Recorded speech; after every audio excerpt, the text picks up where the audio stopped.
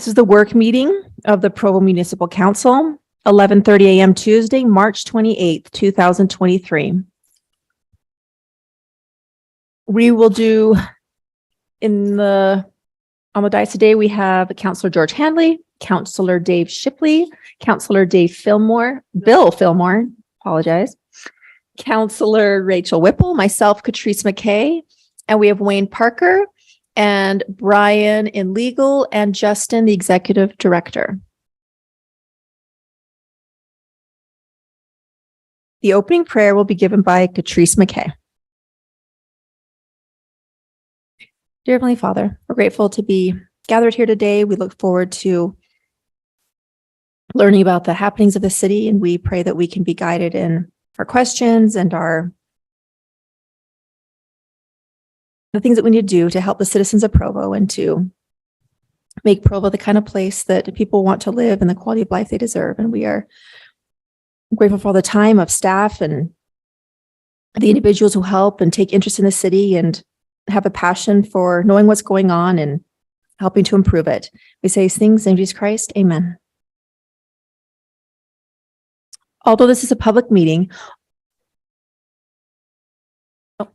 I apologize. We have Shannon. I don't see her. Is she on there? Yeah, she doesn't show.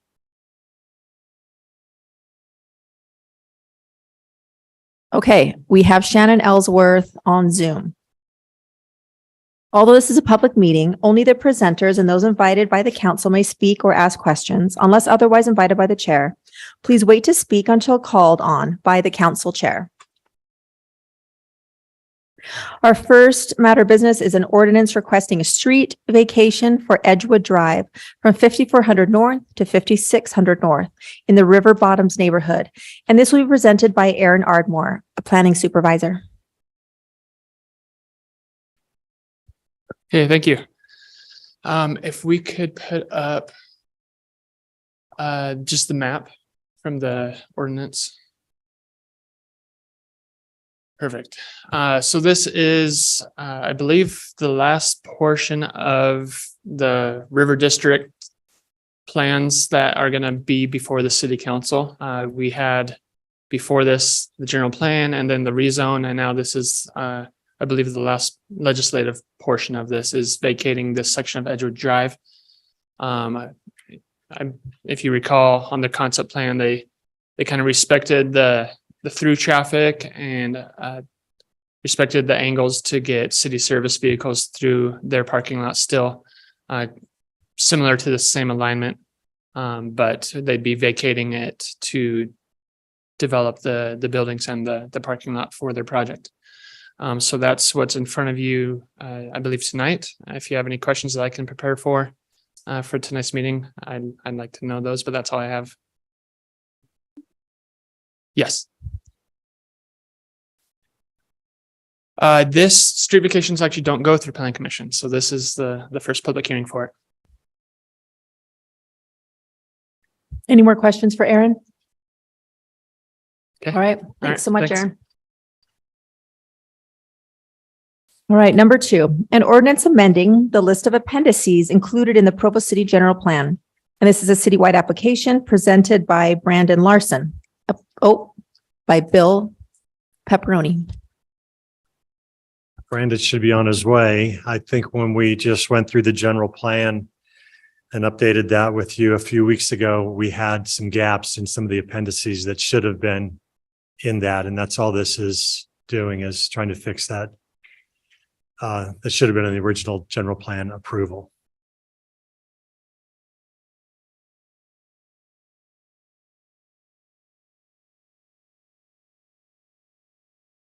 George Hanley. Yeah, I just had a question about, I didn't read through all the different appendices, but I did notice the airport one was 20 years old. And I don't know, what the date of each of these is, but presumably, the logic said something about there's still information in these that's relevant. I just wanted to know if do we need to go through these at some later point more carefully to update them, or? Well, first of all, on the airport master plan, I thought we had a more recent one than 20 years ago. Does that sound familiar to you at all, Mr. Parker? Yeah, so if that's the case, then we need to, Yeah, it was just the link I clicked on took me to a report and it said 2000. Unless I misread it. Did anybody else notice? Anyway. let me check on that, Mr. Okay. Hamlin.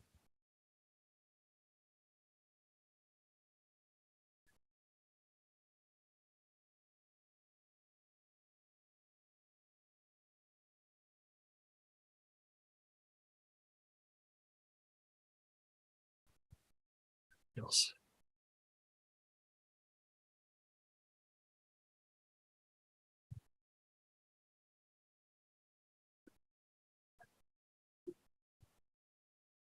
Well, if that gives the impression that I read all of them super carefully, I'll just live with that illusion. But I just happened to notice that and I thought, oh, that seems a little odd.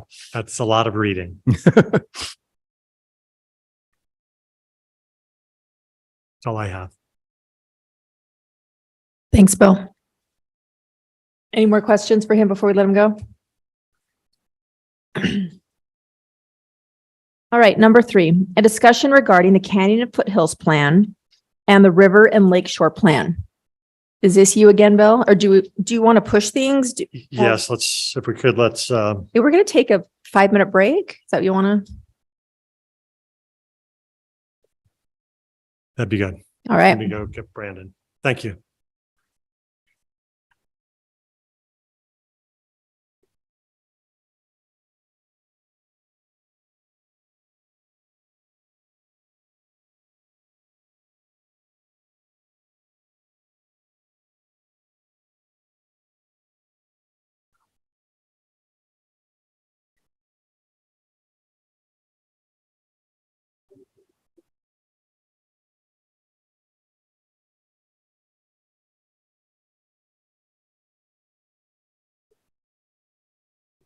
Hello, Brandon. All right, we're going to start again on item number 3, a discussion regarding the canyons and the foothill plans and the River and Lakeshore Plan by Brandon Larson. Okay. Was there an annexation item first or the? Okay, Bill did it. Thank you. Fantastic. Well, we have been working on these 2 plans for a little bit. Started working on these. Had a kickoff meeting last August, and it's been going pretty well. Have a really good technical working group that's helping us with these 2 plans.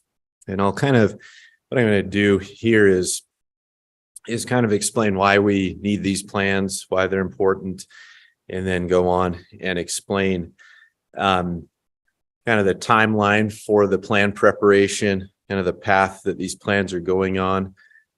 Talk about a document called the Existing Conditions Report that we recently completed, and then give you some results from a scientific survey that we completed where we polled over 1,000 city residents on issues related to both the hillsides and canyons, rivers and lake shores. So with that, so the reason why these plans are important is that we've got 2 important areas in our city, the rivers and lakes area, and then of course foothills and canyons. We've had a lot of growth. There's a lot of impacts happening. A lot of people. I grew up here and have enjoyed recreating, mountain biking, and doing a lot of those things. And there's a lot more people on the trails these days, and a lot harder to kind of get some get separated from people up in those areas. So we need to really need to start thinking about how to protect our recreational opportunities, and especially our natural resources. So that's the big push for these plans. Back in 2000 and a couple of years ago, 2021, the council said, hey, let's start really planning for these important areas, because we see a big there's being impacts to these important areas of our city. So again, we've got two plans, Rivers and Lakeshore, and then Foothills and Canyons. So Rivers and Lakeshore plans going to address water quality, water management, safety. Of course, this area has a lot of there's a lot of trails there. Graffiti's a challenge in some of these areas. Sometimes trails have been an area where people have been harmed occasionally. So safety is an important consideration. We want to talk in those plans about improving our recreational assets, and then also how to make the city's had some great success economically, as has been noted in some of the publications that have listed us high in quality of life and other things. And we want to continue to build off these areas and the foothills and canyons, lakes and rivers, and use those as economic opportunities. We also finally want to talk quite a bit in here about coordinating with some of our other important partners, like with the Rivers and Lakeshore. We want to coordinate with the state and with the county, those who helped work on the Delta River project, like the Mitigation Commission. Hillside and canyons, we're going to talk. We want to define these areas better. We want to, of course, a couple of years ago, we had adopted the critical hillside overlay zone that was kind of a precursor to a lot of this protection and the protection that we want to bring to this area. We want to develop these, define these areas a little bit better. One of the important things that we did when we started working on this process was kind of define the area that we wanted to preserve. And so we want to,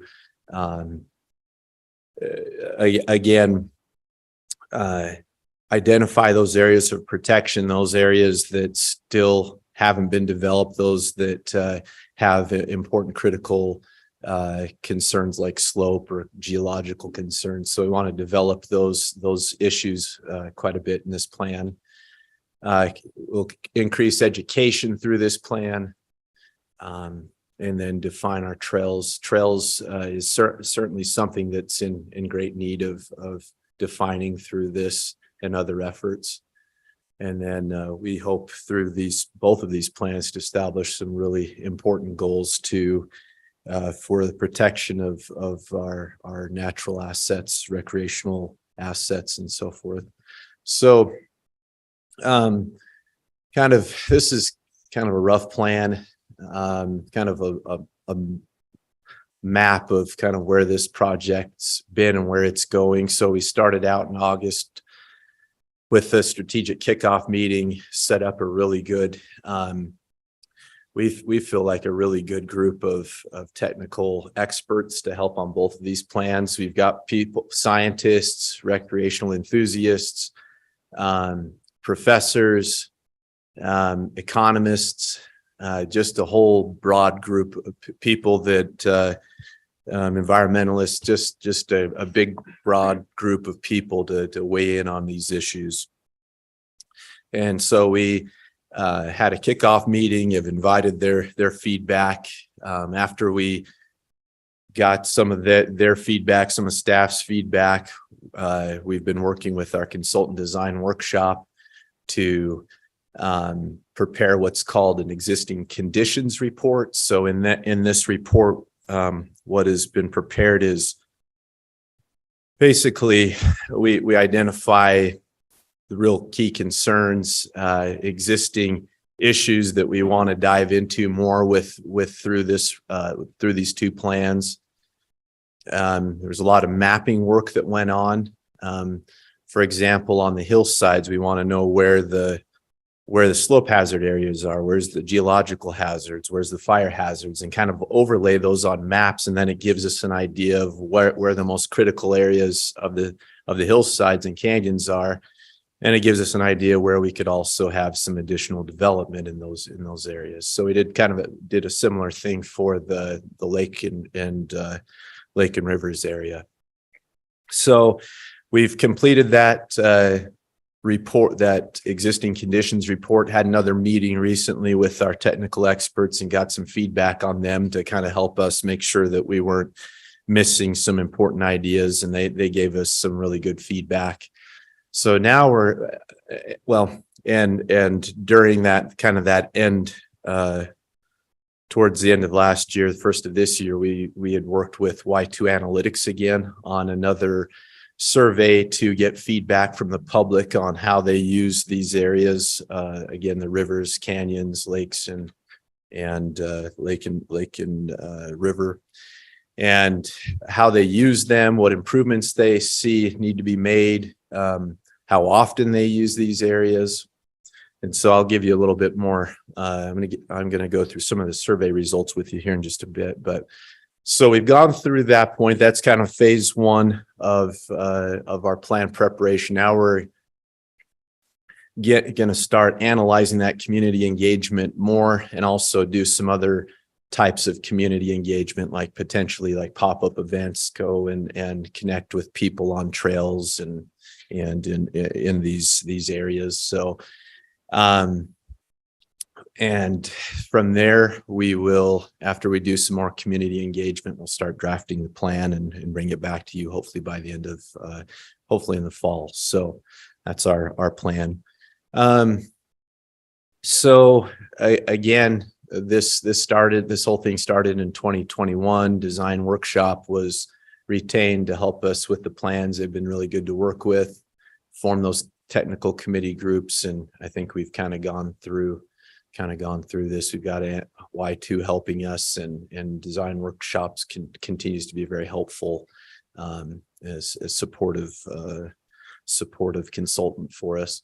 So kind of getting into that existing documents review, this is kind of the big product that has, this is the thing that we've produced so far in the plan. And what it does is it takes, again, a look at important issues that we really need to identify, we need to address in the plan. We start out by identifying important documents that already have been produced, some by us, some by other entities. You can see the list of documents that pertain to the different plans. These documents really help shape what help shape the how these areas have been used, and actually give us a lot of good data to work from. So the existing conditions reports laid out, as you can see there, it gives the context analysis, gives us a lot of background information, kind of stuff that you'd see at the start of any typical plan, just background, regional information, community and demographic information, and then it dives into those past planning efforts. The meat of this, though, is the two main sections. The heart of this is the river and lakeshore analysis and the canyons and foothill analysis. You can kind of see some of the mapping that was done there. And as you look on this map right there, you can see the area that was evaluated and considered, that's being considered in this plan process. It's 500 feet on either side of the Provo River. And then, of course, down along Utah Lake and the airport. Brandon, I have a quick question. Yeah. I don't see the delta restoration on that. Does that need to be updated? Because the water is now flowing northwest from about right where the arrow is. You're absolutely right. I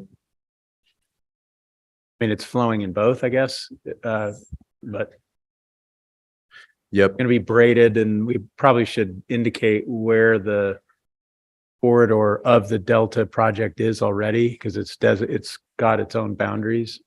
Absolutely.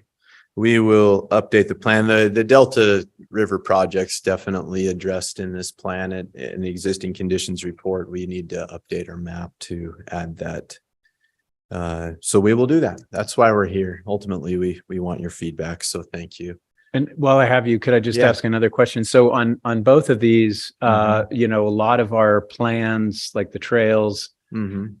the lake shore, we are, and I know I saw language in here about we're engaging with other property owners, including out of city properties. Right. And I don't know how that works with a city plan to say we have, you know, desires for or to have conversations in the future about this property, or that we have intentions to have this property or to someday see it developed, whether it's by the city or other entities. I mean, is that kind of how the language is going to?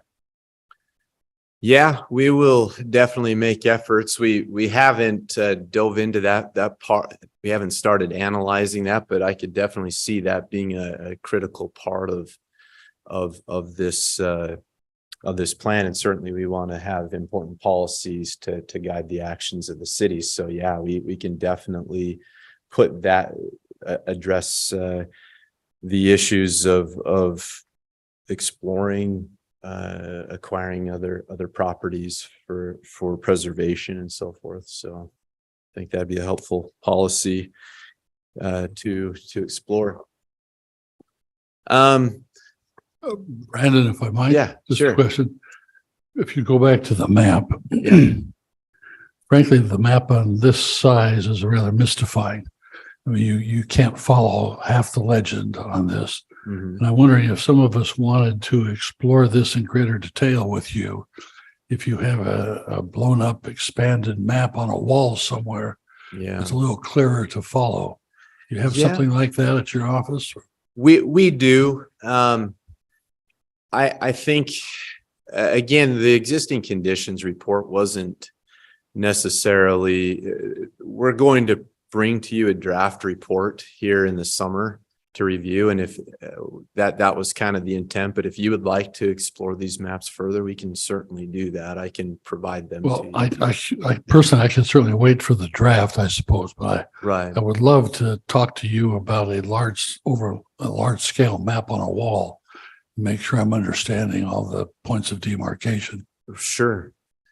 Yeah, yeah, we can certainly do that. We have maps that we can blow up and show you. So Thank you. thank you. The River and Lakeshore analysis, again, the important points here in this in that section was land ownership. You can see on there's 35% private ownership. There's a lot of state ownership. Airport makes up a big portion of that area. State and city ownership, I should say.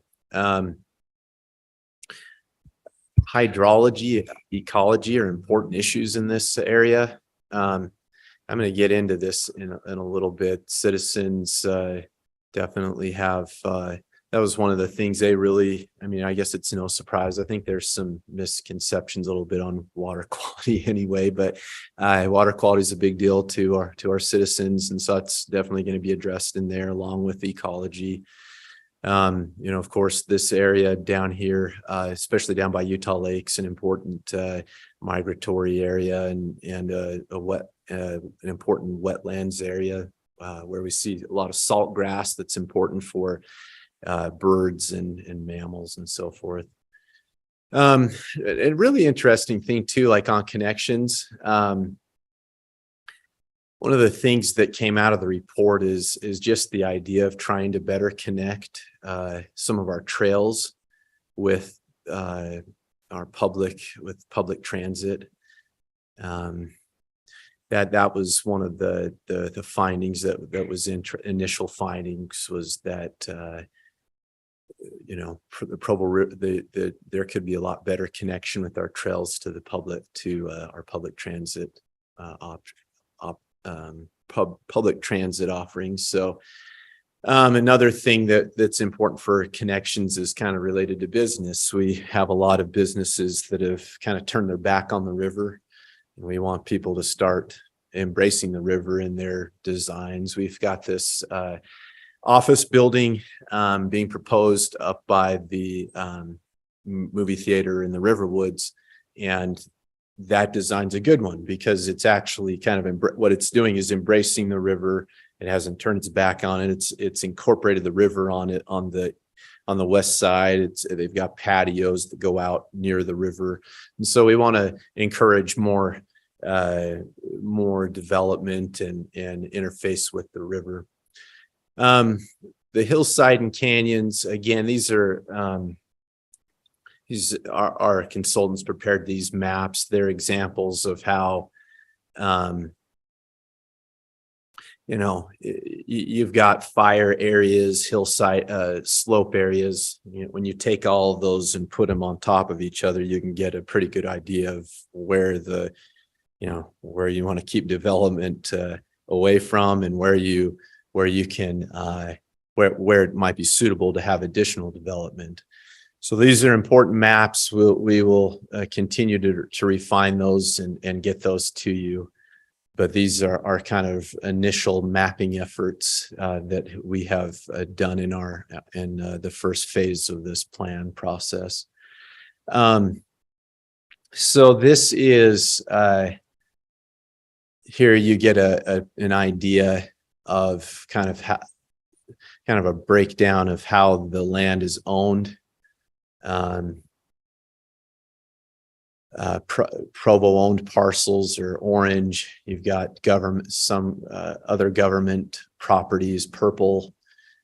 Private is kind of a pinkish color. So like, Hey, Brandon, I did wonder what vacant parcels, is that, who's the ownership of those? Or is it just all of them that are vacant? that's a really good question. Because I'm looking at, sorry.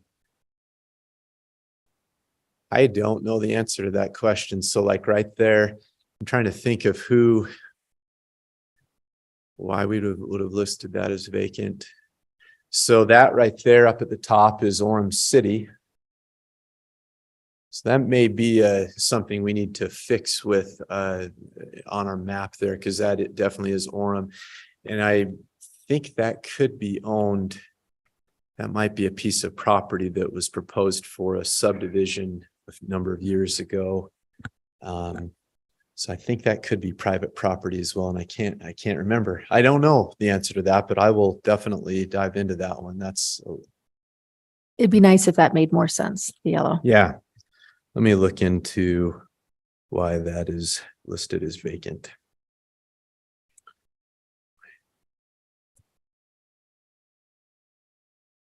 The hillside and canyons analysis, or that section's broken down to talk again about land ownership. You've kind of got a split of private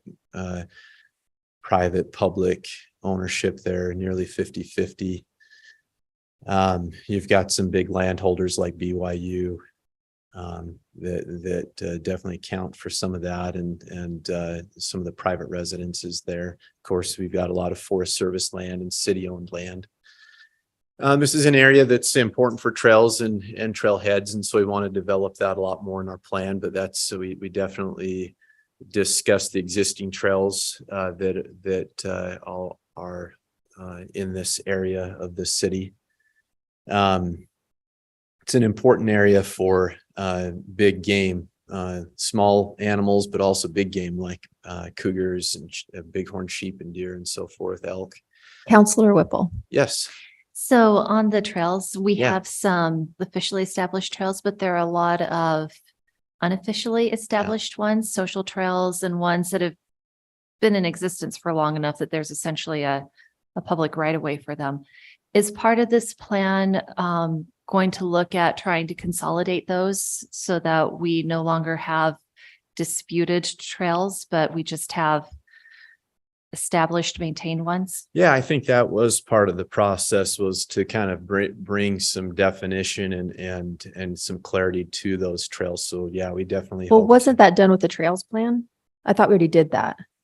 We do, but I was just about to say that we hope to also build off some of those previous opportunities and highlight some of that work that's been done, but also to bring more clarity to it as well. So, hazards is a big deal in this area, and wildfire, slope, and so that those issues will be tackled quite a bit in this document, and along with highlighting and talking and developing policies for working with our partners in this area. So what I'm going to do now is so that's kind of the heart of this document. Again, existing conditions report. It gives us an idea of the topics we need to address in the plan, and gives us an idea of the current condition of those issues. Again, like what's the current condition of wildfire hazard? What's the current condition of water quality for Utah Lake? And so we'll take that information and then we'll start developing a draft. We part of this first phase, and then kind of going into the second phase, is community engagement. And so we're getting so we've gotten input from technical experts. We want engagement from the public to inform the draft process that will happen in the third phase. So as we kind of go into that second phase, want to show you a little bit about what we've want to show you some of the findings from this survey that we did. Okay, really quick, Counselor Hanley. Yeah. Can you go back to that previous slide? Yeah. So I sorry if I missed this and you said it, but did you talk about, so a lot of the foothills are damaged. Yeah. And we're facing this with the Slate Canyon area, trying to figure out where the basins are going to go, where the park's going to go, what we're going to do with that new property. And when you look at those foothills, that's probably the worst example I can think of, but we have, of course, gravel pits as well and other kinds of areas. Right. So I'm wondering if we have need some language in here about areas desirable for restoration projects, or if it's deemed. One thing I would love some technical expertise on is, for somebody to look at the hillside at Slate Canyon, for example, and you just see all the scars of all the different trails and roads. And if we said, okay, we're going to clean this up and we're going to make this a park, but that's going to just remain scarred. That's the best we can do. Or we could lay down a certain seed, or we could smooth out some of those. I mean, I just don't have any idea if any of that land is worthy of further disturbance in the interest of improving it, or if it's so far gone that it just has to stay there. But I think we're going to need some guiding principles in our plan about how to deal with damaged areas that we either decide to move toward development of a certain kind, or we pull back and try to restore ecologically. That's a fantastic comment. And yes, I don't think that was properly addressed, and we'll dive into that. Okay. That's an important consideration. So, Rachel Whipple. Yes. So the biggest purple block, I think, was the state mental hospital on the map. Yes. Do we have anything that would suggest that we want to continue to protect that and keep that use within the plan? Would that be appropriate here? I know there have been some rumblings about changing the use of that property at the state level. Yeah, that's we do have the Utah State Hospital Director on our technical working group, actually.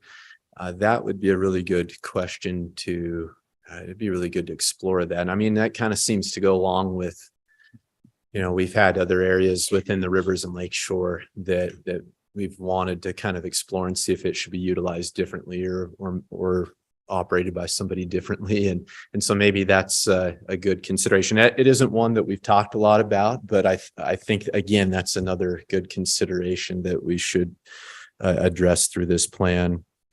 Ends up being a really nice spot there on the trail in between Slate Canyon and Rock Canyon. And you've got the orchards, you've got historical buildings, and you've got the great castle amphitheater. So there's cultural space there as well.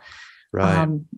And in as much as you can connect to trails and everything from there, it's just a fantastic feature in the middle of this area. It is. That's a really great idea.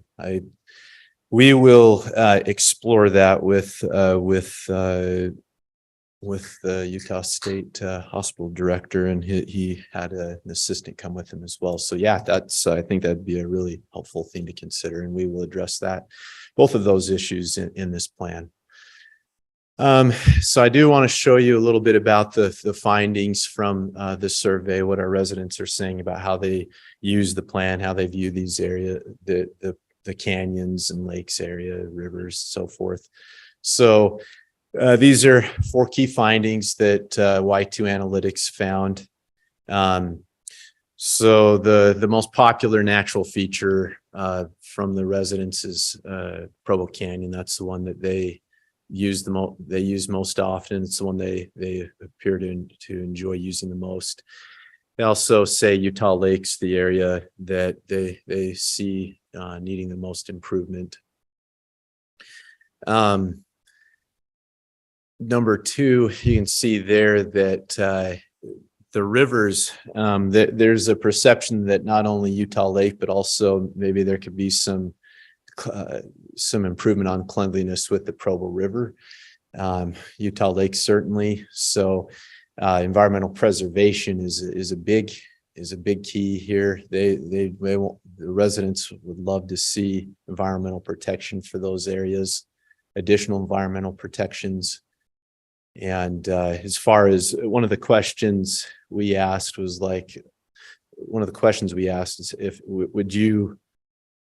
what, if any, type of development would you like to see in these areas? And they really generally don't want to see a lot of development.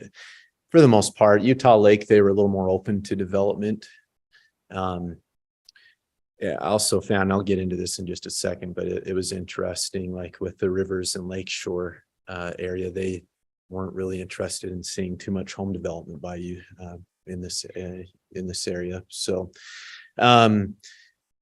preservation's big key in the canyons and foothills. The residents want that mainly preserved. They are interested in some basic amenity improvements, like trailheads and restrooms, but by and large want to see those areas preserved. And one of the great things that came out of this survey was just seeing how much the trails, that we have a great system of trails in the city, and the citizens confirmed that through the survey that they use them. Nearly everybody says they've been on them at least once in a year. Many use them multiple times a year. They're very satisfied with them by and large. The surface maintenance is one thing that they said could be improved in some cases. But so we had over 1,000 responses. The responses came towards the end of January, first part of February. And the survey was done to represent, of course, we only had 1,000 responses, but it was done in such a way to represent the city based on census data. And you can see the districts, how the numbers break down. District 2 is always a challenge for getting responses. The other ones were pretty evenly represented. So here you can see how often people visit, how often they visit, and which ones they're visiting most often. Provo Canyon, people really love Provo Canyon, and they're visiting it. They're making a lot of repeat visits there, along with Provo River. And you can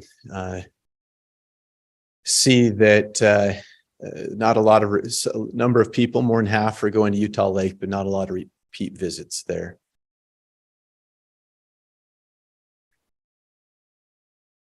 And this isn't, I mean, I've alluded to this a number of times when we talk about which features most in need of improvement.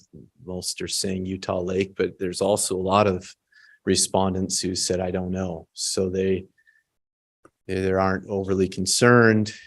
Perhaps they just didn't know enough to answer that question, but you can see that Utah Lake's kind of at the top there.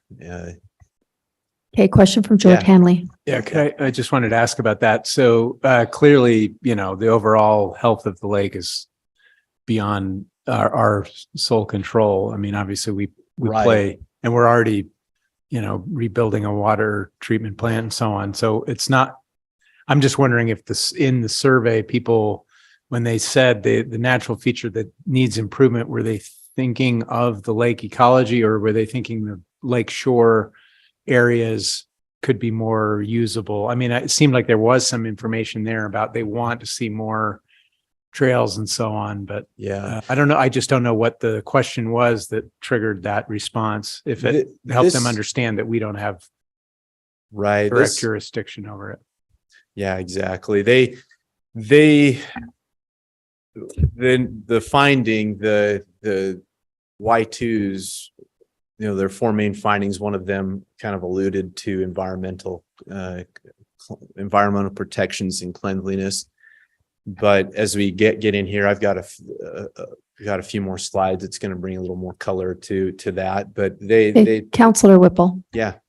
Yeah, I'm just wondering how much of this is a criticism of the Utah Lake State Park, which is the easiest way to access that lake directly from Provo. Yeah, that's a good question. We didn't really, the questions didn't dive in or even explore, really, it wasn't designed to kind of get that feedback, like what do you think of Utah Lake State Park in relation, you know, is that how you interface with the lake? So it'd be hard to kind of tell that, but it does, as I'll show you here in a few slides. There is, they were mainly talking about, and I'm trying to remember how the question was phrased. I'd have to bring up the survey, but I think there were multiple questions, but it was meant to, there were questions to basically ask them what they were concerned about. There were environmental concerns, options for them to express environmental concerns, but also like amenity concerns. So, and I think those are, as I think about it, those are like the two big things that I recall was they wanted more amenities and the lake to be more clean. Brad, before we move on, I want to pick up on George's question and Rachel's. It seems to me like there are three different branches of the lake question we need to focus on. And I'm hoping you're going to tell us that you got that data, or at least that we can get it. Yeah. And that is, you know, you've got the lake shore is one thing, and the on the water experience is another. A subset of the first, of course, is the marina itself. It would be really nice if we had some questions and answers that really focused on those three, as opposed to just generalizing the lake. Right. Have you done that, or can we look for that in the future? Let me show you a few more of these slides, and I think it will bring some. It's going to dive in. We asked them how they used how respondents used the lake, and how they felt about the amenities, how they about the state of the environment and the ecology. So those are the kind of the three things that I don't think we really asked too many questions to ask their user experience on the marina or the Lake State Park. Just interpolating here, it sounds like our data is still a little fuzzy in terms of distinguishing those three categories. As far as the marina goes, certainly, I don't think there was anything on there, but there is data in here to tell us how how they use the lake. So there, we've got plenty of information on that, as I recall. And the shore, we don't. Yeah, I don't think we talk a lot about how their experience. Well, we talk in terms of like activities, how they use the lake. You know, do they go boating? Do they picnic? Do they camp? Things like that. What amenities do you what amenities are most lacking, or what amenities do you like? And so it's that's that kind of data that we got back from them. Will the report highlight the difficulty of decision-making and actually doing things by virtue of multiple jurisdictions? We have the partial benefit of our mayor, I think, chairing the Utah Lake Commission presently, but there are so many overlapping jurisdictions, it seems like it's hard to get anything done. Right.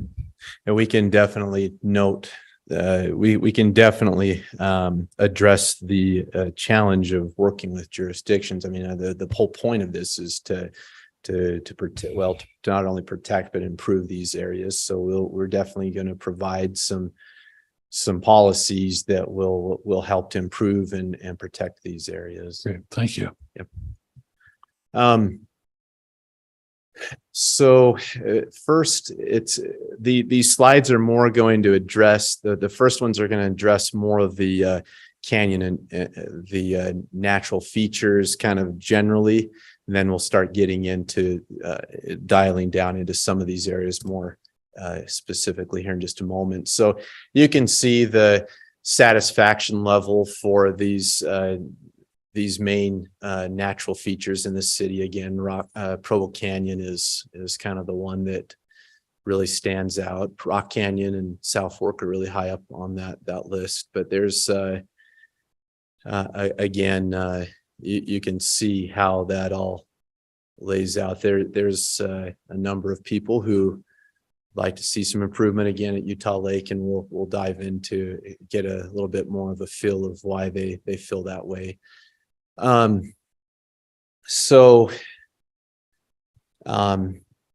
Actually, I forgot this slide was here.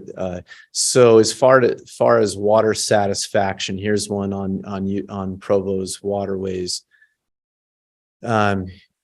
They receive Utah Lake receives poor reviews, nearly 40%, indicating that at least they're somewhat dissatisfied with the lake's condition and maintenance.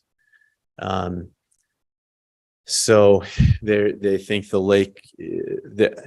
I think, and when I've sat in on meetings, I think there's a public perception problem that probably is unfair with the lake in some cases. I think there's sometimes, yes, do we have oglo blooms that pop up in the summertime? Yes, but I think that the water quality issue is maybe a little overdone, aside from the oglo bloom issue. But this is kind of the public perception of Utah Lake and Provo River. I was a little surprised to see that there were some that thought there needed to be some improvements to the river as well. So that's again, condition and maintenance. I think there's we didn't dive into who's who they feel isn't maintaining, or who is or isn't maintaining these bodies, but there's it looks like the key words there, condition and maintenance, is the concern. Then so you can see here, I think this is pretty helpful. Utah waterways, the big thing is cleanliness and environmental protections, as we noted earlier. Those are the big things that they're worried about. They're worried that the lake's not clean, and they're worried that the habitat and that there needs to be more habitat and environmental protections for the lake. Everything else is kind of trails behind those two concerns significantly. Not surprising, they want some more restroom facilities and lighting and parking and so forth, but environment and cleanliness is the biggest thing. Yeah. Yeah, maybe just add a little thought here maybe this is for the administration, but if there's a public perception that we're not doing enough to clean the lake or whatever, I don't know if this is public education about what we can do and what we can't do, what we are doing. Right. And certainly the recent controversy over the lake and the proposed developments on the lake indicated to me that the public perception of the lake is very distorted. It's much healthier than people realize it is. And we probably, if we can celebrate the accomplishments of its restoration, the delta restoration is a big component of that, but the elimination of the carp is way, way down. And anyway, there might be things like that if we celebrated more, even as a city, we could help turn that attitude around. Because if we're going to bother with, I know it's sort of a chicken and the egg thing. If we built a bunch of beautiful parks along the lake shore, probably people would come, right? But on the other hand, maybe they would say, what are you building out there for if it's just this big polluted lake? I don't want to go swim in it. Right. So I think there's some public awareness that might be necessary to fix or improve about this a little bit.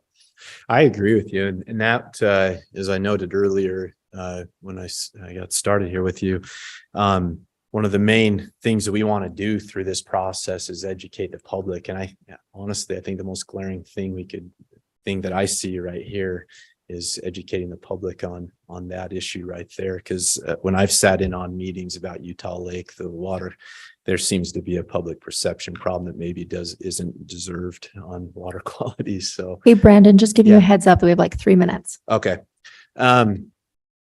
So this is good right here. I think helpful. Appetite for development around Utah Lake. Of course, it seems like people are okay with trails and with perhaps additional trails and recreational facilities. Do note, like I mentioned this earlier, people really don't want to see additional housing in this area. They're more open to some are open to a little bit of commercial development around Utah Lake, a little bit more than they would be. But I think generally, the thing I've seen from these results is I think people by and large don't want to see a lot of development in this lake and river area or the Canyon and Foothills.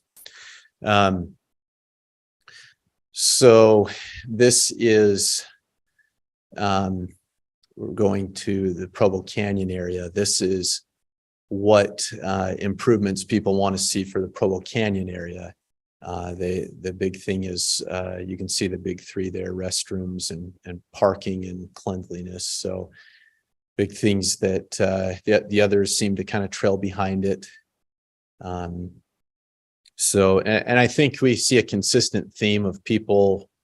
The one thing that people keep saying over and over in all of these areas is they're very open to seeing some additional amenities like restrooms and parking.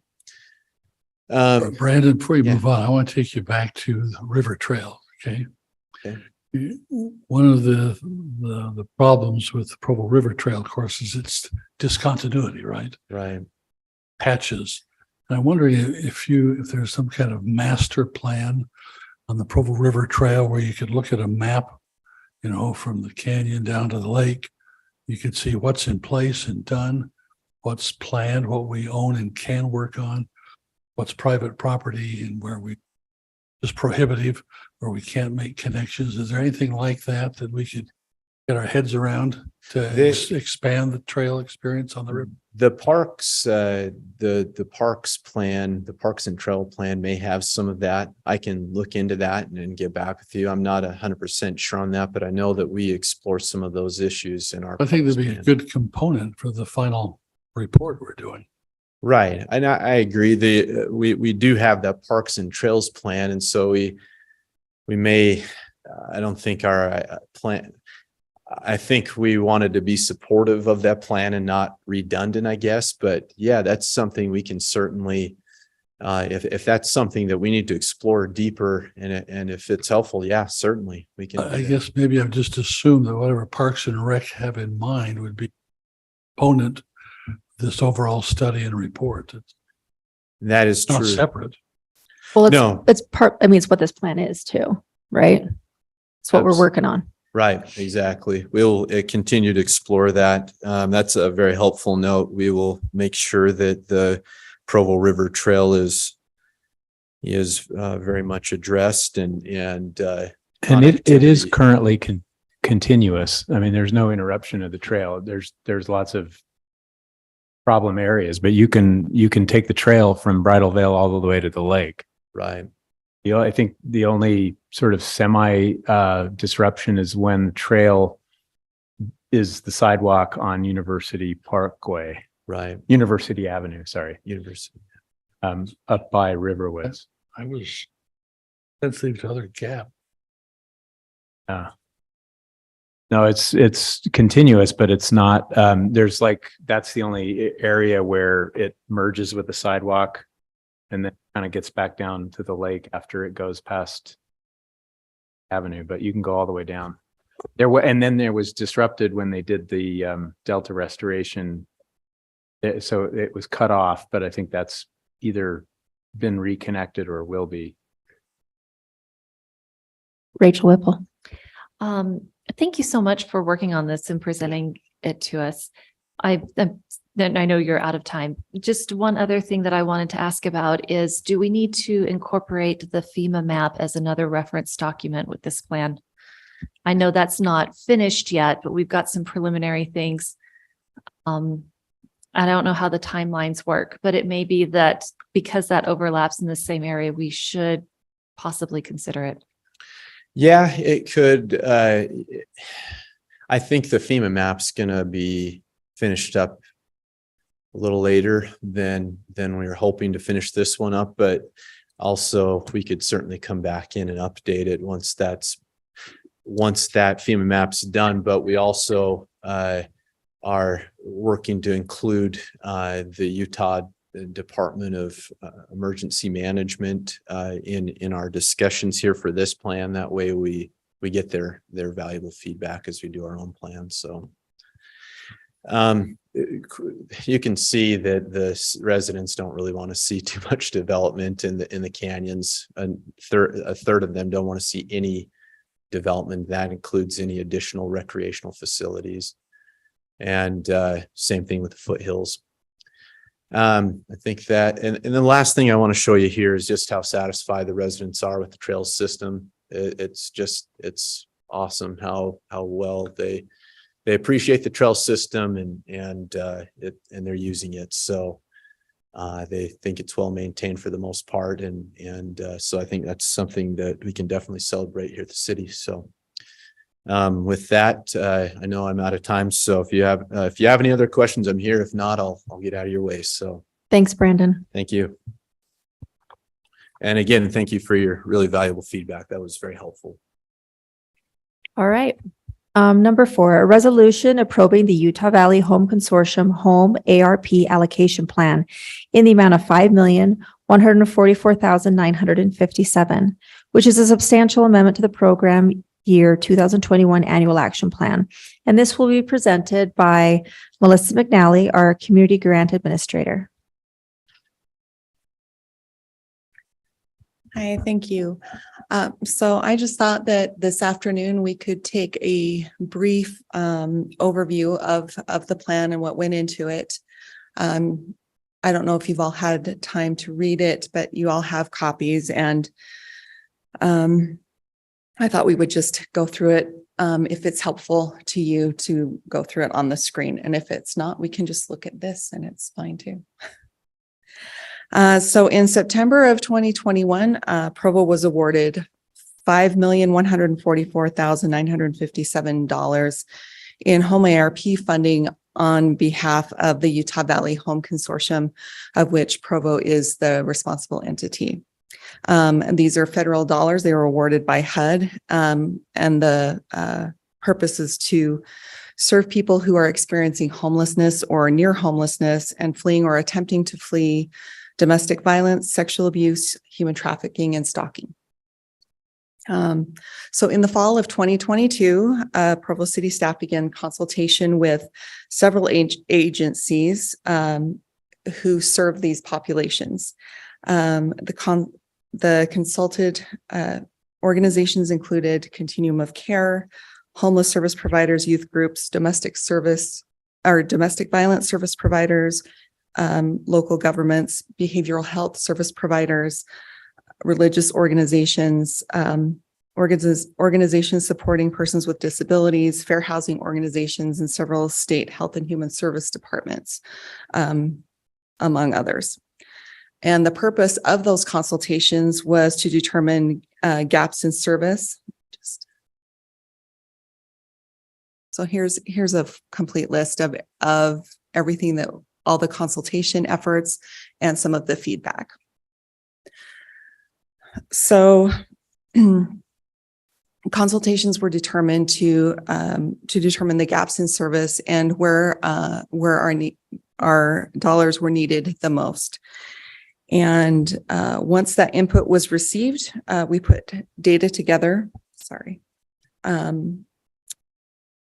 including feedback from those organizations, from the Utah Annual Housing Report, point in time count, the HUD Continuum of Care Housing Inventory, and the Comprehensive Housing Affordability Strategy, or CHAS data. Let's see if we've got some of those up here. Okay. So here are a couple of those tables that go through what we have available and what was used. And it kind of pinpointed to some of the gaps that we could see in service that needed to be addressed. So it appears that there's a shortage of rapid rehousing. According to the state reports, that the use of that went up, as well as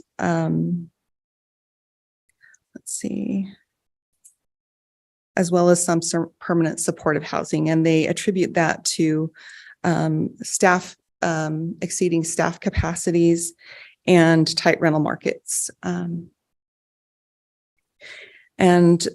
let's see, that is okay.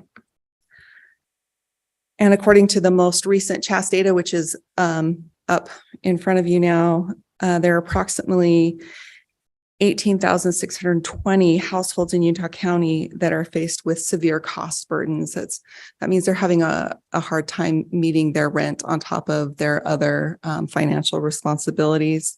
And those are just the basic responsibilities that households face.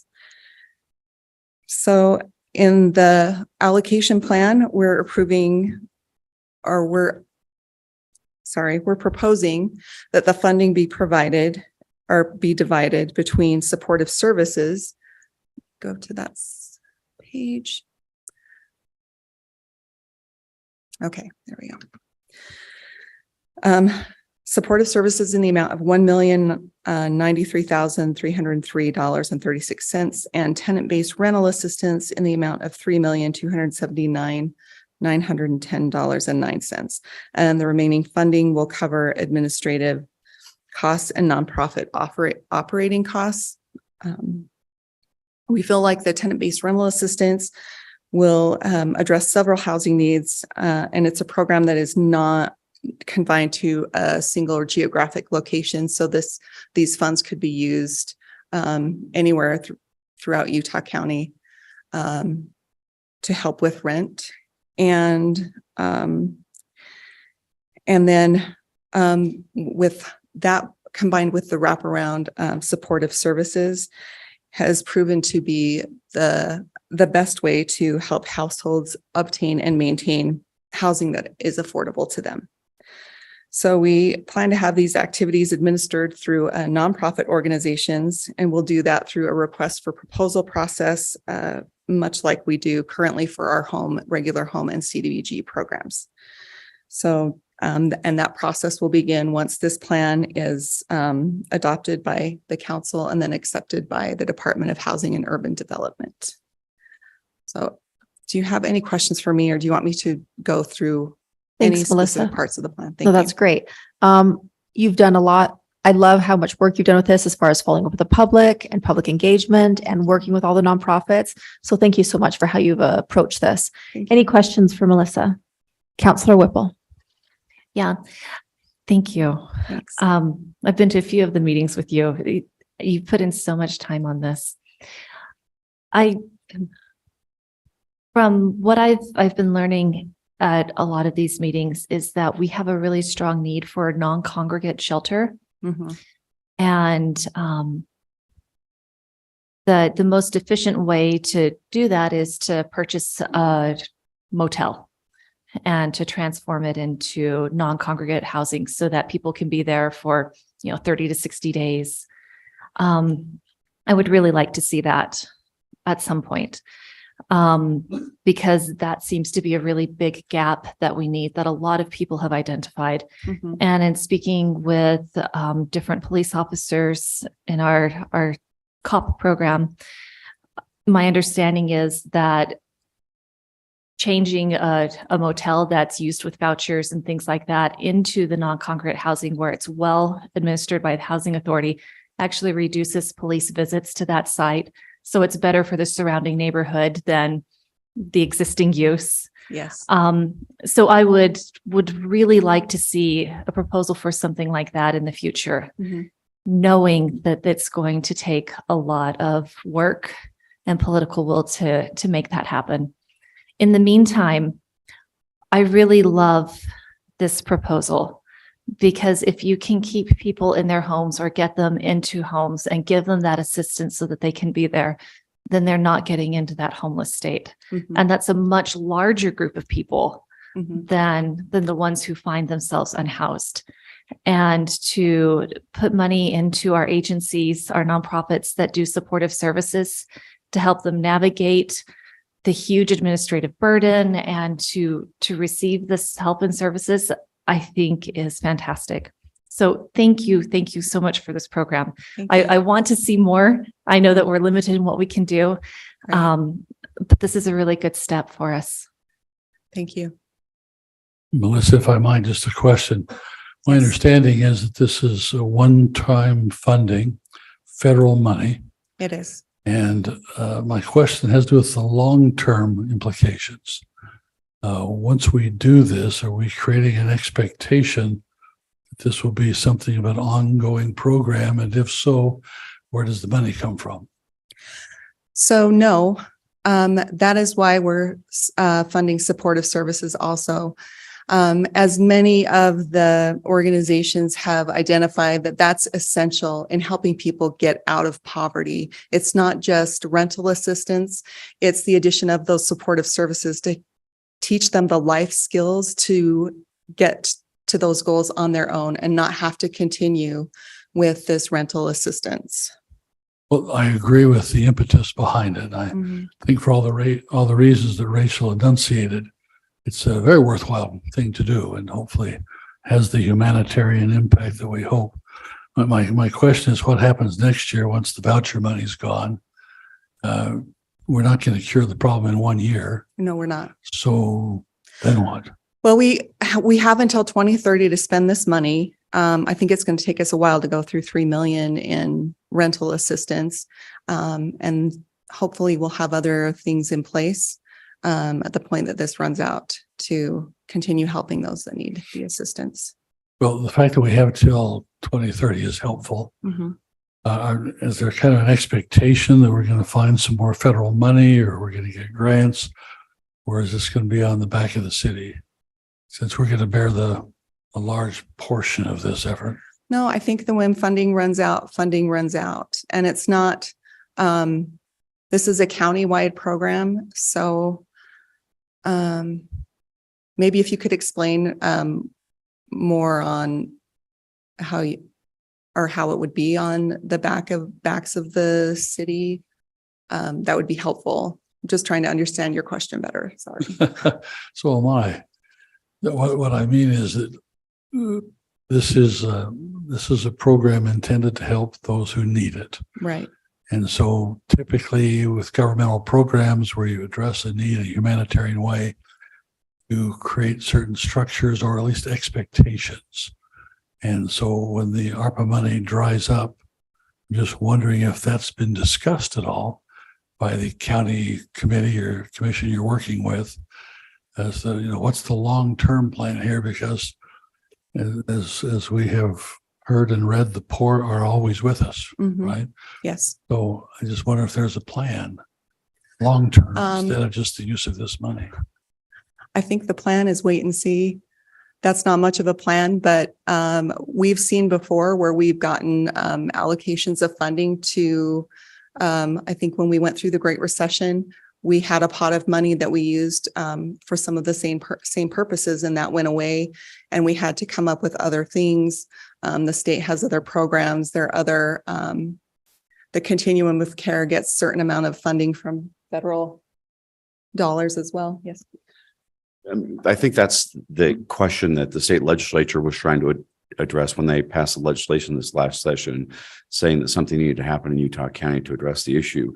And so I think, our Provo's response is kind of that a committee is going to be formed on the county level that we're going to participate in, and we'll see where that goes, what suggestions they come. I think this is an interim solution that starts to address some of those things over the next couple of years. It maybe gives us a cushion of time or a window of time when, as the committee at the county level kind of identifies what can and should be done, maybe we'll have a permanent solution through that process. Does that make sense?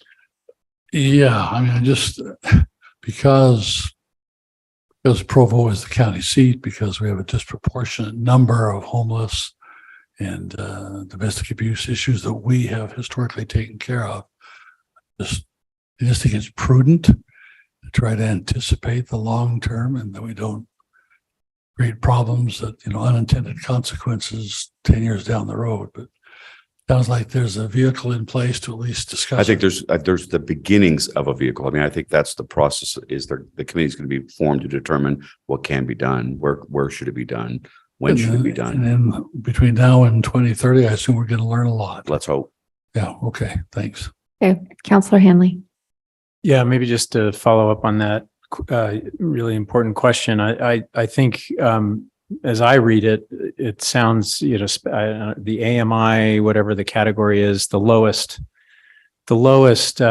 income in relationship to rental prices Mhm. is the most vulnerable group. Yes. And so it seems like there's two kinds of housing that the county needs. Whether or not Provo wants to provide that or not is the difficult question, but or whether we're going to get any cooperation from the other cities in the county.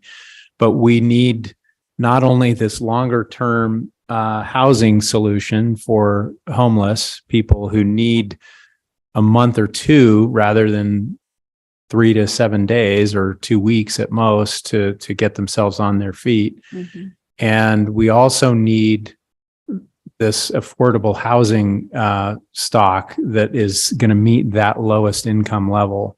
And we don't have enough of that in Provo. We don't have enough of that anywhere in the county. No. And the numbers that you showed are pretty apparent. And I know, I'm sure Catrice has looked at similar data on the Provo City Housing Authority, but the demand is always higher than the supply. Mhm. For affordable housing. And it's not even clear that we're providing housing stock at that lowest level that would actually prevent some of that vulnerability that would require the longer term housing for homeless people. I mean, in other words, the goal is for between now and 2030, I think, is to try to cooperate with the county to come up with long-term solutions so that we have a variety of housing stock throughout the county that will meet the economic levels of our people.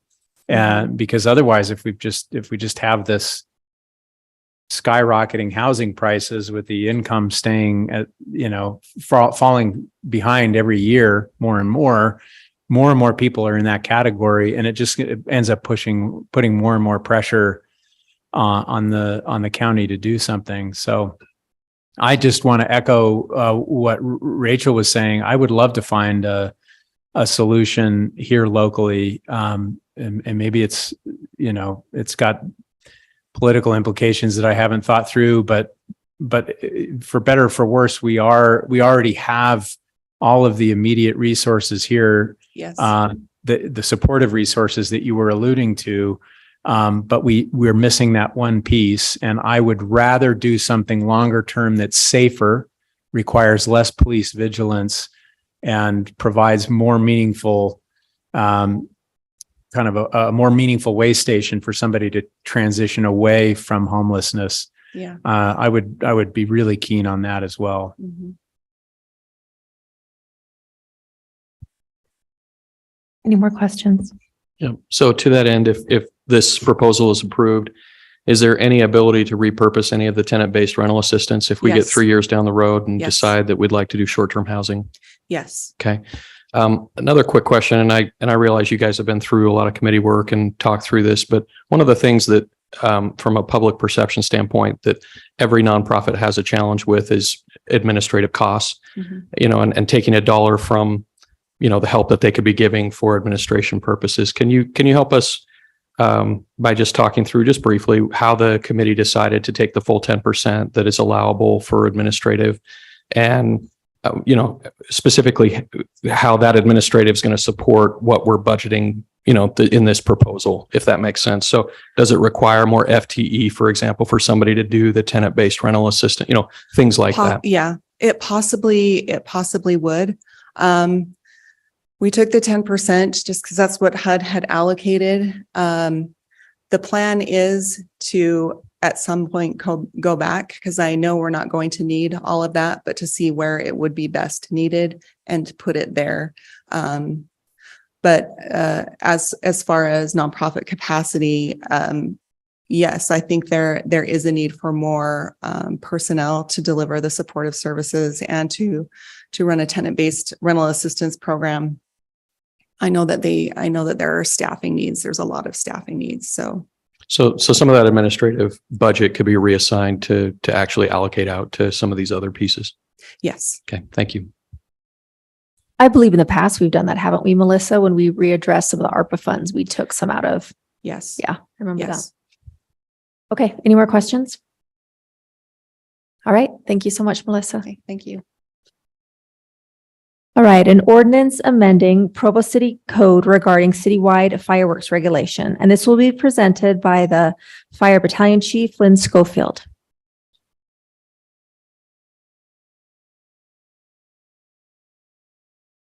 Good afternoon. It's good to be with you. We'll try and keep this pretty short. You go ahead to the next slide. So this fireworks, what we've brought to you today, covers a couple of things. First, it brings our code and some of our fireworks safety protocols in line with new established statute. And then the second thing has to deal with permitting and licensure requirements for people who we issue permits for a fireworks display. So we'll start off with bringing ourselves back into line with the current code.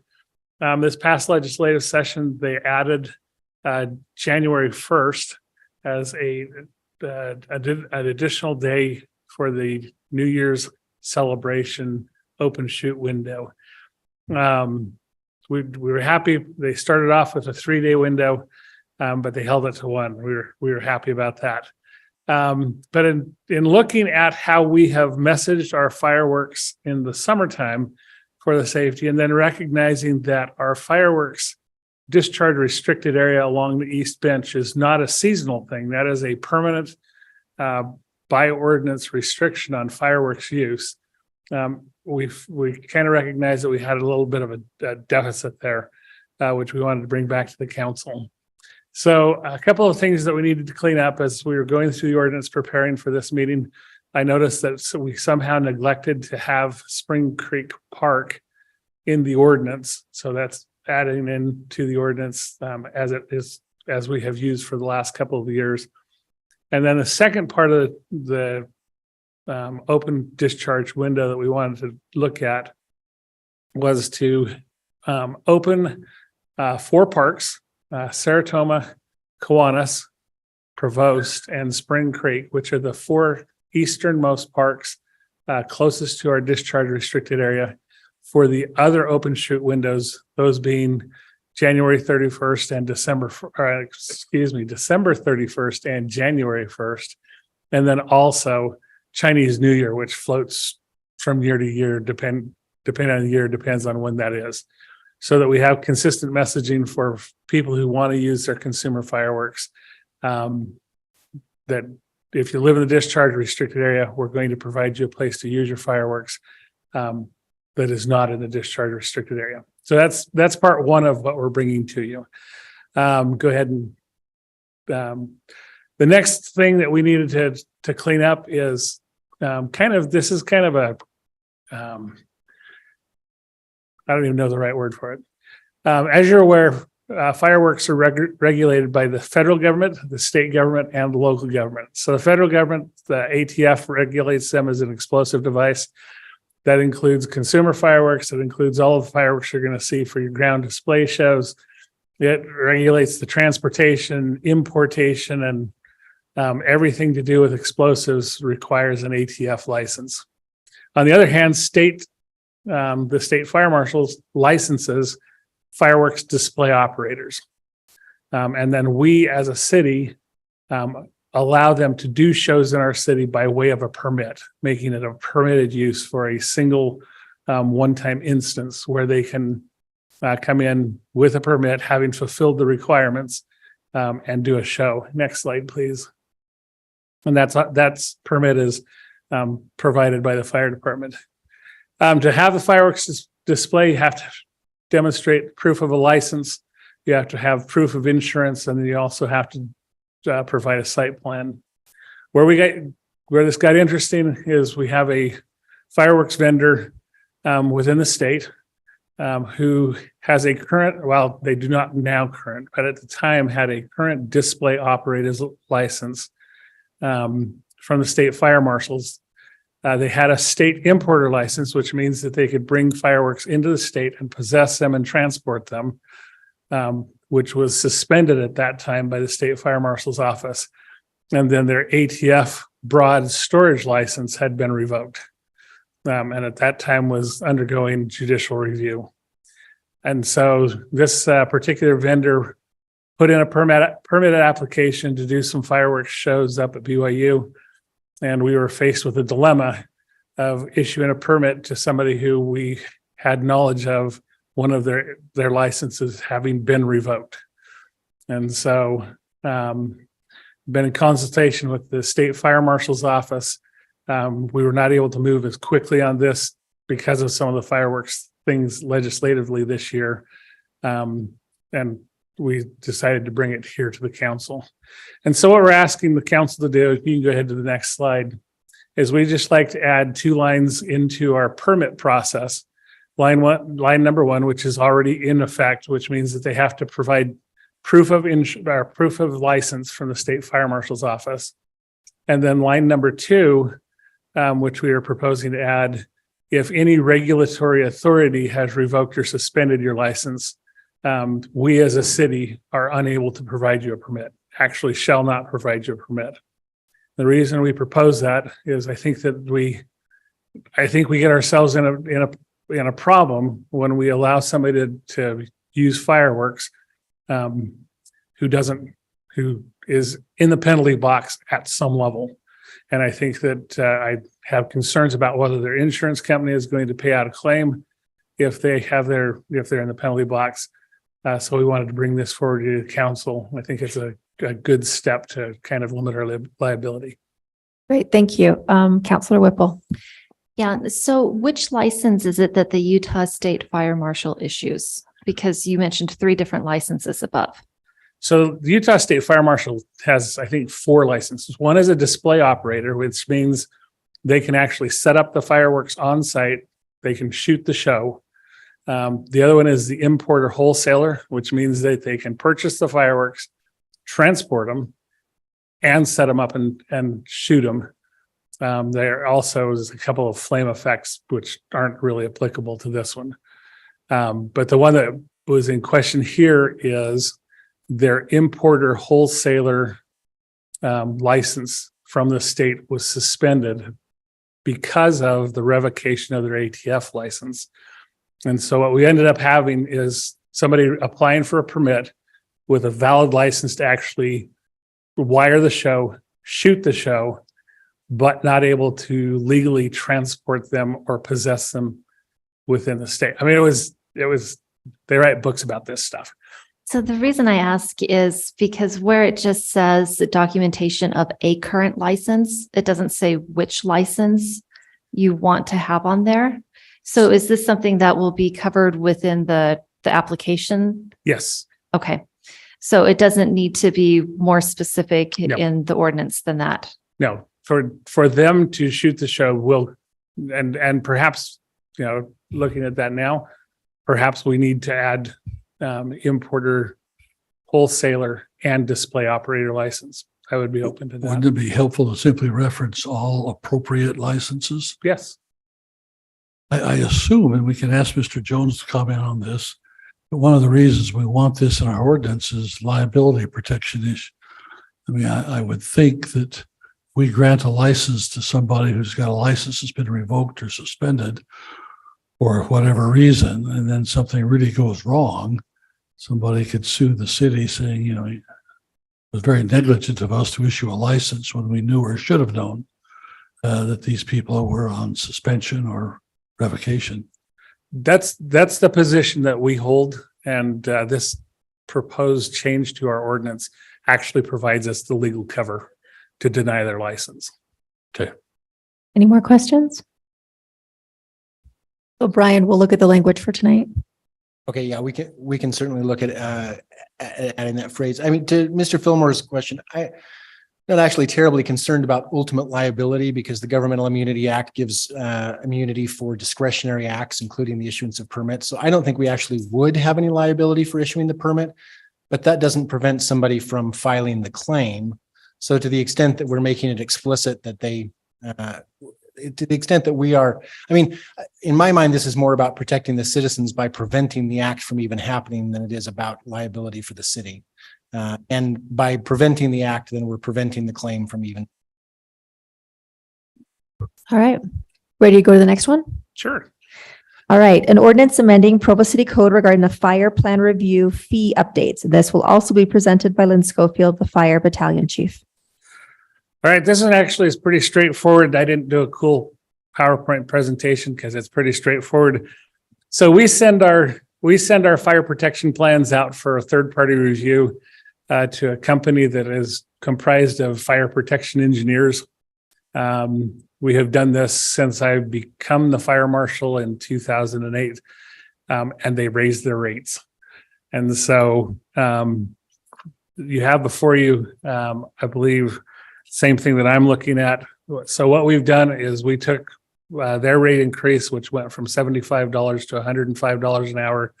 We did a corresponding rate increase. There is a 20%. I hate the word administrative charge, but we do. I mean, we don't make money on this. We try and break even, and we haven't been breaking even. And so they provide an excellent service for us. They're very responsive to our needs. We'd like to continue to use them, but we need to amend our fee structure to cover our costs.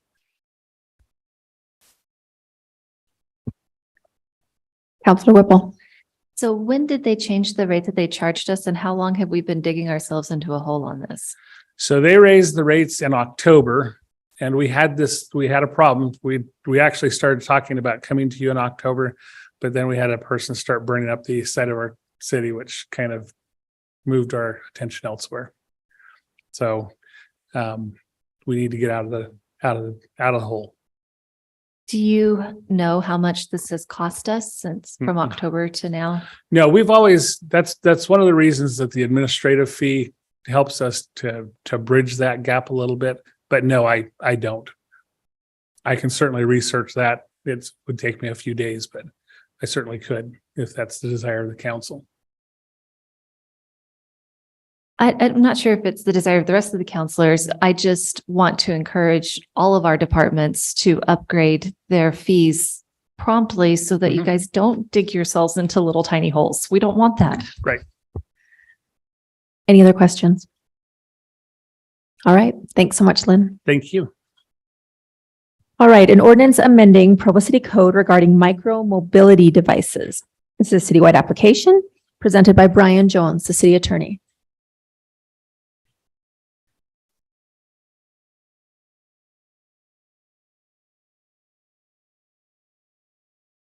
It'll be presented by Mary Ditto. Mary Ditto. Yes, from the city attorney's office. Thanks, Mary. So great. And we have the actual language actually that Brian sent it over, I think. Yes, perfect. Okay, great. Thank you. If we could go to the next, perfect. Yes. The code change has 6 applicable sections or 6 changes, or 6 now with the changes. And the section we probably have struggled with the most in the city attorney's office is the definition.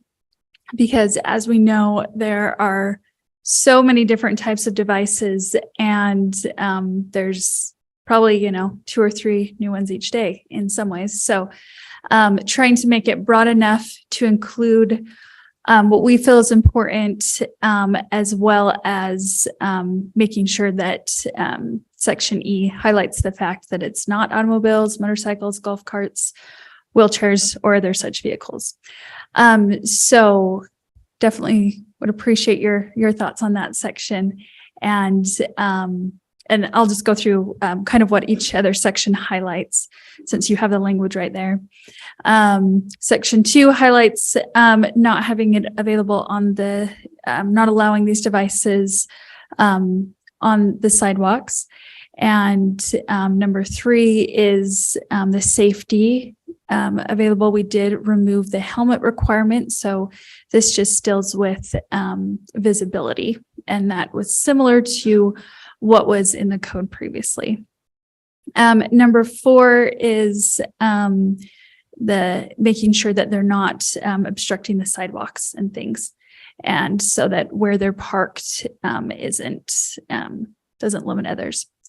And then number 5 deals with personal property owners and posting signs. I know that was up for discussion before, like what's the best way to notify?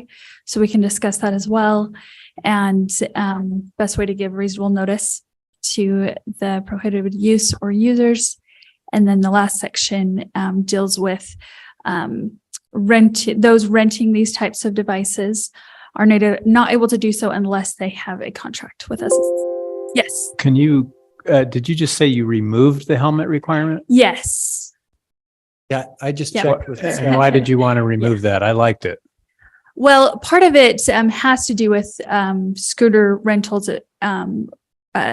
being able to, so with like scooters and bike rentals, people just are walking and then decide to see. rent. And so Yeah. they're not having a helmet with them at that time.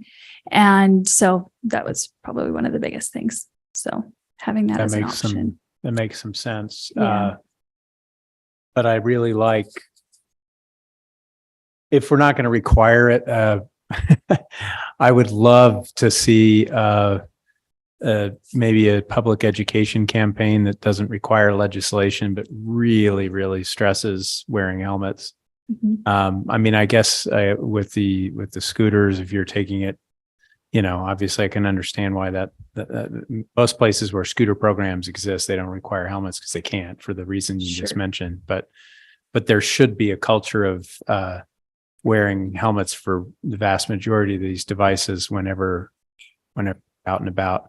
Sure. And it's also I'm just saying more about education than I am about legislation, but Mhm. it's also the perception that a lot of parents have, I think, is they tell their kids to ride on the sidewalk. Mhm. It's much more dangerous for them to be Yes. riding on a sidewalk, whether they're using an electric generated thing or not, because of all the egresses of cars. People can't see you. You're much more visible on the street than you are on the sidewalk. So that's another sort of educational thing that I think, in addition to just saying, and plus now that they're gaining these speeds, it's, the danger is even higher. Anyway, Yeah. thank Sure. you. Sure. Yeah, absolutely. Chair McKay, could I follow up with one comment?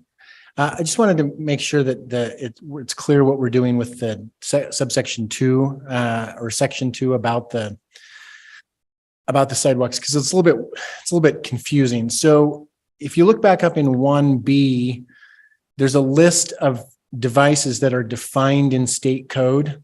One of the things that's interesting though about those definitions is that most of those definitions include a maximum capable speed of the device, meaning that if the device is actually capable of going faster than that, it's not included in the definition.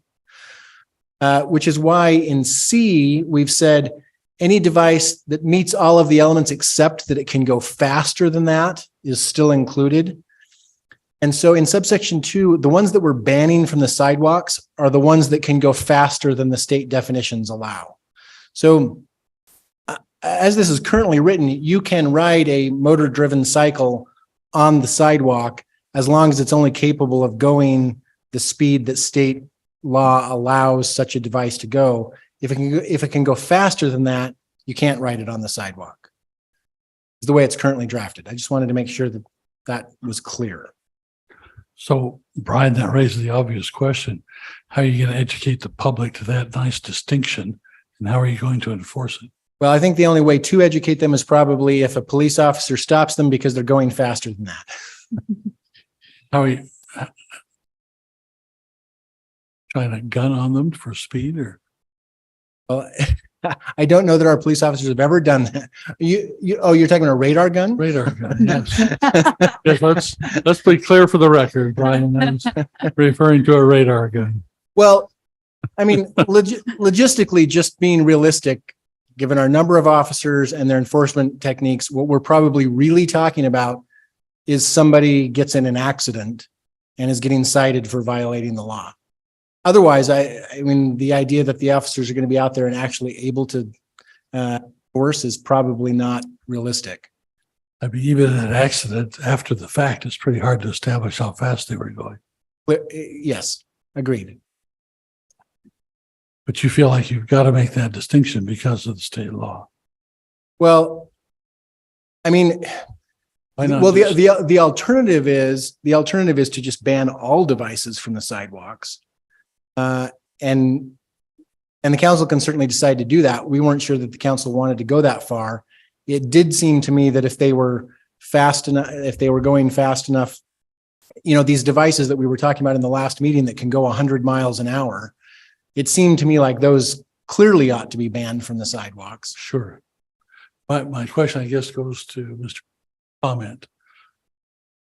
Value in looking at a comprehensive ban. If you're an 85-year-old grandma in a walker, a whole lot of difference to you whether it's 10 miles an hour. That's certainly true. But again, this was our biggest struggle with trying to draft this is the definition. If you look closely at this definition section, you'll see that it includes skateboards, roller skates, any scooter that, any two-wheeled non-electric scooter that a 5-year-old child is pushing to kindergarten. So because of the breadth of the devices that were included, we weren't sure that the council wanted to go that far, but it's your decision. We can certainly apply it to everything. The draft just didn't go that far. Sorry, can I ask you what is the speed? What is the speed on sidewalks that we're talking about? I'll have to look. I mean, I'll have to look the up one- different the sections. one- Each one of those devices is actually different. Yeah, the one qualification I would make for be hesitant to sort of ban it flat out is that people will need to use, I mean, first of all, our parking for bikes are on the sidewalk. So you have to actually get onto the sidewalk in order to park your bike, for example. So I don't know that it's necessarily a problem that they appear on a sidewalk. I think it's just using the sidewalk as your primary lane of transportation is problematic. It's certainly less problematic if you're going nice and slow. So I don't know if we were to consider a sidewalk ban, you'd have to factor in the idea that people are going to need it to get to their locations. They're going to need to get onto a sidewalk briefly. I mean, usually it's, 20 yards or something, but So it's 20 miles an hour? What is the speed for? So there's three different kinds of bicycles. Two of them at the max speed is 20, tier 3, it's 28. But we don't have like a speed limit on our sidewalks. No, Could we? certainly. I mean, we could just say it has to be 5 miles an hour on a sidewalk or something. What's the logic of having different speeds for different devices? Still the same danger element. Part of I have to ask the state legislature that. Yeah. Part of the hard thing is, when you're on a bike, do you know how fast you're going? No. Right? Do you have any idea? Same with roller skating or a lot of these devices, the manual ones, you have no idea how fast you're going. And then I think, even scooters, electric scooters, I'm not sure that a lot of them have gauges and things like that. So it can be I think hard to know, most do but not, right? yeah. Most of the e-bikes do, but yeah, I think Yeah. you're correct that like certainly manual bikes don't have speed. Well, some people have them on their bike because they want them, but Right. they don't Just- come with a bike. Yeah. And there, I just can't imagine an effective sign on the street which says basically thou shalt not operate this vehicle at 28 miles an hour, but well, at 22. and it's not actually about the operation, it's about the capability. So again, open to feedback about how to do this better. This was our biggest struggle that we debated internally. But so for instance, again, think back to how this is done. So a regular bicycle, a non-electric bicycle is not defined in state code by a maximum speed. So there will never be a manual bicycle that falls under 1C. Manual bicycles are going to be permitted no matter how fast they're going. An electric bicycle that is capable of going more than 28 miles per hour is not defined as an electric bicycle under state code for whatever reason. Therefore, any electric bicycle that is capable of going more than 28 miles per hour per this draft is not allowed on the sidewalk, regardless of the speed it's going. A bicycle whizzing along at 40 miles an hour downhill is okay. Yes. And I recognize that those are inconsistent. That's why this is a work session draft for you to tell us how to fix the problems that we didn't think of ways to fix. Counselor Whipple. Brian, I'm wondering if it would be useful to add a little section to chapter 915 on use of sidewalks and streets and just put a maximum speed for any travel on the sidewalk by whatever conveyance. Yes, and that was Councillor Handley's question before or It seems like it wouldn't That's fit in with certainly this micromobility thing. It probably would fit better in that other part of the code. But we're not preempted by state statute from doing that, are we, Brian? no, because they're sidewalks rather than highways.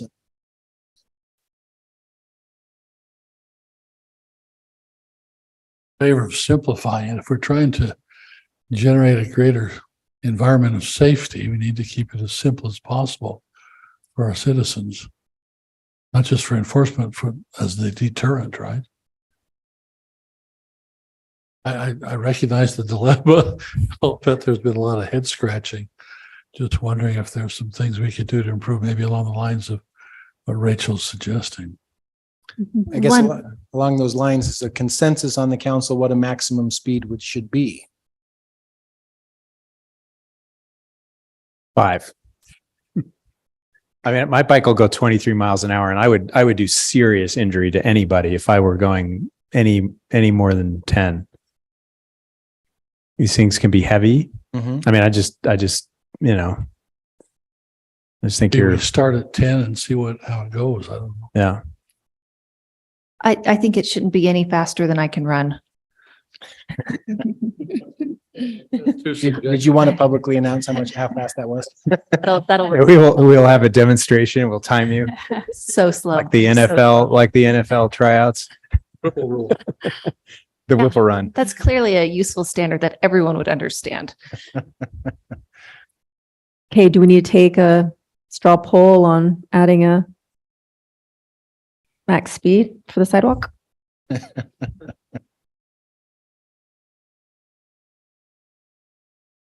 Well, I've seen 7.5 actually in like, slow driveway areas.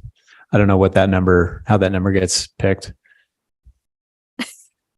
But anyway, 5 or 10 would be fine with me. I mean, it's all sort of ends up being spirit of the law anyway, right?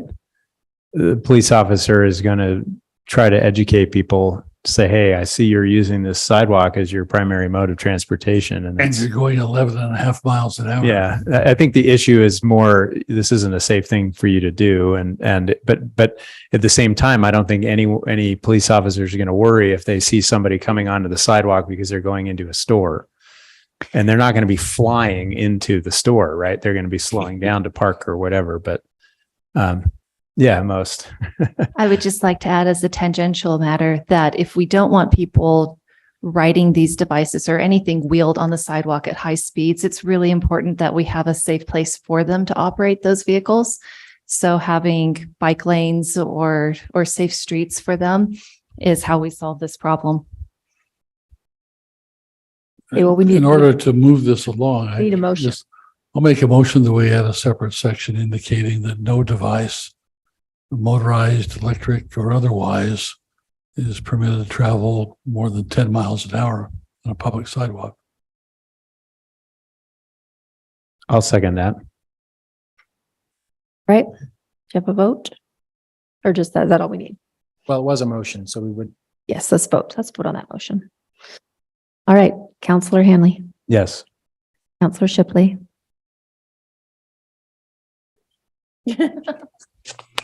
Yes.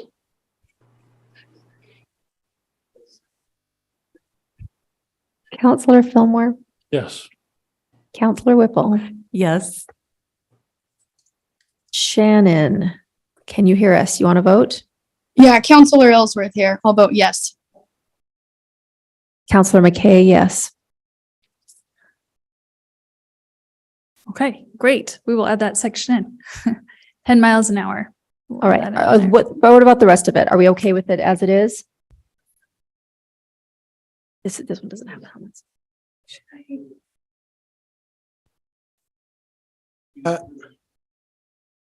Well, the one other thing, I'm not even sure, I guess the one other thing I'd bring to your attention is that Eric Davis from BYU Legal Counsel's office is here.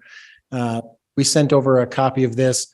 I think Steve Sandberg, their primary counsel, has been out of town, so I don't know that they had a chance to look at it, but he did have a question. I don't know if he wanted, Mr. Davis, were you hoping to comment here, or do you just wanted?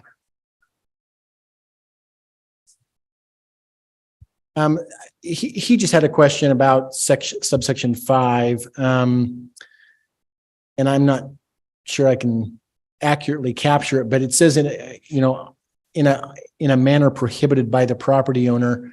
I think they had some concerns about privately owned devices versus rented devices, and we're wondering if there was a way to address that.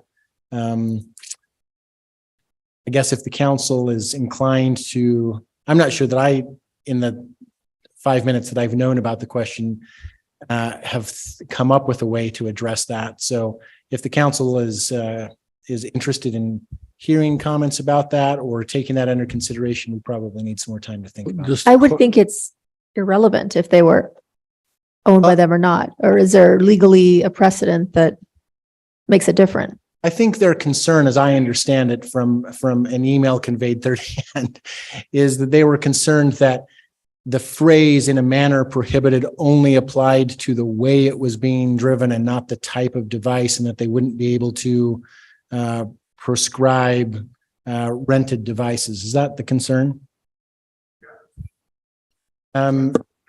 Yep, feel free to come up and. I think it might be helpful if you explain to us what BYU's current approach is and what you're trying to protect. Yes, well, my name's Eric Davis. I'm University Counsel at BYU and Office of the General Counsel. We're struggling with the same questions. I'm sitting back there thinking we have the exact same questions that you have. It's like, how do we define these things when they're changing all the time? How do you give people adequate notice? Is it just a question of enforcing this when a violation occurs or when an accident occurs? So they're really tough questions. The particular, for the ordinance, that's your problem, I guess, not ours, right? We've got to figure it out for our own policies. But on number 5, which I I think we as a private property holder very much appreciate the city's attention to this question, which allows us to allow these devices on campus, but it's not just an all or nothing thing where we can say, yes, we want these kinds of devices. No, we'd rather not have these kinds of devices. We'd like to be able to set our speed limits, right? When they're on sidewalks. I think that our approach right now has been to say a fast walking pace or about 5 miles an hour, but we're still struggling with that same question as well. But on number 5, our primary concern is just that we wouldn't want somebody to say, you allow the ordinance only allows you to regulate whether you have the manner in which micro mobility devices are used on your property, rather than say we only want certain kinds of micro mobility devices on our property, right? Or to regulate whether commercial enterprises would be able to use our property and have their devices used on our property without our consent, and that we could regulate who is operating a business on our property. So we have been sort of looking at this, and one of the attorneys in our office suggested some language, which I'm happy to share with your counsel and spitball over if it's helpful. Yeah, rather than do that in front of the council, let's talk about that offline. It occurs to me just now that maybe just adding "and device" or "devices" at the very end of the sentence actually solves the problem. But let's talk offline. We can bring any solutions back to the council this evening rather than. Okay. Thank you. Thank you. All right.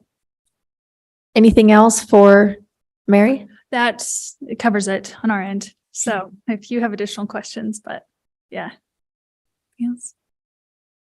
All right. Thanks, Mary. Sounds good. All right. We will have a break now and we will resume at 1:30.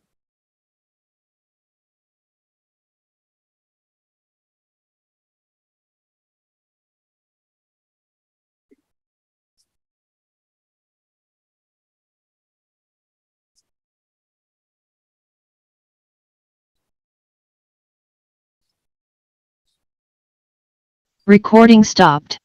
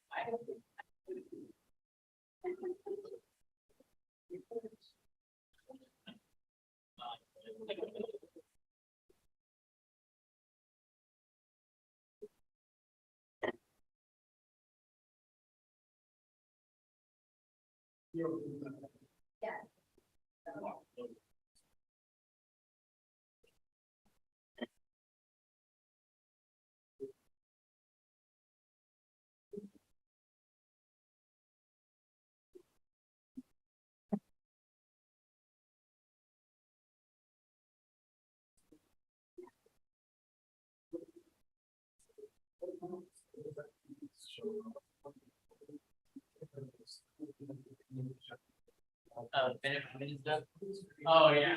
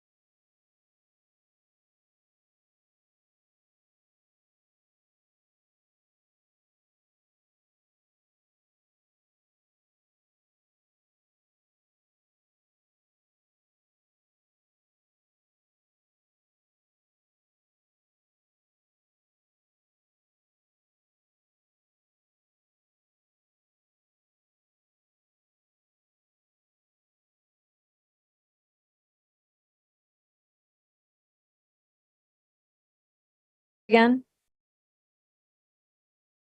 Recording in progress. I'd like to recognize that we've been joined by Travis Hoban.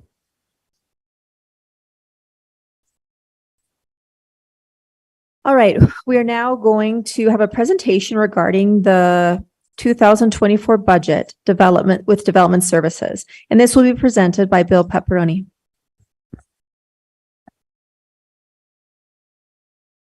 Thank you, councilors. I'd just like to point out a couple things on our organizational chart to get started.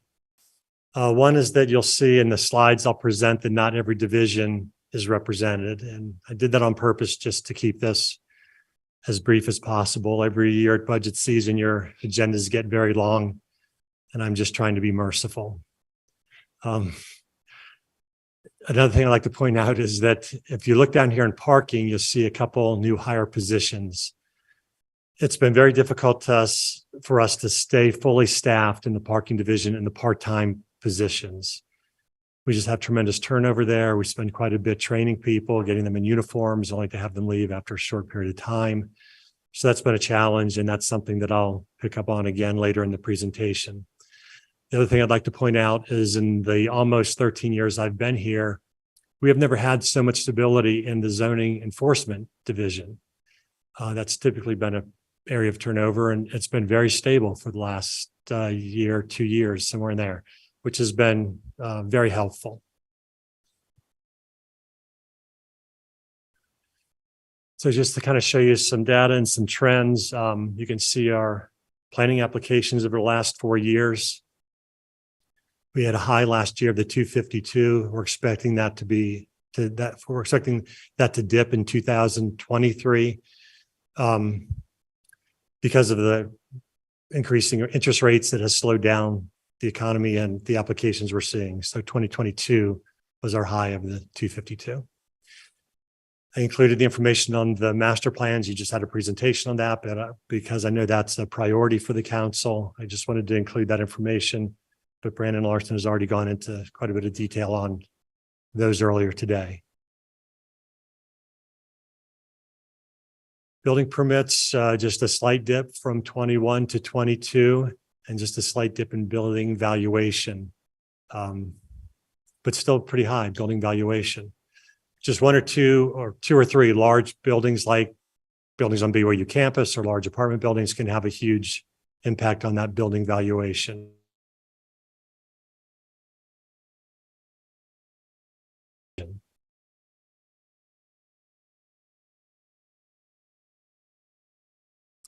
Now you get monthly reports on zoning enforcement. This is a synopsis of the year 2022.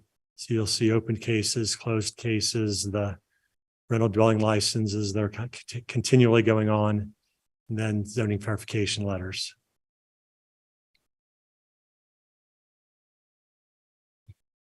Parking enforcement, again, you get monthly statistics on those. I hope those have been helpful and informative to you. If there's any information you feel like you're not getting either in zoning enforcement or parking enforcement, please let us know and we'd be happy to chase that down. We have loved the updates. I know they have stopped for a few months.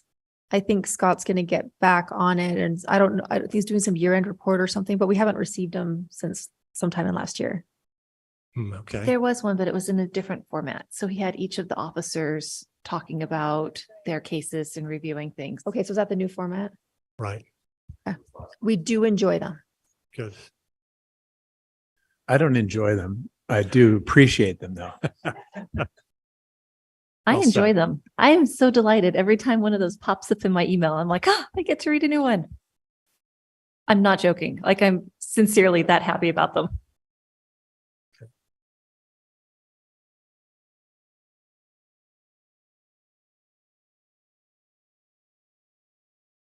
Also, one of the things you ask for budget presentations are our accomplishments for the last year.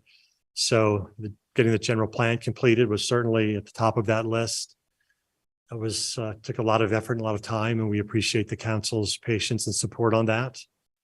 Of course, the announcement of Target is very big for the city, especially a Target of the size we're getting. first Class A office space in 12 years and the parking structure that was built along with that. Relocation of Thread Wallet to downtown here on Center Street, the side of the Old Rock Church. We've negotiated the sale of the remaining city-owned properties in Mountain Vista Business Park. Business licensing I want to talk about for a minute, but that really more credit should be given in business licensing to Amanda Birkenbracken 311 customer service than really belongs in development services. Business licensing up until a few months ago was in development services. When we moved into this building, the mayor asked all the department heads to look at ways we could increase efficiencies, to try to do things differently and better. And moving into this building was a new opportunity to be better, do things new. So in asking the department heads to look at efficiencies, Amanda and I started talking about how business licensing was functioning. Previously, all business license funneled through one person. And that person was worked 4 days a week, Monday through Thursday. So on Friday, there was no one to answer questions or to review a license that came in. It had to wait till Monday. We started talking, Amanda and I started talking about moving business licensing into 311. So multiple people could be trained in doing that. So there'd be coverage for that 5 days a week. She was agreeable to that. That change has now happened and it's moving very well. It's smoother. It's just a better approach. Also, one of the things the mayor has asked us to do, even before coming into this building, was for all the department heads to make sure they had more than one person trained to do a job in every department. It just puts you in a very vulnerable position when you only have one person who can do one job, right? So that's something that all the managers, all the department heads have had to look at. Of course, getting our full-time parking manager has been very good, very helpful. Sandy Bucio is our parking manager, and she's been doing a great job with that division. You asked for a report on the supplemental request from last year. The request we were granted was the $11,000 for Granicus. That's the software that zoning enforcement uses to monitor short-term rentals. And that really is a helpful aid in us being able to keep an eye on those. A property is advertised on short-term rental in Provo, it sends a flag up to us and we can investigate it. You awarded us $25,000 to supplement Downtown Provo Inc. They do a lot of work on behalf of the city. They help us out in a lot of different ways. So we feel like that money's been well spent. You also asked what did we ask for that didn't get funded. We didn't get the City View update funded, and that's really hurt us. It's my understanding that IS has put that into their budget supplemental request for this year. There are many departments that rely on City View, development services being one of the foremost, because all of our development applications go through that software package. And not having that update last year certainly hurt our efficiency. And so we hope that'll be funded this year. Like I said, that will benefit 4 or 5 different city departments. Our supplemental requests for this year have to do with those vacant positions in parking enforcement. We're asking for just almost $79,000 for a full-time parking enforcement person because of how much trouble we're having holding on to the part-time people. We're asking for $26,500 to increase the salary for the part-time people from $16 an hour to $17 an hour. Just in the last week, I went on to Orem's website just to check out what they're paying their part-time enforcement people. And their salary range goes from $15 to $18.75. Our range would be $17 to $17 if we get this increase. I think the fact that we're only paying $16 now is one of the things that has contributed to our turnover. You can make $15 an hour working fast food and you don't have to be confrontational with somebody you're putting a ticket on their car. So if we can get these things done, it would be helpful to us. If we can get the full-time position, then we'll stop funding or stop for trying to fill 2 part-time positions. So on one hand, I'd like to say that will provide some savings, but really it doesn't because we so seldom have all 7 positions filled. It'd be a stretch for me to sell that to you as a savings. Okay.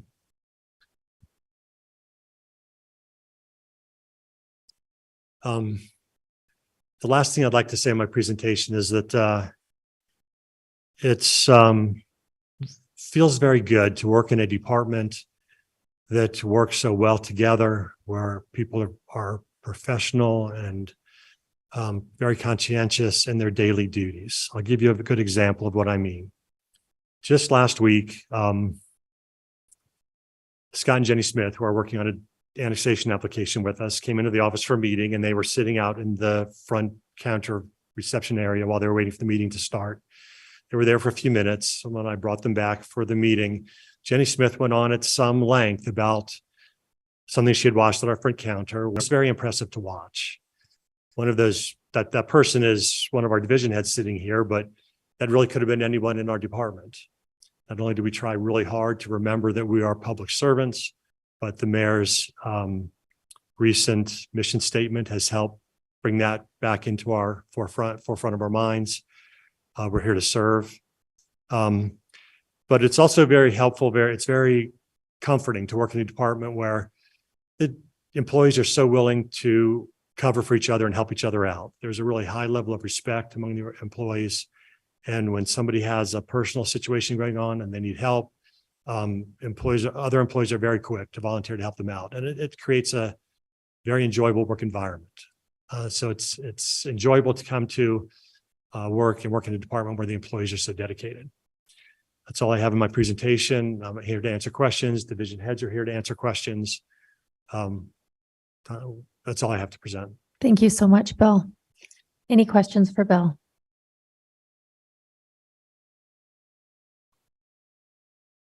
Counselor Hanley. Well, I'm just curious about the $17. I mean, I appreciate that that's a $26,000 raise, essentially. Wondering if you think are you confident that's enough? I would sure like to have the range or ability to bump that up when the situation warranted it, but I'm just afraid of asking for too much and not getting what I need. So it's that balance I'm trying to strike with you. I'm negotiating. Well, you can come in hard, and say, I need, I don't know. I'm just, I'm sure it will help, but I'm also a little skeptical that $1 difference is going to be big difference between people staying and people going, but I don't know. I'm going to let Sandy address that. Right. We've brought parking enforcement out of the police department in 2018. They were making $10 an hour. So when I started looking at the budget, I was budgeted $90,000 for 7 part-time employees, which there is no way I could sustain that. So that's why Bill and I worked on this. So this additional 26,000 will help. We have increasingly bumped them up, but we've had to sacrifice other things, perhaps not having fully staffed when we should, or, kind of juggling. This will definitely be an improvement. The $17 an hour, if we need to recruit or get applicants, it will help. Just going to $16 an hour that we did about 6 months ago really helped the quality of people that we're getting. And in answer to that, for $16 an hour, $17 an hour, these part-time parking officers are amazing. And so anything we can do to help is very much appreciated. But again, I think the 26,000 will address it, at least for the next year. You'll see me again next year.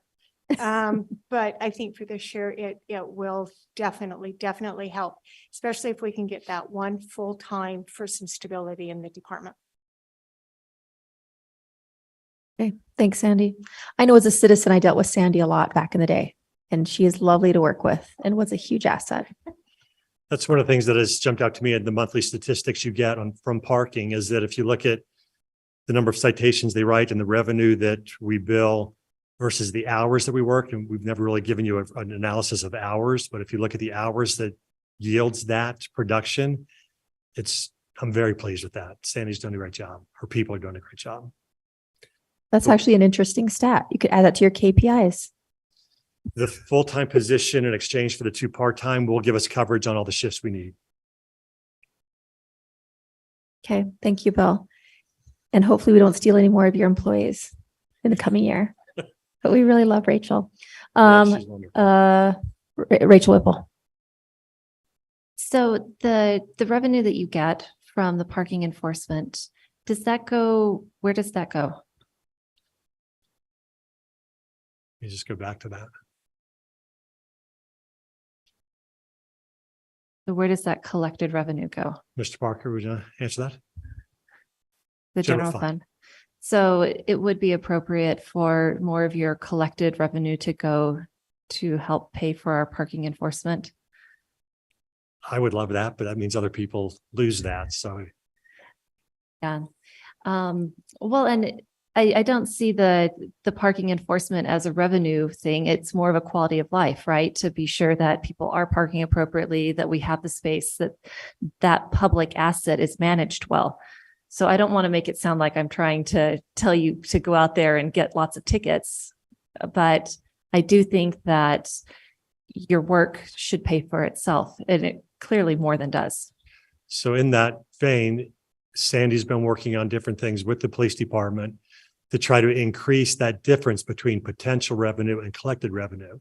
And that right there would more than offset what I'm asking for if we can just increase that. So she's trying to close that gap.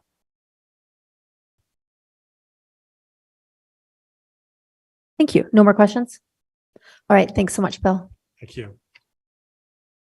All right. We will now hear a presentation regarding the 2024 budget of Parks and Rec, and this will be presented by Scott Henderson, our Director of Parks and Rec.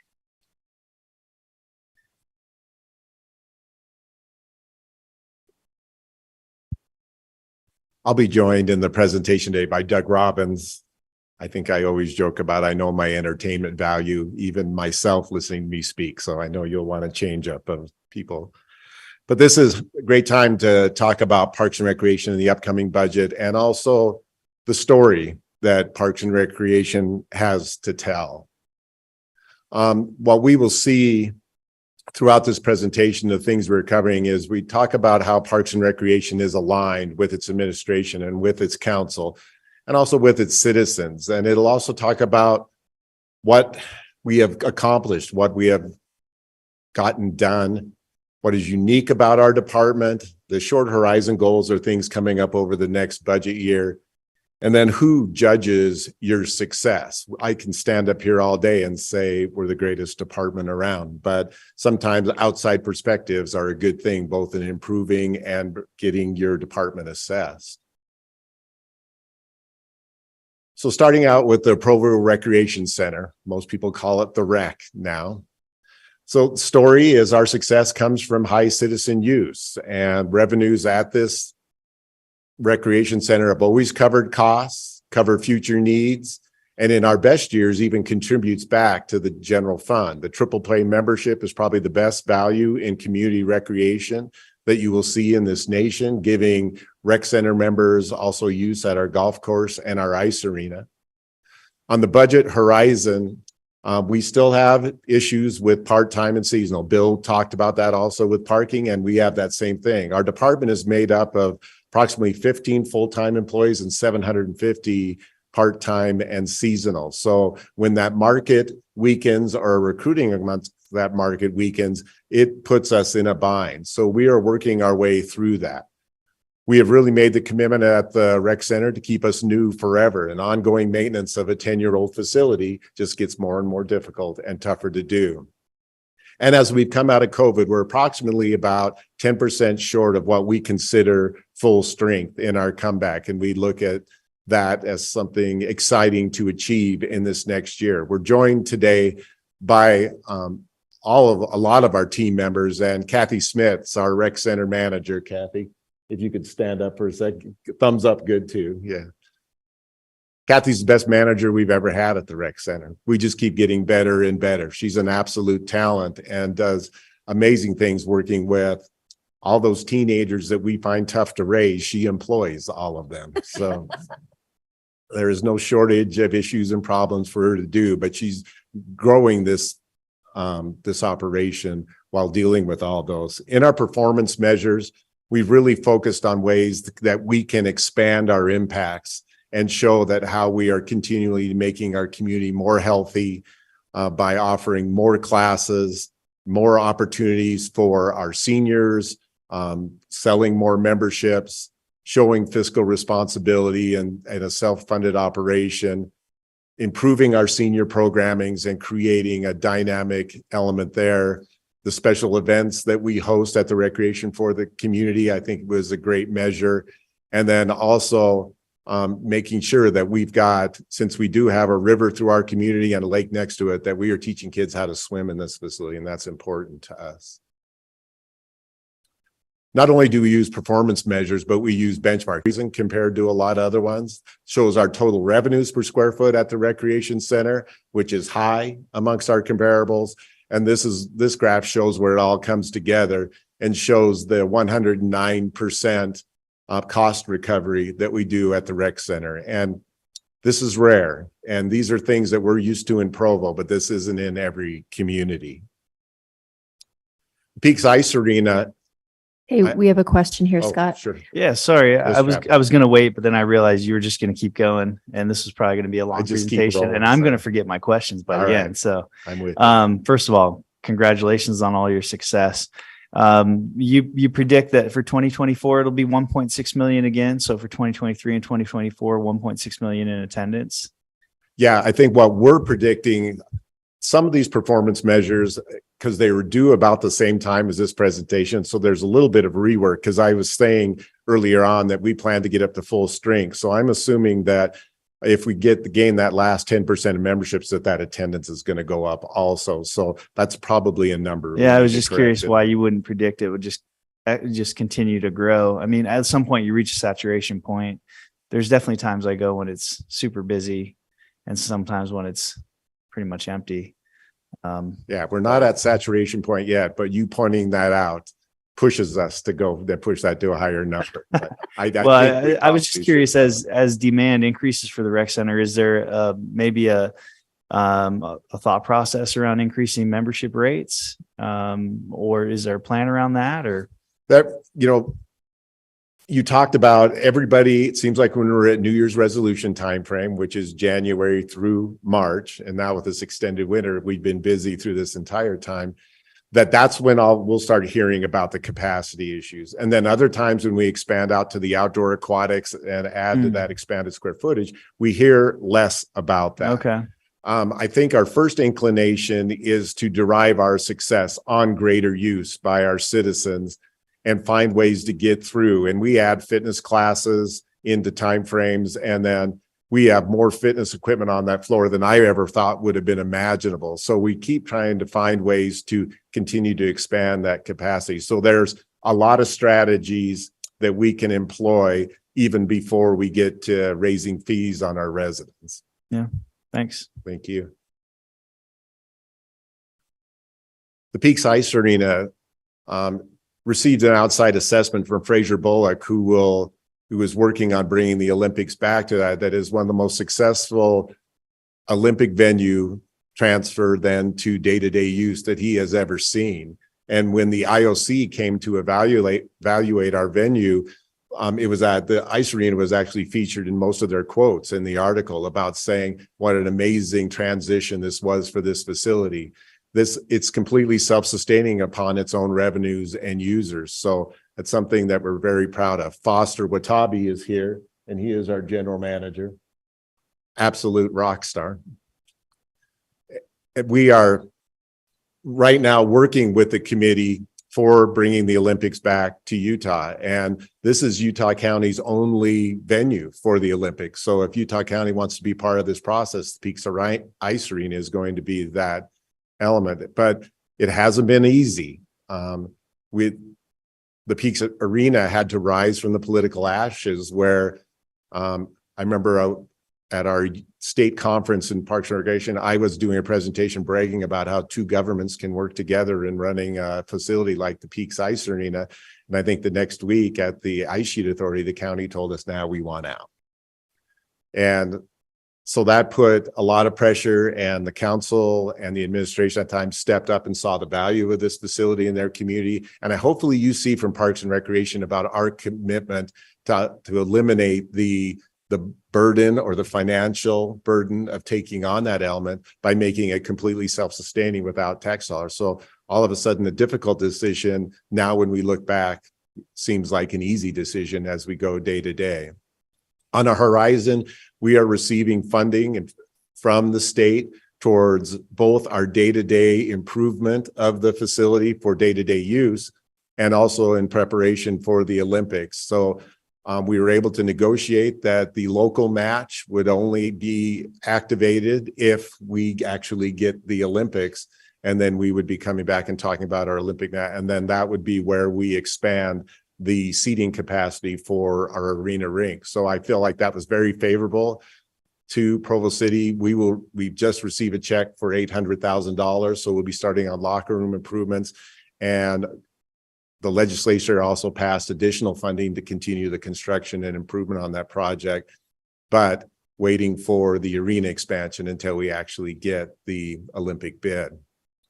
But we celebrate, as you can see from the pictures, we celebrate the Olympic experience for everybody. And but we always point out that everybody is skating on Olympic ice where the greats have skated. And that's something very unique to our ice arena. So the Olympic expansion you're talking about, is that the hope to add to the building or just within the existing footprint? It would be a hope to add to the building. So it would add on our north rink, which is our stadium rink, adding seating on the end to the east, and also working with our seating all the way around to create a full arena, which would seat 10,000 people, which seems to be what USA Hockey for men's and women's hockey venues would like, that seating capacity. Councilor Whipple. So after what's the current seating capacity right now? Current seating capacity is right about 7,000. So would there also be opportunity to use that arena for other events and things with that seating capacity?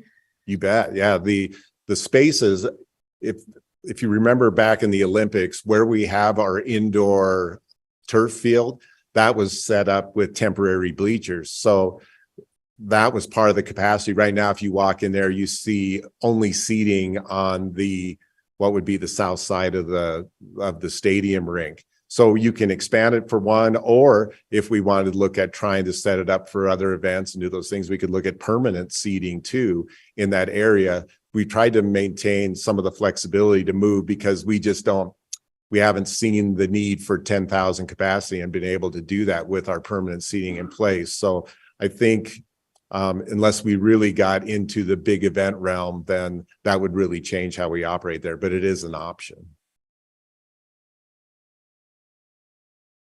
Performance measures at this facility, other than some of the outside comments and benchmark, we look at the staff that we have ready to handle any emergencies there, the public skating participants and how that continue. Our public skates are larger than every other rink in the state. Out of hockey tournaments, we have gotten feedback, especially during the pandemic, that our out-of-state hockey tournaments and our hockey tournaments that were held in-state were what kept the Provo Marriott open. They really appreciated that type of industry coming to us. The Google rating that we get, we look at that as a reference point towards our overall satisfaction. And then being able to sustain a zero subsidy at an ice arena in Provo, Utah. That's pretty amazing. So we use that as a performance measure. At the last meeting, the council talked about exploring the field house concept.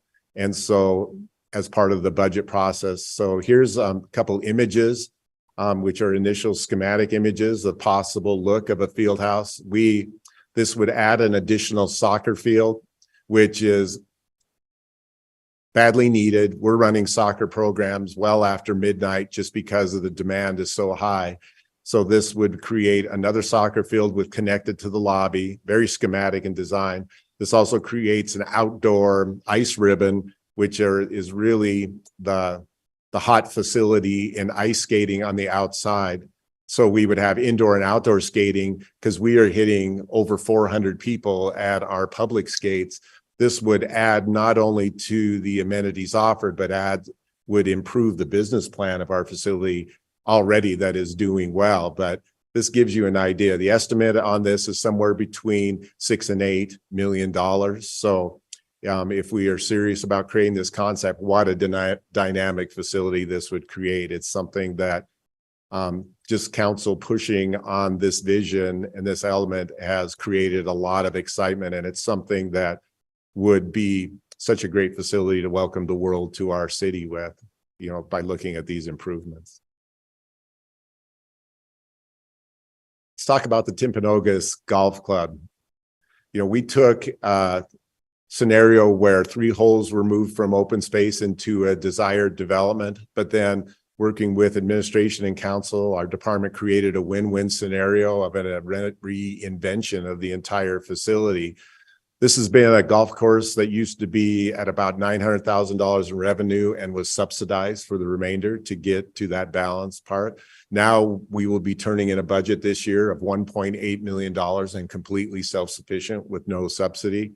That is something that is really exciting and really rare unto itself. We're starting to click off a few things that are very rare in a municipal community, and that is something that we're very proud of. On this budget horizon, you'll see proposals for setting a model for environmental sustainability. Our course uses no culinary water for irrigation. It uses the gray water output from our treatment facility, acts as a filter for that before it goes into the river. So it's something into the lake. So it's something that is also an added exciting element that makes us both sustainable from a financial standpoint and from an environmental standpoint. And we'll be coming to the council maybe even before next budget year to start the process for electric cart conversions, and no fossil fuels will be burned at our golf course. So that is something that just moves us to the top of the list. Brett Watson is here representing our golf course and has done just a tremendous work. And I don't know if there's a leader in our organization that is more passionate about his facility. Some of the measures we use is what can a golf course do towards creating charitable contributions. And we are starting to work more into those areas, especially with the golf course, the city that we're doing to promote economic development and fundraise.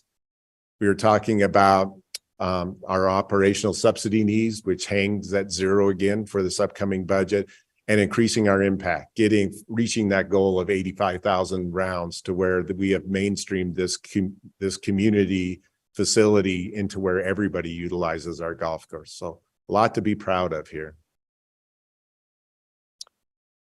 Covey Center for the Arts. This started as a community fundraising project. That's why it's called the Sandra Covey of the Center for the Arts.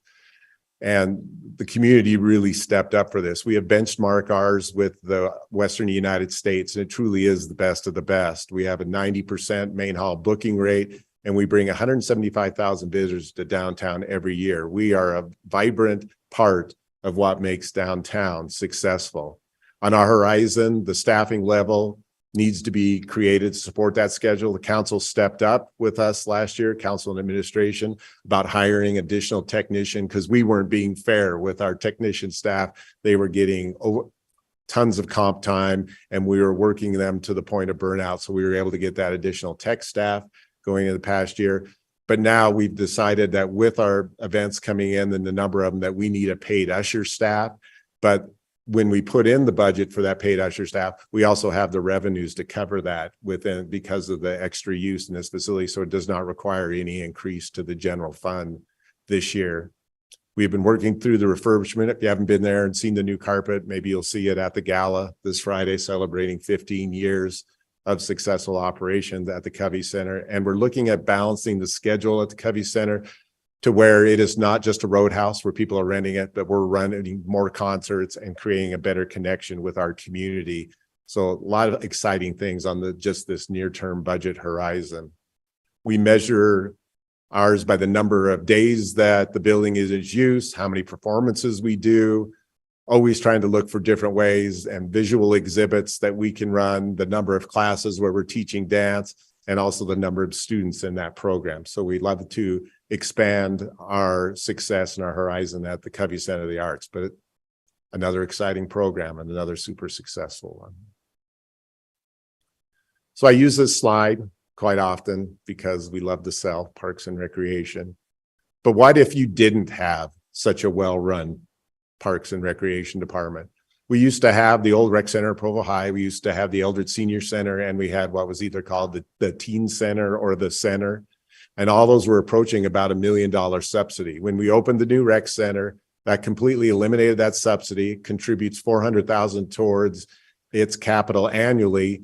And then if there's any more of that, then we split that difference with the general fund. So that eliminated $1 million subsidy and also created eliminated us coming back to ask for capital funds as we're working and putting money away for that. The ice arena started out at an $800,000 subsidy. Now it's zero. Covey Center started out at $750,000. Probably, unless somebody knocks us off the table, it's the only art center that I know of that has reduced its subsidy during its life. That is not a normal characteristic of art programming. Sometimes things get more expensive, where Covey has found a way to reduce its general fund subsidy and work towards that. Tippinoaks Golf Club had a $500,000 subsidy, and now it's down to zero. So I know it doesn't seem like you have extra money when you're looking at the budget, but can you imagine if you had a mediocre Parks and Recreation Department and you were operating with $2.9 million less money to be able to balance the overall city budget? So it's something that we're proud of, and we're proud of operating this way because we think it's the right way to do it. And the citizens that utilize our facilities, our revenue facilities, are the ones paying for it. When we talk about community special events, we're just not our special events. We're everybody's special events. Every airport opening, every city hall opening, every mayor's office initiative, or something that we want to celebrate as community, all comes through our special event department and is supported by them. And we have seen a lot of success in getting back to larger impact events. We had to, when we were worried about crowds and worried about pandemic, so we were building back up, and just had one of our most successful countdown events on New Year's Eve as we just celebrated the New Year together. So we like people to say that was not your typical city event, that these are run a little bit differently, and these are run at a higher level. And if you look down in the performance measure, you can actually see that we charge for our events. And we were even looking at bringing in additional revenue for our community events. That is something that's very rare, that we run quality enough events that we were able to charge a nominal admission rate, and people feel like that is a solid value for their entertainment dollar. We take our attendees, divide our budget by the attendees, and try to come up with a cost per participant as we can do that. As we've been working through these performance measures, I'll talk to Tara Williams. I don't know if she is here, but we'll talk to Tara, because I don't think she included all the people that came to some of the other events we supported. So I think that number might even be a little better. So we'll surprise you that when we turn in our final budget. So at this point, I'm going to turn it over to my friend Doug Robbins, and he'll go through a few slides, and then I'll be back to maybe take us on the last few. Thanks, Scott.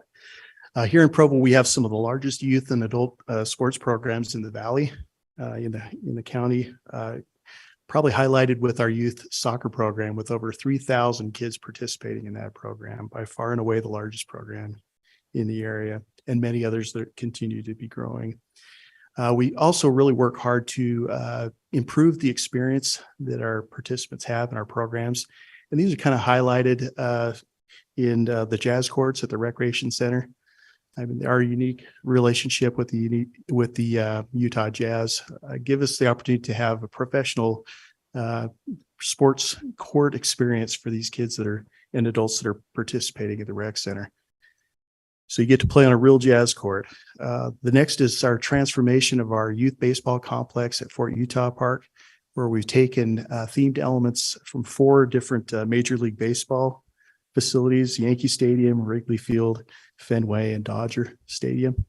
So when kids come down to play at that facility, rather than continue to just try to build more facilities, we're really focusing on the ones that we have that are meeting the need, but enhancing the experience for these kids. So when they play there, they get to play at a Major League themed field, which is commonly called the Show. And when they participate, there's walk-up music, and these kids get a much more enhanced experience rather than what we had before.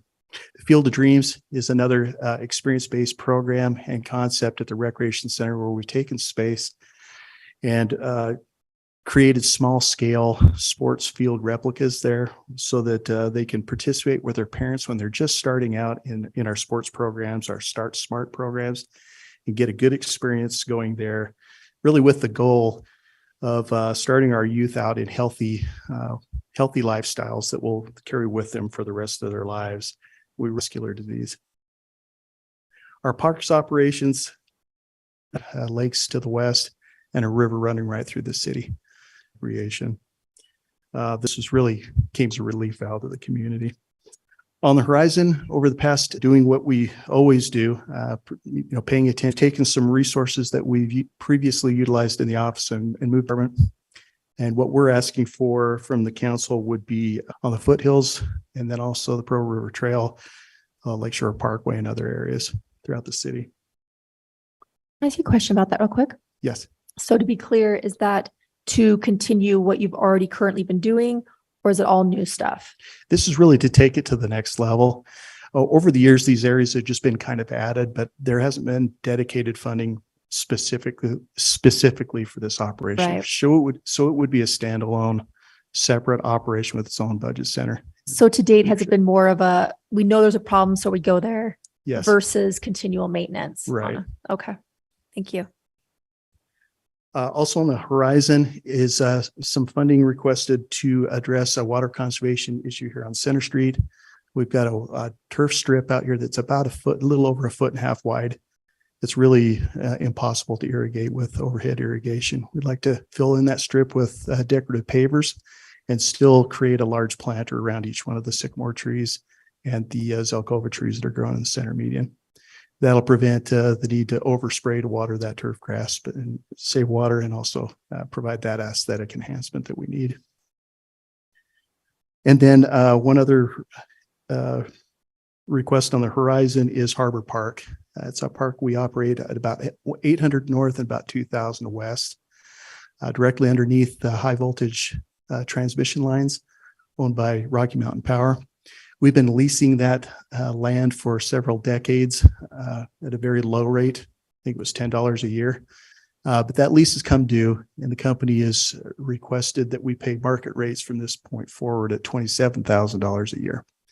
So over the past several months, we've been negotiating with them, sharing with them the investment in landscape maintenance that the city provides to them on their land. And we've negotiated that lease down to $3,000 a year. So we think that's a fair settlement. They've agreed to it. And so we'd request that be funded each year for the next 10 years. Okay. This is the park that's part of it's not done at all. And the other part is done. Is it over on the west side, right? Near the freeway? Yeah, it's just west of Geneva Road and it runs through the in Becky Bogdan's neighborhood, right? a little bit north. Yeah, north and west. Can't picture it. At 800 north, you take 8th north. It's kind of a Is linear it really strip. thin? Yes. I know where it is. I know where it is. Directly underneath Okay. that big power line. Okay. So it's just continuing the rent of it, so to speak. Right. So we no can improvements, just the right. rent. Just so we can continue to lease that ground. Okay. Thank you. You bet. Our park projects, we work hard to upgrade our existing facilities to today's standards. We've made major improvements along the Provo River Trail in the past 2 years. Down in the area around the Fort Utah Park area, that trail has been widened, resurfaced, smoothed out.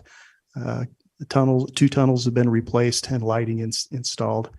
Right now we're working on the tunnel at 2230 North, and there's several others that are on deck for improvement in that area along the Provo River Trail. Other projects include Slate Canyon design right now. Rock Canyon has been designed. We hope to get under construction this next year. The restroom installation at Memorial Park and several other RAP funded enhancements to our park system. The largest, sorry. Councilor Whipple. Sorry, I just have a question about Big Springs Park. So I had gotten an email from somebody who likes to go out there with their telescope right? Because that's one of the few places in the city where you could have the dark enough skies to do that. But he said that the pavilion lights were on all night and things like that. So is there any interest in having like designated dark areas, maybe in parks like that, where we could advertise like, this is where you want to come set up your telescope? That's definitely something we could look at. I would imagine the reason why the lights are on there, probably a request from law enforcement to keep as much of the area lit as possible, but we could look at that. Yeah, Dark sky opportunities. Yeah. We don't have many of those Right. in the city, but it would be really fun to capitalize on that and make that another asset that we have. Thanks. The largest project we have right now is the regional sports park. We spoke to the council many times on that. Being the largest sports facility municipally owned here in the state. We really look forward to getting this park operational and starting to enjoy the economic impact that this will bring. 1 year from now, it's hard to imagine, but 1 year from now, we hope to be laying sod on the north section of this park, moving south. At that point, we'll be needing some funding for utilities to bridge the remainder of the fiscal year into the next. So we're asking for some funding for those utilities and also some part-time seasonal labor to maintain what we get completed, and we'll be in operation here next year. So that's another exciting development. The Provo City Cemetery is one of the earliest and most established cemeteries in the state of Utah. And it continues to serve the community as a place of memory and importance to the community. We're now in our 9th year since we started designing the expansion to the cemetery. And the interment options that we're able to provide now include the cremation garden, niche spaces throughout the facility there, mausoleum, and also including in-ground traditional lawn burials. We're asking for $10,000 to keep up with some of the maintenance with that facility. We haven't really raised the budget in the cemetery operation for some years. We have 38,000 individual monuments at that site. So you can imagine having to string trim around that many each week. It's a labor intensive endeavor, and we've got some labor contracting that we'd like to do there since we've had trouble trying to hire internal staff for those purposes. Revenues continue to remain steady. At the cemetery, we've been making our revenue bond payment for the past 9 years, and we're on track to have that paid off. We're almost at the half point there, but that's been a successful story for us. Thank you. I ask a question about the cemetery. Sure thing. I think the backside, the expansion is amazing. So thanks for working on that. The front side that's out on State Street, it needs some TLC. Is that part of these plans? Is that part of the maintenance request that you're asking for, or how do we make that cleaner and greener? Yeah, I think the maintenance request is really just for the existing, string trimming maintenance, but we could take a look at some capital issues there as well. Each year we do reserve some of the revenue we make for those capital enhancements, to the gates and things that are starting to age as well. We could take a look at those. Yeah. Thanks. You bet.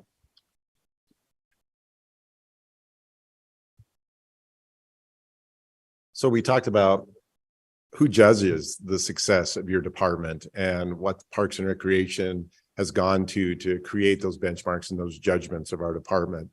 So we have just became, not more, and we all celebrated this together, one of 190 accredited agencies out of 10,000 Parks and Recreation departments in the nation, received a 98% score. We were going for perfect, but we got 98%, so we'll have to accept that.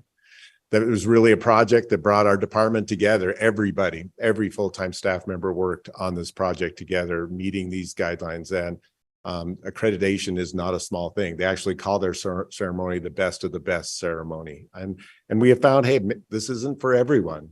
Working at this level and working with these goals that we have, it's not something that is attractive to everybody working in the municipal government and Parks and Recreation industry, but we're okay with that. because we just have this idea that operating at a higher efficiency level and a higher effectiveness level is something, the place that we want to be with our department. So as part of this, and it really came out of this accreditation, that one of the judges that went through saw the score, saw the amazing things that are happening in Provo, said, you guys should try for this gold medal. And he became our sponsor for the gold medal award.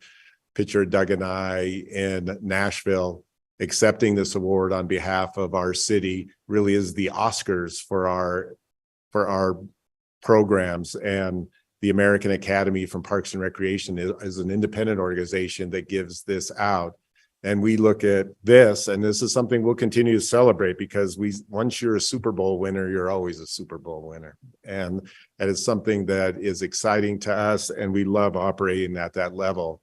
Now, even with all this, we know we're not perfect, and there's lots of things to improve, and there's lots of elements to work with council and administration to make better. And that, to us, that makes it even more exciting that we can be, named the best in the nation and still have the amazing things that we can do. And all of this comes from a basic root idea that we think Provo citizens deserve the best, and we feel like it's our responsibility to deliver that.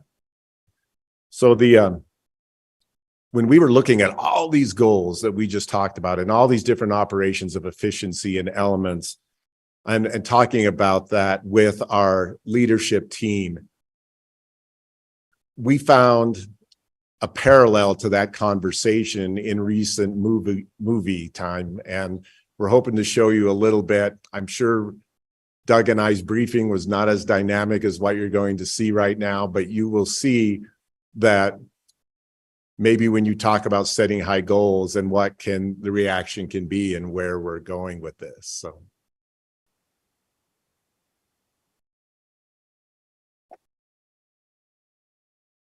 We have 1 week left to focus on phase 2. It's the most difficult stage of the mission. It's a pop-up strike with a steep dive requiring nothing less than 2 consecutive miracles. 2 pairs of F-18s will fly in a welded wing formation. Teamwork. The precise coordination of these aircraft is essential to both the mission's success and your survival.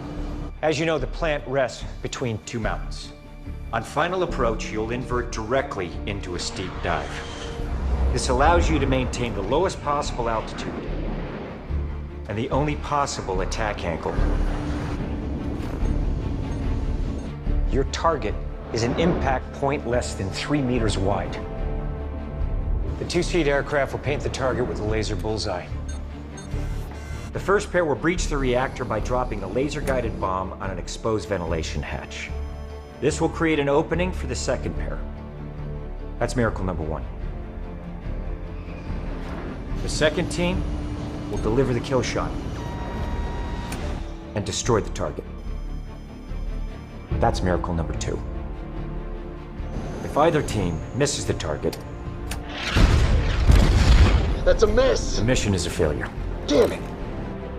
Egress is a steep, high G climb out to avoid hitting this mountain. A steep climb at that speed, you're pulling at least 8 Gs. 9, minimum. The stress limit of the F-18's airframe is 7.5. That's the accepted limit. To survive this mission, you'll pull beyond that, even if it means bending your airframe. You'll be pulling so hard you'll weigh close to 2,000 pounds. Your skull crushing your spine. Your lungs imploding like an elephant sitting on your chest. Fighting with everything you have just to keep from blacking out. And this is where you'll be at your most vulnerable.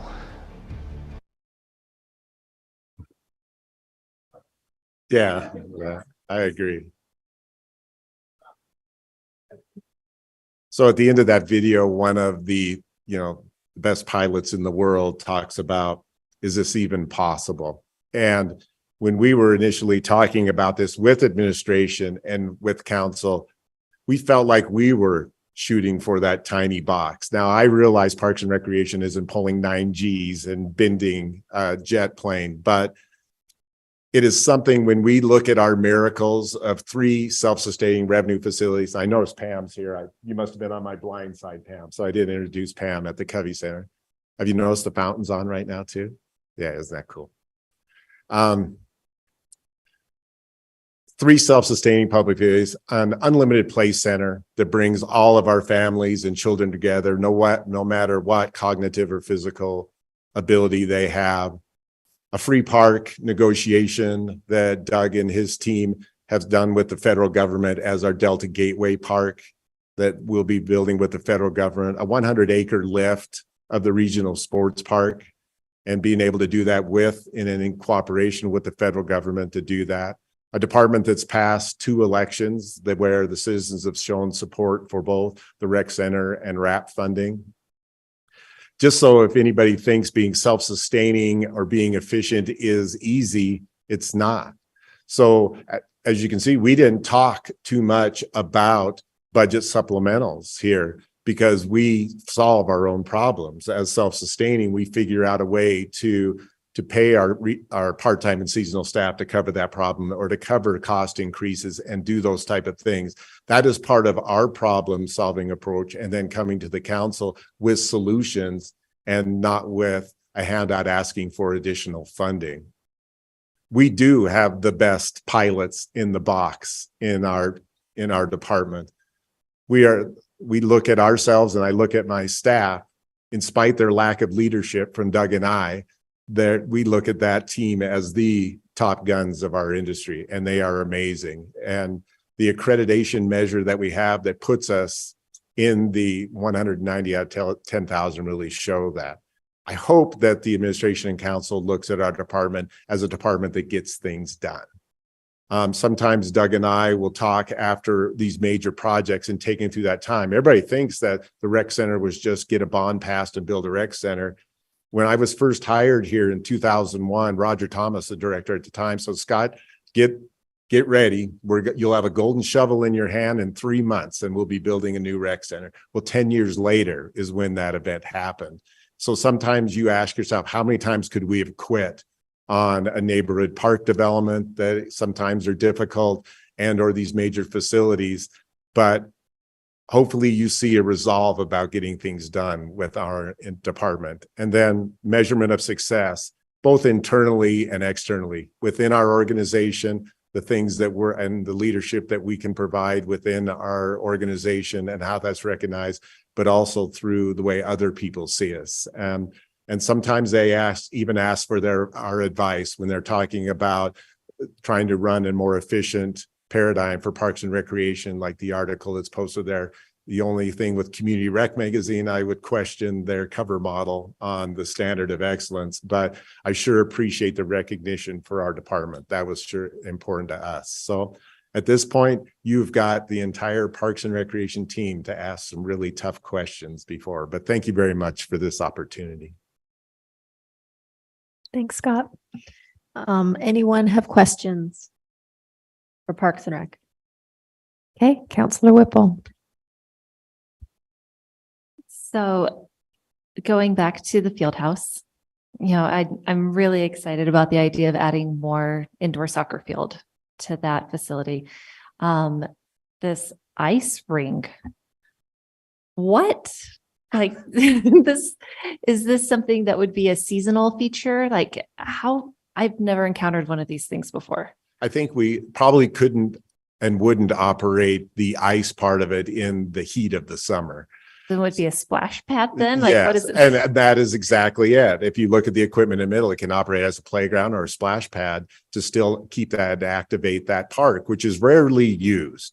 So it's an element there. This is something that those of you that have been to the Harriman City Hall, they put in something like that to activate the front space of their area. So it has shown a lot of success. You see it in a lot of retail areas too, where they want to activate retail and provide an experience to that. So it's something that isn't terribly new to the industry, but if we are able to add to our capacities, I would say public skate is somewhere around, just the people that coming to skate in circles at our facility is somewhere around what, Foster, 33%, about a third of your revenues.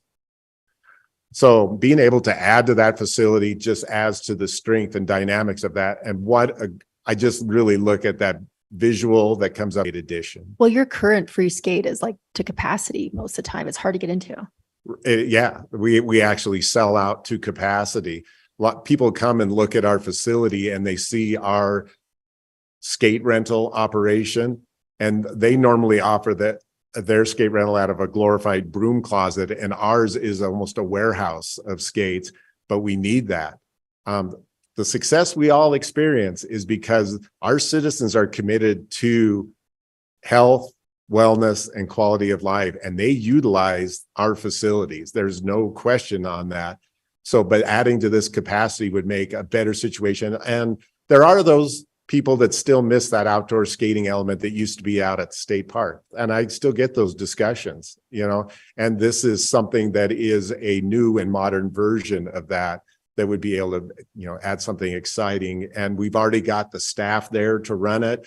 It can be used cooperatively to do skate rental and all that with existing staff. So it goes in there and doesn't add to the expense too much, but adds a great facility. Same could be said about the soccer building. The reason Travis is always so grumpy is because we schedule him for soccer games after midnight all the time.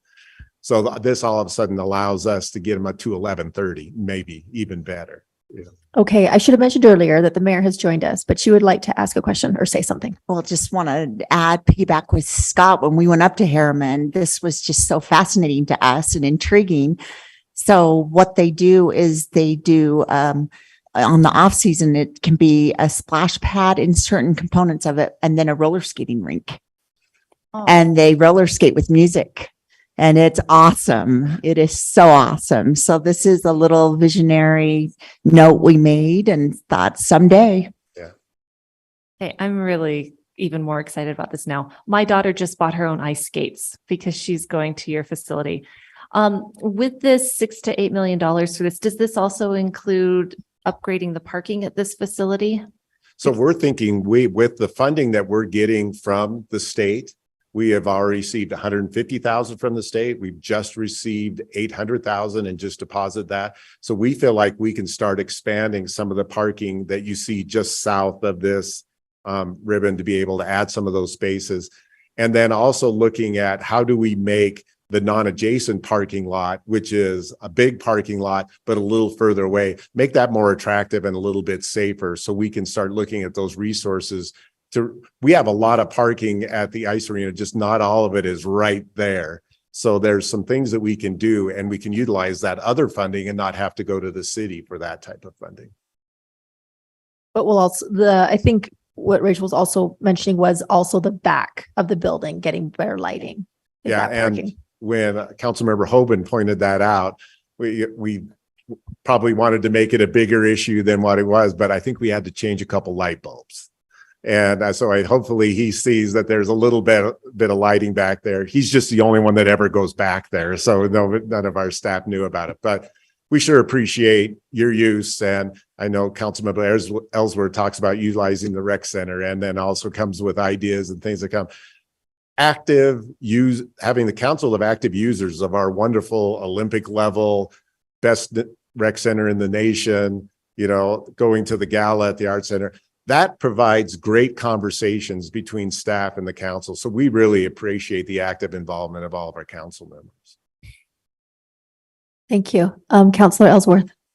Yeah, this is really exciting, and you always bring the most exciting projects to us. I guess some of the concerns I have are just, do we need to first focus on operations and maintenance before we create like a really cool expansion? So when I have visited with citizens, or I go to this place myself, like there's no sidewalk going up to the building. The parking lot needs to be redone. There needs to be a different layout of accessibility, parking, right? The interior has some significant damage that is at some point a liability across like the soccer area and the field house area. And that's the kind of feedback that I get from citizens, is that no one's talking about an ice ribbon. They're talking about like their day-to-day experience. So how do we balance the operations and maintenance and maintaining what we have and then address some of these interesting ideas? I think our answer is we do them both, and so within the venue negotiation that we made and we went over the agreement is they are going to replace that corrugated metal that's around the soccer field. So that will be replaced after the Olympics, after we bring back a more permanent wall structure into that. So there are plans in those different areas. I talked about the parking lot and the sidewalk access to the parking lot being part of some of this initial Olympic funding to be able to handle that. So I can see this on two parallel tracks. A lot of times an improvement, adding to the capacity, adding to the financial success of a facility really helps us do some of these maintenance items that we're talking about here. So I think I see they can run together, and financially, the Peaks Ice Arena has been maybe the flagship of one of our most successful financial ones, that there's developing a capital fund that we can look at and start doing these things. We are just going to work through all the locker room replacements and those refurbishments as part of the Olympic effort. So then all of a sudden, our list of things, working with a building that was opened in 1998, all of a sudden that list goes down, but it's capital projects, it's improvements, it's all those things working together at the same time. To clarify, the corrugated metal wouldn't be replaced until after the Olympics? Or we could look at before too, with as part of the project. The one that wouldn't be until probably after the Olympics is that temporary wall. I don't know if you've noticed that wall between the arena and the turf. It is just hung by cords from the top. It's not what you would say a real wall. So then to add some of those more resilient, smooth, and it's a real high level drywall panel that we've looked at that could stand up to soccer, but also wouldn't bend and also wouldn't create those sharp objects. So, but we can look at accelerate that. It's just whether or not that temporary wall until after the Olympics, would we be able to do that on the same temporary and be able to handle that weight? So a little bit of study left to do on that one. Yeah. I just think about the corrugated metal in like the field house exercise area, and that's super beat up and the drywall's beat up so that's kind of what I'm thinking about. Now that we could do anytime. Yeah. How do we manage, improve people's day-to-day experience before we even jump into some of these bigger ideas? Right. Well, I think we have funding and there's capital funding, and Foster's paying attention to our council comments. And so I think the field house area in adding and taking out that corrugated metal, that can happen almost immediately, just as it's really busy there, but they'll see these improvements happening. So they'll be patient with us. Councilor Fillmore. God, I think we're all just delighted to hear from Doug today that you're going to be laying sod out at the regional sports park within a year. That's really good news. Next spring. Yeah. So what, ideally, if everything went perfectly, when do you project the regional sports park would be finished? So it'll be ready for use. And if you look at the regional, from the road crossing east to west on it, everything north of that, as we're moving north to south out, will be ready fall of next year. So that's 15 fields, already the biggest complex in the state.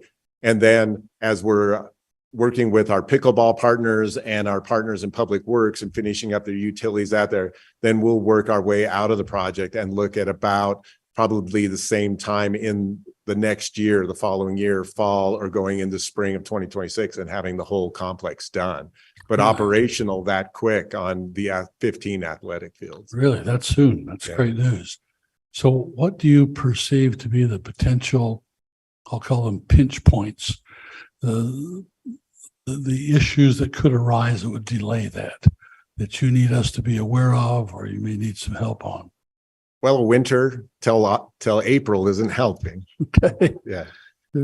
So weather is a concern, especially when you're dealing in, natural materials like that. But we are trying to find ways to compress the schedule and use, and trying to make sure on budget and on time continues to be part of, the Provo Parks and Recreation vernacular on projects that we're involved in running. So, but there's no doubt that this winter, though great for our water supply, has made for some challenges and some delays in getting those subgrade utilities in and what we're doing there. So as in pinch points, there's always deliverables. We have already done the RFP for the sod and have the sod ordered, because that will require a year growing, and it'll be delivered in big rolls, and we'll sod all 15 fields and it'll be instant green. And then it's about making sure that we turn this into world-class turf between the spring installation and the fall area, because there's no other way to judge a regional sports park attracting national level tournaments than by the turf that it presents for play. So those are the things that there's critical items all along the way in that sequencing and hitting all those spots. But Riley Snelson, who is running this project and acting as the general contractor, as an employee, and then working with all the subcontractors. I mean, he's a talent that you rarely experience in either the government and or in the parks and recreation industry. And we literally have, an amazing leader on this that is sequencing all this to bring us to a successful finish line. Great. So you're confident the funding is there? Yeah, we still have a little bit of work to do. We feel like becoming compliant on the north side allows us to go back for some land and water conservation fund elements. We're also going back and with the added scope of the pickleball complex, going to work with the county and our TTAB board and ask them for additional funding there. We also have a citizen committee for the pickleball court that is raising money for this same thing. So there's always a little bit of a leap of faith going into this, but we feel confident, like we always do, that we can bring all this together and bring us to the finish line. Good. Last question. Have you worked out the interior roads with Public Works? We have, yes. Okay. So when we talk to Public Works, they're west side roads. When we talk to Land and Water Conservation Fund and why they need to be their park roads. So that tells you about the nuance of that. We understand that we are serviced by these roads and they are important to us, but a lot of the utilities running through this and or the roads have been part of the road master plan for a long time. So they are actually west side roads. I know they're adjacent to a dynamic facility, but they are roads that this community had planned. So Public Works has been a great partner. We just had a coordination meeting with them this morning right off the bat. So we've got a good partner amongst our departments in making this happen. And the unified vision from the council and the mayor's office is why that happens. I think being able to align to a unified vision is something that's important for our departments. Well, that's all great. Onward and upward. All right. Thanks, Bill. Good. All right. Oh, Councilor Whipple has more. I had only started. So last time we had a nice talk with our Public Works Department about water and the possibility of doing a water conservation garden. Is that something that Parks would be involved with, or would you leave it with Public Works? I would assume if we go down that road that Parks would have some involvement in it. I know that the water conservation group in Orem moved away from their sample that they did, but we were just talking about earlier today. So, it's a little bit of lack of preparation because we were brainstorming on it, but how about we, choose some of our amazing features and a virtual tour all around and show the amazing success stories, even go to a regional sports park, which does have a lot of turf, but can really highlight the xeriscape techniques that you can use throughout this and show some of these areas and some of these conversions we can done and create our own possible virtual model. These things require a lot of maintenance and a lot of work, and I'm sure Public Works could handle that, but I got a feeling they'll be dialing our number, towards that. So I think it's something that we all just need to go in with open eyes on what we want to present there. And also, is there other ways that we can make our entire community that example and be able to utilize every opportunity possible? So it's kind of a general answer, but I realize that the discussion has started, but I don't think we've been in on a lot of the discussions yet. Yeah, it's very new. I recently learned that Memorial Park used to be a swamp, and then it was, redone in like the 1920s, I think, and had like a pool and tennis courts, and it was featured in National Geographic. And it made me wonder if, as part of doing these conservation things, like you said, we could integrate some of these water-wise things in our existing parks, just little chunks here and there. So that way we have this demonstration throughout the city for everyone to be able to access. What a great combination of a tour of our park facilities and looking at these sustainable practices in all of these same parks.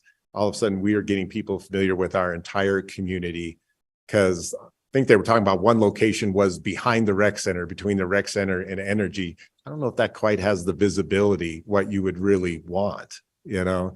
So I think we can talk about putting this more front facing and really celebrate what we've been talking about here, you know, amongst our leadership.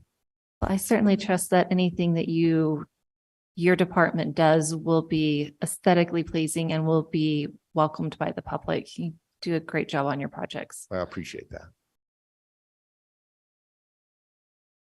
All right. Thanks so much, Scott. We will now take a break. We're ended a little early. We could even do an extra long break. Okay. We are going to take a break till 3:05.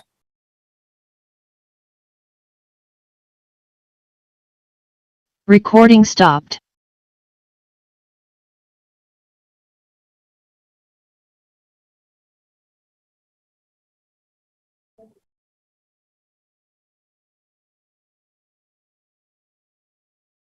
I know, it defies me.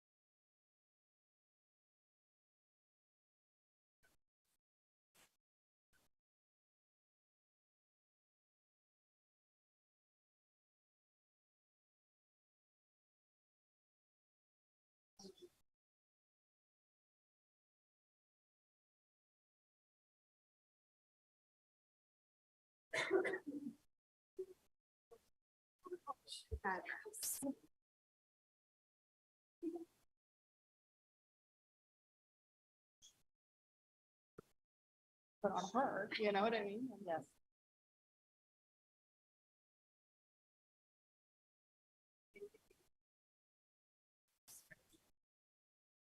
It wasn't on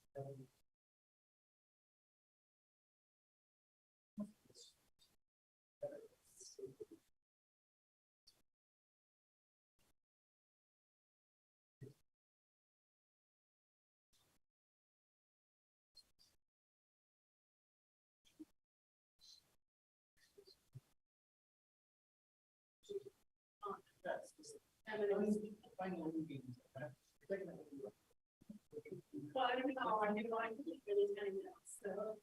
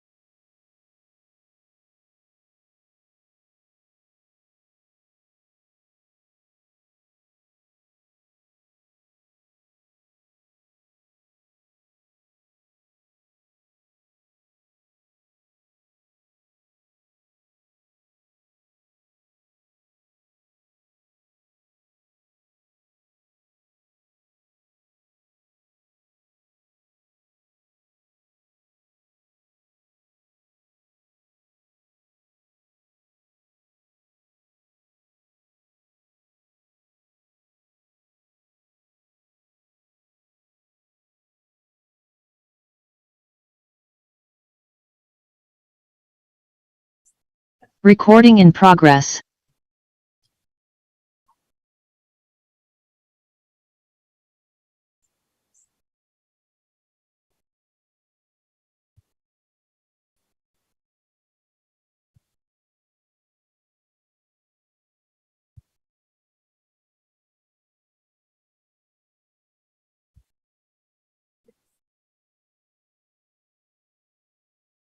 I see the chief is ready. We're just waiting for the council members.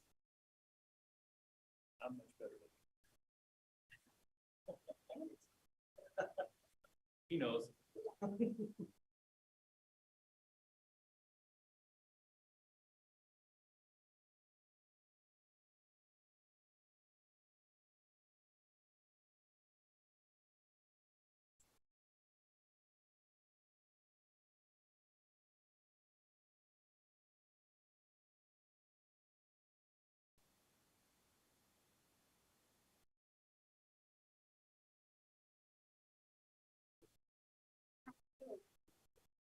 Good. Things are going well. Hudson. No, I'm sure that's like on YouTube. Maybe that's how I should be saying it. It sounds a lot more authoritative.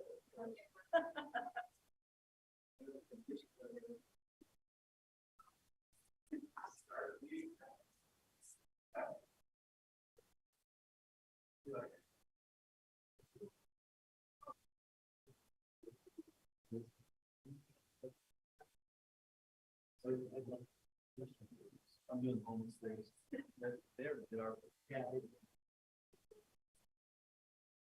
All right, we have enough here to get started again. All right, we are gonna hear a presentation regarding efforts addressing homelessness in Provo City. And this will be presented by not who I was expecting.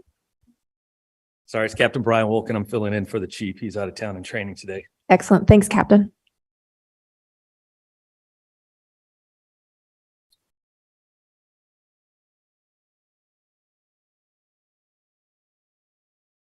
Sorry, it's not clicking right here. So I've asked to come and talk about some of the homeless issues that we deal with here in Provo through the police department. The community resources that we have, some of the things that we have to deal with. The community resource providers that we work with are the Community Action, Food Bank Services, Food and Care Coalition, United Way, Mountainland Continuum of Care, Wasatch Behavioral Health, and then various religious groups from throughout Provo and the Valley.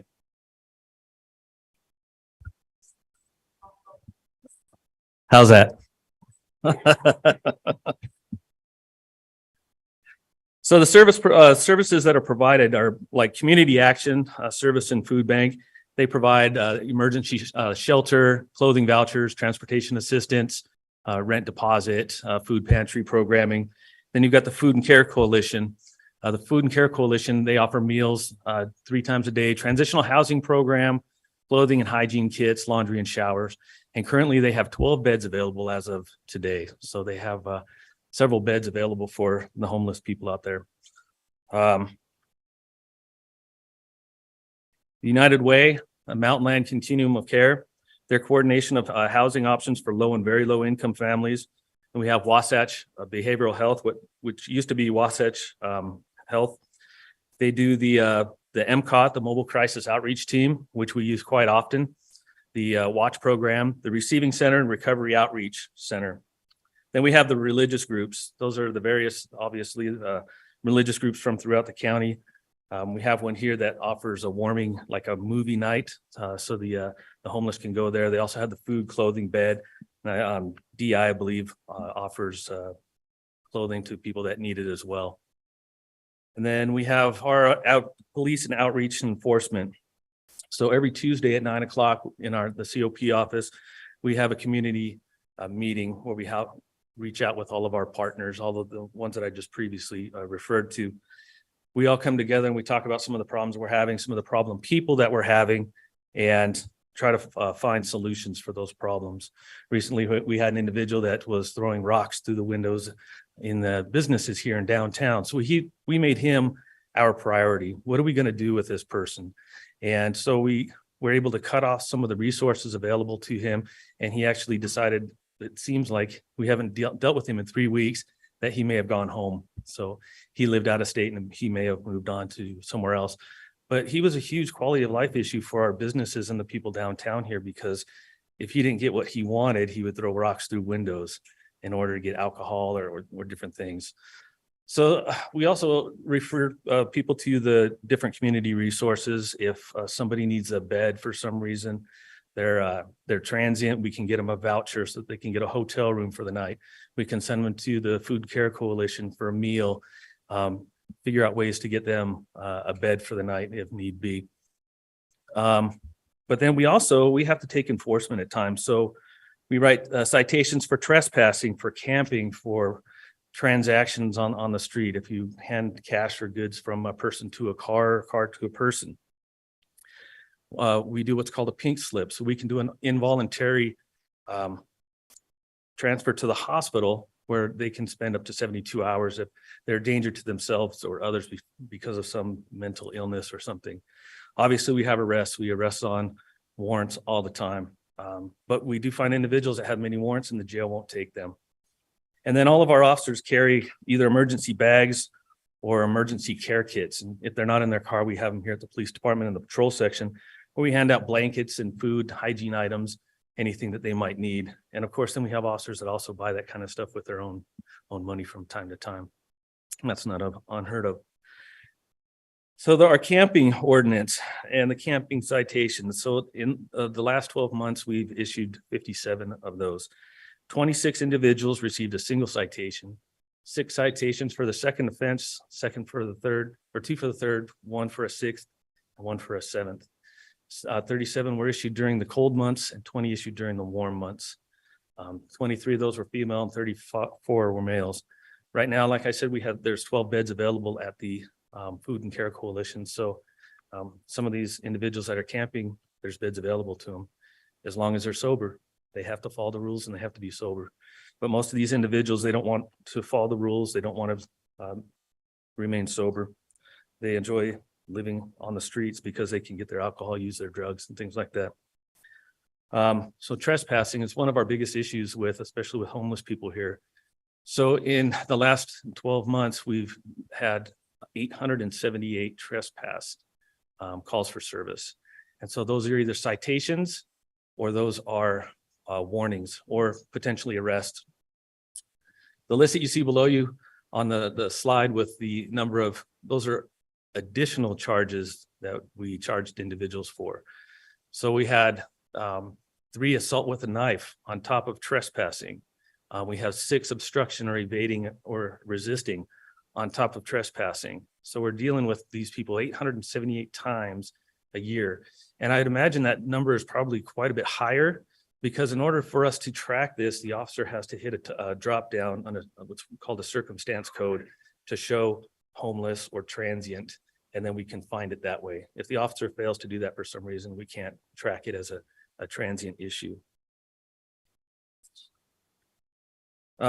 Panhandling reports, we did 50 of those. And if you look, there's 18 warnings with no formal action. So the officers are out there advising people, hey, you can't do this, the transaction from the car or whatever. You can't stand in front of a business and block it and ask people for things.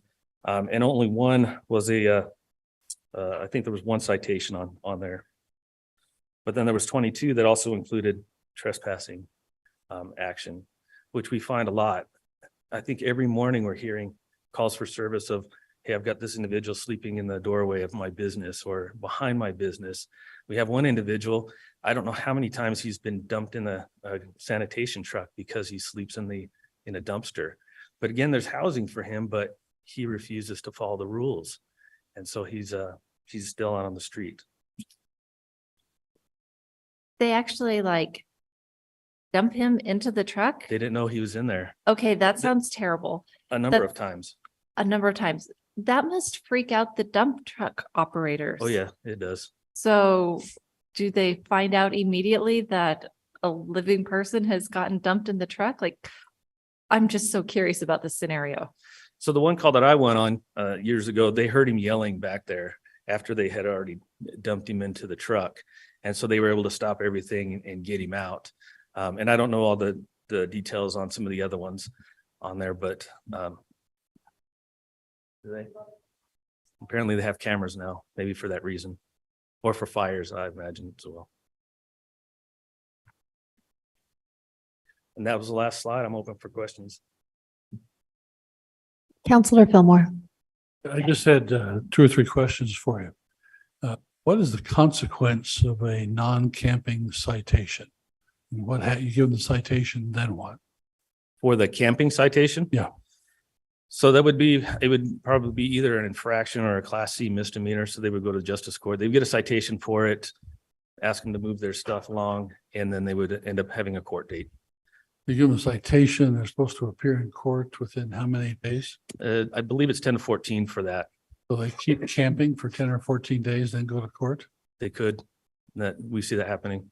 And then what does the court do? What is the court's option? I'm not sure how often that is happening. We didn't check that unless gentleman knows anything about that. I'm just trying to understand the practical implications. So you get a citation, you potentially keep camping for 2 weeks, you go to court, you're fined, you can't pay the fine, you go back and continue camping, right? That sounds correct. So it's inconsequential. So I think the purpose is not only is it in the code, but our hope is that if they know that they can't camp here, maybe they find someplace else to go to camp. But in fact, they can camp. They'll just get another citation. They'll go to court, maybe get another fine they can't pay, and they'll go back to camping. Correct. Unless there's some other violation there that the jail will hold them for, the jail will not take them for that offense. And they'll get out of jail and they'll go back to camping. Correct. And there's no real cure for that if they won't accept humanitarian assistance. Correct. And that's one of the things that we do is if we find them camping, we offer them all sorts of resources. We will take the Food and Care Coalition out with us. We'll take MCOT out with us to try to get them to utilize the resources that are available to them. But they're resource resistant. They just won't do it. Okay. Again, it comes back to wanting to use the drugs, alcohol, or whatever. So on top of the mental illness, you simply have the addiction element, which also keeps them on the street. So in my career, I've met very few people that were homeless, that were simply homeless because they were down on their luck. Almost all of them have some sort of an addiction or mental health issue. Right. And so do the police do an initial evaluation for mental illness and say, we'd really like to take you to Wasatch Behavioral? I mean, is that part of your repertoire that where it's obvious that somebody is schizophrenic or whatever? Or do you initiate the mental health care? So it depends on the level of the mental health issue that they're having. If they're a danger to themselves or others, then we can take them into a 72-hour commitment, take them to the psychiatric unit, the hospital, where we fill out the paperwork, and they can hold them up to 72 hours. Doesn't mean that always happens. At Utah Valley. Correct. So the police have to make an initial assessment on the spot. We do. We always have to make an assessment on the spot. If they're having a mental health issue, how dangerous are they to themselves or other people? Right. If they're not, we can call the MCOT team. We can take them to Wasatch Behavioral. There's other options for us. And is that, if you take them to Wasatch, is that a commitment or is that just to sit them down and invite them to talk to a counselor? The only commitment that we can make is if they're a danger to themselves or others, and that's that pink slip where we can do a 72-hour hold or request up to 72 hours. That can be at Wasatch or Utah Valley? And we take them to Utah Valley, and then I believe they're transferred to Wasatch now. It's been 2 or 3 years now, but I remember reading an article that panhandling had become a profitable business for some groups in Salt Lake. They would actually load up transients in Salt Lake and drive them down to Provo and station them in certain key places by the mall or strip malls or whatever. And they would then panhandle during the day. Then they'd take them in their van back to Salt Lake and split up the monies that they'd raised. Is that still going on? I don't believe so. Once we enacted the transaction ordinance several years ago, I believe for the most part that stopped.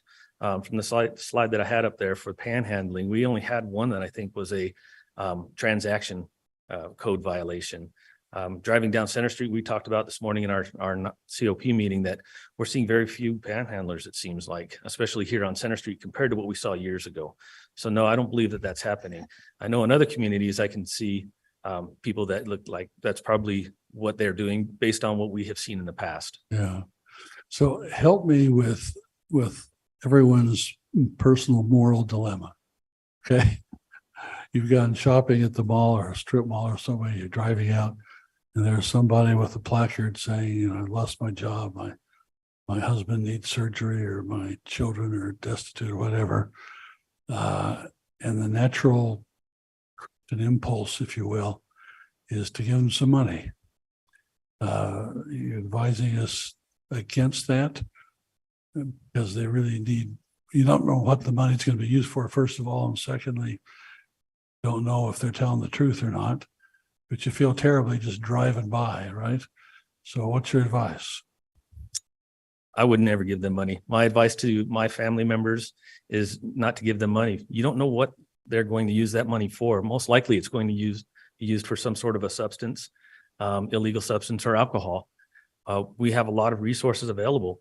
If you see people that are panhandling, say outside the Walmart in Orem, they have a big boulder there where they panhandle or used to panhandle a lot. If you look on the other side of that boulder, there are tons of bags of like McDonald's and different things where people have given them food. They don't want that food. They want money so that they can buy their drugs or alcohol or whatever. They may need it for a hotel room for the night. I don't know, but I advise people not to give them. Instead, refer them to, there's resources available to them. I'll tell you what I've done. Tell me if you advise for it or against it. Actually, had my secretary type up a list of community services, sheet of paper. Pulled that up and I put a $5 or $10 bill in there in an envelope and hand. Am I augmenting the problem, or is that a good thing? My opinion is yes, because they're going to take that $5 or $10 and they're probably most likely they're going to buy drugs or alcohol with it. Okay. Just can't win on that, huh? What's that? Yeah, we just can't win on that particular dilemma then. Not my opinion. Okay, thanks for your advice. Just my opinion as well. I appreciate that. Patrice, can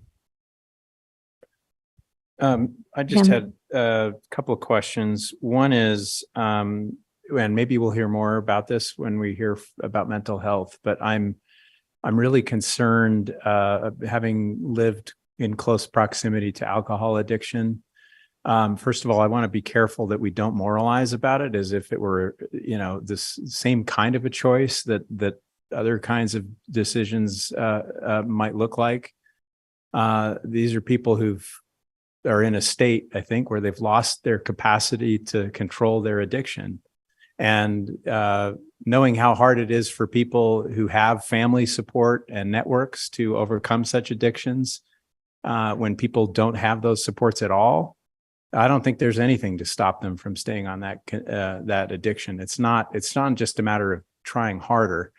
So I think it sounds to me like, and this is, the police are having to do a job that really our other institutions should be doing, because those people should be getting help with addiction recovery, and they should be getting mental health treatment, which they're not getting. And so we're kind of treating that like, it sounds like if we're just giving citations over and over again, and they're going right back to the same behavior, our citations are doing nothing.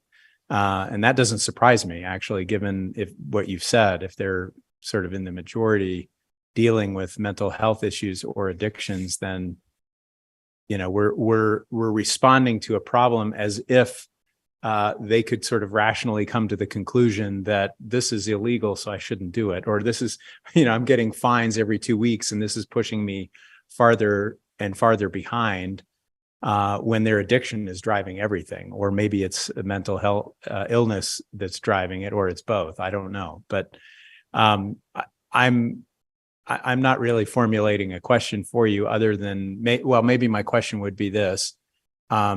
Is my assessment correct? Do you think this is, we're asking the police to do a job that really is not it's not getting the results that we want. And maybe it has these sort of short-term benefits of getting somebody a blanket or getting somebody into a bed on a cold night, but it's not rooting out the problem in any significant way. Well, I think in my career, we've been the catch-all for a lot of things like that. And as far as the addiction goes, I teach all of our new officers tell all of our new officers that none of these addicts ever woke up one day and said, you know what, today's the day I'm going to start to become an addict. It's just that slope they went down. And so we have to address all of these issues with compassion, but we also have to do it with what the community wants. Some of the community wants us to do it this way. Some want us to do it this way. We have to do it with compassion. But you're right. We can't write citations and get ourselves out of this problem. I think there's other people available to help us solve some of these problems.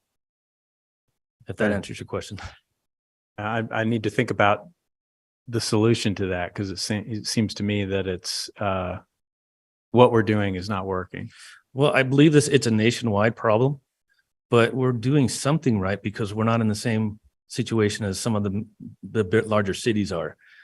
You can hop on YouTube and look at videos of Seattle is dying is one of them. It just shows how bad it's gotten in some of these communities because nothing was done. Okay, thank you. Counselor Whipple. So I was looking at your numbers on the trespass and the camping. So our trespass warning sites, you had 878, and then you list, I don't know, what do you call it when you have add-ons and multiple charges at the same thing? Yeah, so they were trespassing and they were also committing one of these other offenses. Okay.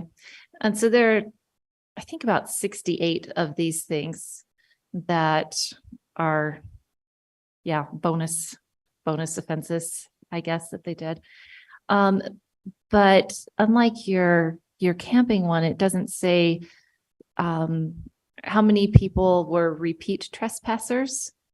So 878 is a really big number, but that doesn't give me a sense of how many people are generating all of these citations. So what's the repeat on that, and how large of a pool of people are we looking at that are generating these? Yeah, I can't give you a number right off the top of my head, but we can give you a rough number probably. To the mic. Yep. The way that the data was pulled, it doesn't pull in the same way as a finite citation. So all of these trespassings have multiple outcomes. So some of them are warnings, which isn't a formal legal action. It's something that we record in our police database and with our dispatchers so that we know if they've had a warning and they go back a second time, we can go straight to a citation for that offense. So we couldn't break down the difference between a warning and a citation, but we could break down the additional crimes that are attached. So having names that they aren't always, we can't do a finite number because not all of them went to that citation process. So as far as doubles, it wasn't as good. And that's something that we're going to look at with our analysts to try and tweak that a little bit and see if we can get future data that can be a bit more specific. So this was too big of a bucket to be able to break down. So it's likely that everyone that had a citation had previously had a warning? Yes. Unless there was an attendant crime that they could include with that. But yeah, trespassing, everyone gets a warning. Pretty standard, right? Everyone gets a warning before. And so we have to document that somewhere. So it'll go on the name file in the police system. And so when we look up a person, we know if they've had a previous warning at that location. And so then they can have a citation if it's a repeat. So. Thanks.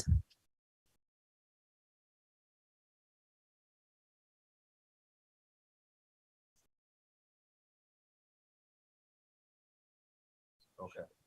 I'm just being told, Mr. Fillmore, based on your question, that a citation will get them to court and that the justice court can mandate them to resources such as mental health court. I mean, despite the revolving door element here, we must be doing something right because we don't have camps like you see in other cities around the country. Just trying to figure out what might be more effective. Maybe there's no magic bullet here to take care of the problem. Yeah, it's a problem throughout the country, and I don't think anyone has a solution at this So point. even if Judge Romney issues a mandate to send them to Wasatch, that only works if they're willing, right? I mean, if they're resistant, we're wasting everybody's time. It'd be like probation. If they just stopped going, they could get a warrant, and then they may serve a couple days in jail or something. Councilor Fillmore, I could address that in a little bit more deep. So, what's usually going to happen is they're going to come into court. If jail is on the table, they're going to be appointed a public defender. And then over the succeeding court hearings, the public defender and the prosecutor are going to try to work out some kind of resolution to the case, depending on past history and circumstances. If they qualify for mental health court, then generally speaking, that's usually one of the first options that would apply in these kinds of cases. Now, as was presented, my recollection is we talked about this in one of our prior council meetings, but only certain people qualify for mental health court.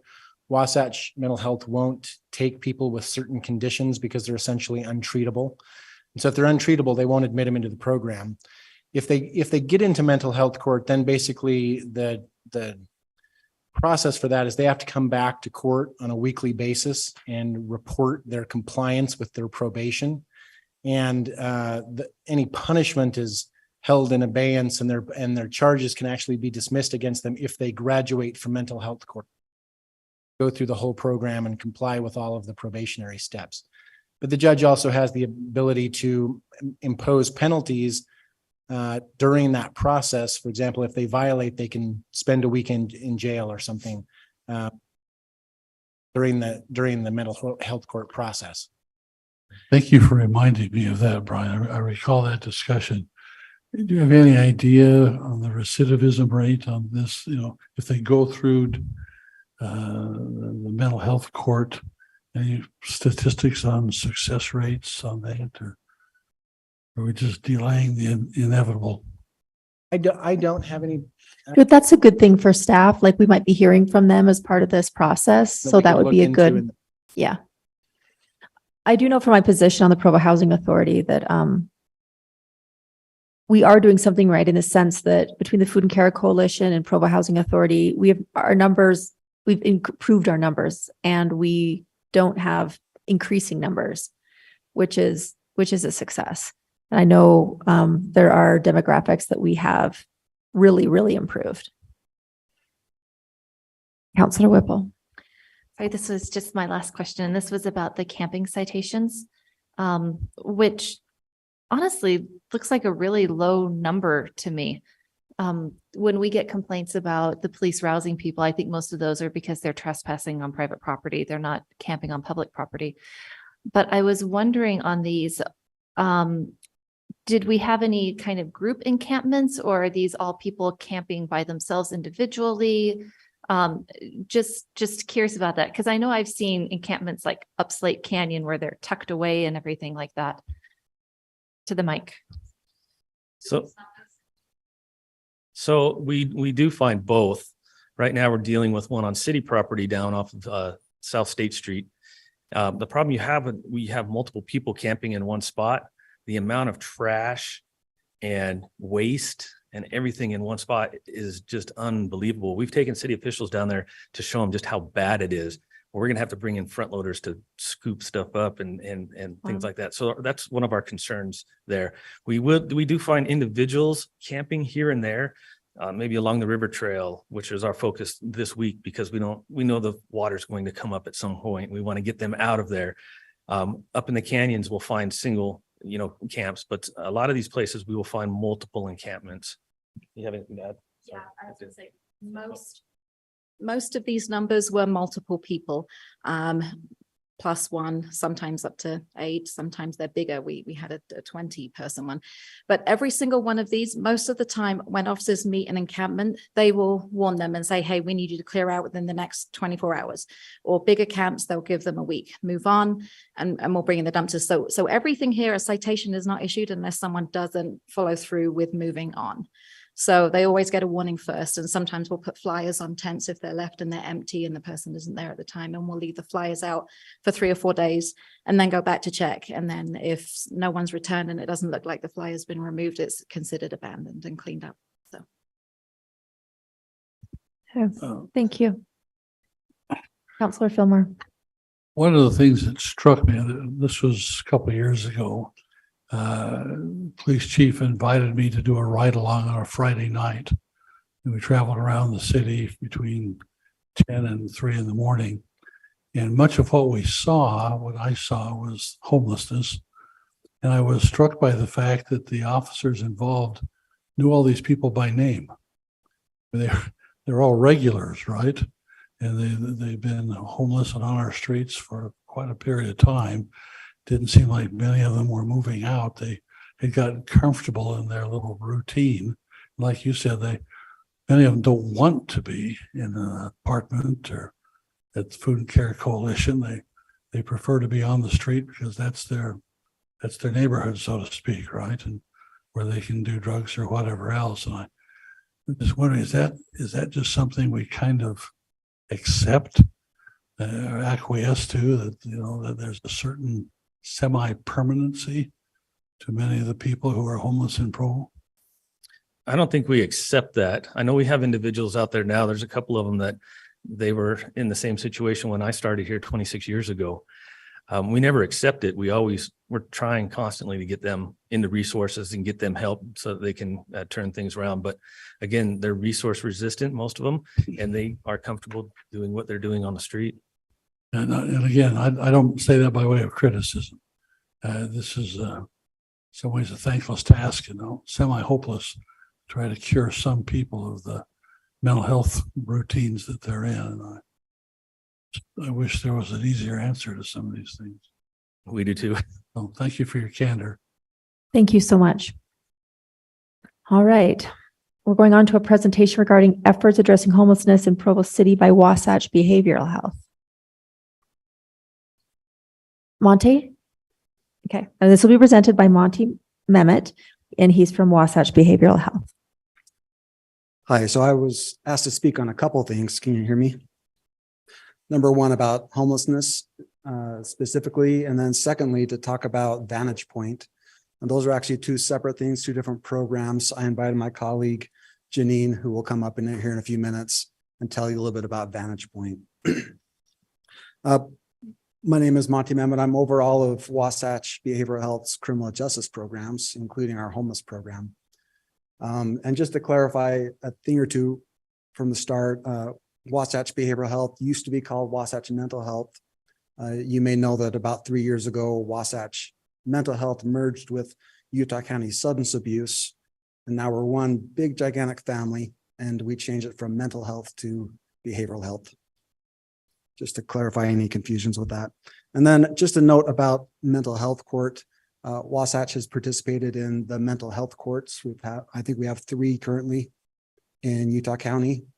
And the statistics certainly show that while they're in mental health court, that they improve, and even show that after they graduate from mental health court, that they continue to improve. And some of the ways we measure that is obviously how often they come to jail. At least when I used to work in mental health court a few years back, it was pretty staggering the amount of times they went to jail prior to mental health court, during mental health court, and even after. So just some thoughts on that.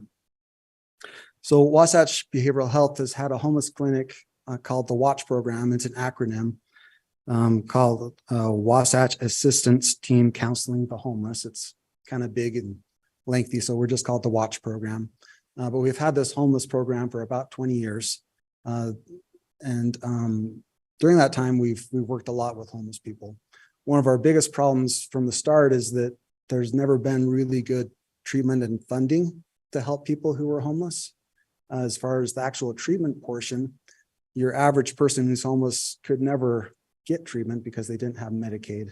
Medicaid is huge.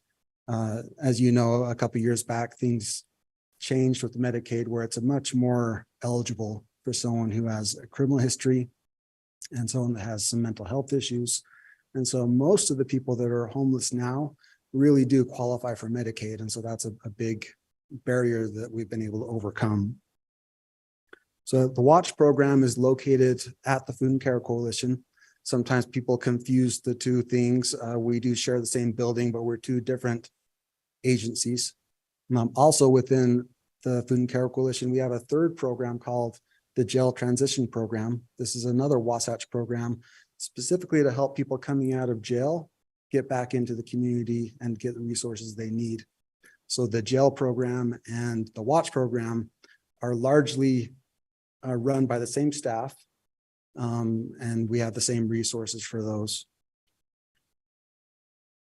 So it's kind of a twofold mission over there at the WATCH program. Number one, we really work to try to help them get resources. That's really the most important thing, is resources. That includes housing, that includes helping them with employment, helping them with things like food stamps, helping them with any number of things like that. And just like the Maslow's hierarchy that you see in college in those days, you really need that foundation before you can really work on things such as your actual mental health treatment, your therapy, and your medication management. We do those things as well, but those things are kind of second tier to helping them get some resources. So to give you an idea, typically over at the WATCH program, we see on average about 200 individuals a month. That's 200 homeless individuals a month, some stage of homelessness, whether that's actual homelessness in a camp, or whether it's sleeping on someone's couch or sleeping in the motels that are in the area, some form of homelessness. We see roughly 200 individuals per month. We provide over 600 services to these individuals per month. That's in large part providing these case management services to help them get resources. We typically will see somewhere between 18 and 20-ish new homeless people per month. So it's one of those things where we see about 20 people per month, and then a good chunk of them that we saw the month before, we never see again. So they're very transient by nature. And so it's a revolving door of people kind of in and out. But we roughly see about 20 new people that we've never seen before per month as part of about 200 individuals. Housing is hard. Anyone that works in this industry would say that. We probably actually get a homeless person housed in a permanent housing, not a temporary shelter, but permanent housing, probably 6 to 8 per month, which I think is actually pretty good numbers for those 6 to 8 individuals. Some of the reasons or some of the ways that we do this is we work really closely with the housing authorities. Provo City Housing Authority is fantastic, and they're a big community partner with Wasatch Behavioral Health. We've really teamed up to provide a lot of housing opportunities for people here in Provo.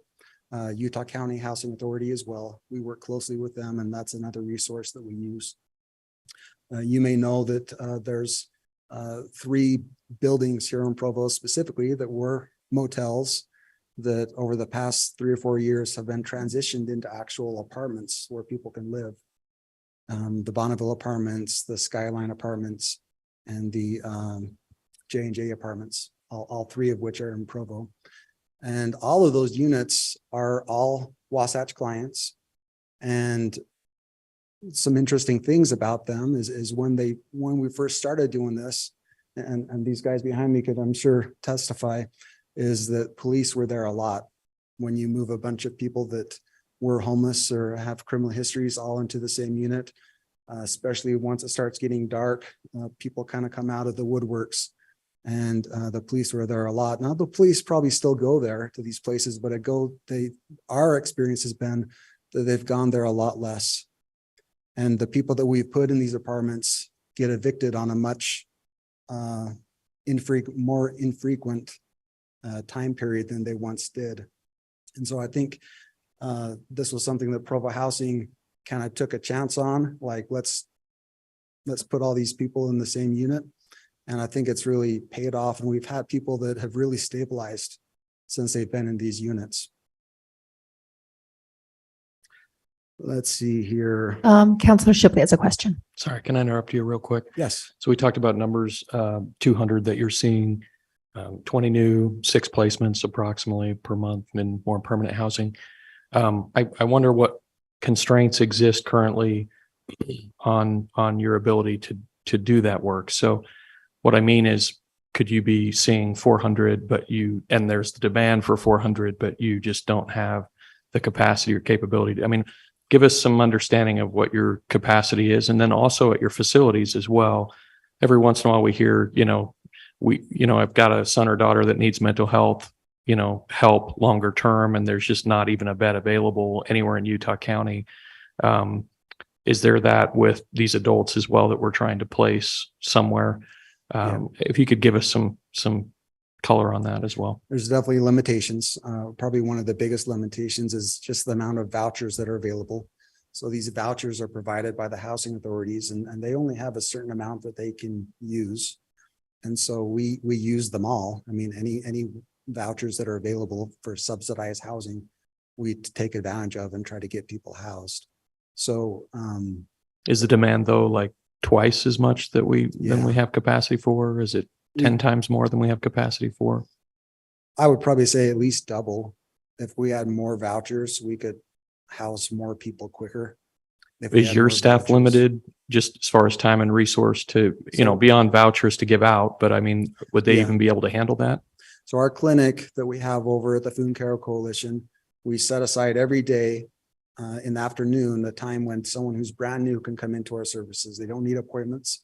They come in, they meet with either myself or another therapist, and they do basically an intake screening. And we can usually do 2 or 3 in an afternoon. So if we had more staff, if we had more ability to do more in a day, we could certainly do more. We usually have on a typical day, if you came to the Food and Care, to one of our walk-in times for new people, and you talk to my secretary, there would probably be 10 people who are signed up to be seen that day. And we see 2 or 3 of them. Okay, thank you. Yep, you bet. Should I get some clarification on it? I mean, is the shortage personnel or vouchers or housing options? Well, it's probably all of them. I mean, if there are more vouchers for subsidized housing, we could get more people qualified. So that's part of it. Are vouchers are they being wasted every day because you don't have enough people to process them? Or are they being wasted because you've got excess housing capacity that you can't get them into? Couple different points there. Number one, the housing authorities do give vouchers to people sometimes, and that individual gym never is able to fill it. And there's reasons for that. Number one is you still have to find a landlord that's willing to take that voucher. And that's an issue no matter. That's not a Provo issue alone. It's an issue in general, where if you have a duplex or a fourplex or a complex of some sort, you may not want to take a risk on having someone that qualifies for a voucher to rent to them. Yes, you're getting kind of guaranteed money because you're going to get that subsidized payment, but you're also going to take some of the collateral issues that can sometimes come with that, such as people inviting over their friends, maybe drug use, maybe other criminal activity. So landlords tend to not want to utilize vouchers. They don't have designated housing facilities for the vouchers. They can take a voucher anywhere. Yes. Some are owned by the Provo Housing Authority themselves, but a lot are just rented by those landlords and citizens. Mm-hmm. You get a voucher, you can use it anywhere in Provo. Where we use a lot of them is some of these complexes that are kind of set aside for this purpose. And we do have other landlords that do rent to people with vouchers. But staff is also an issue. And like I said, we have 10 people usually lined up every day to be seen. And just because of our own staffing issues, we see 2 or 3 of them typically. Just high level, I guess I missed it. What are the qualifications to qualify for a voucher? And are there stipulations like no illegal drug use, things like that? Did I miss that? Yeah, there's lots of qualifiers. Okay. Not as many as there once was. I mean, most of these people that are in like the Skyline apartments and the Bonneville apartments, nearly all of them have criminal histories. So that's not really an issue like it maybe once was. But there are issues. There are stipulations. But like current criminal activity would disqualify them, I would assume. So there's kind of a different model of sorts. There's a federal model called a housing first model that we actually do try to implement down here, which is, you know, if someone's using drugs in their house or their apartment or wherever, that's not our concern.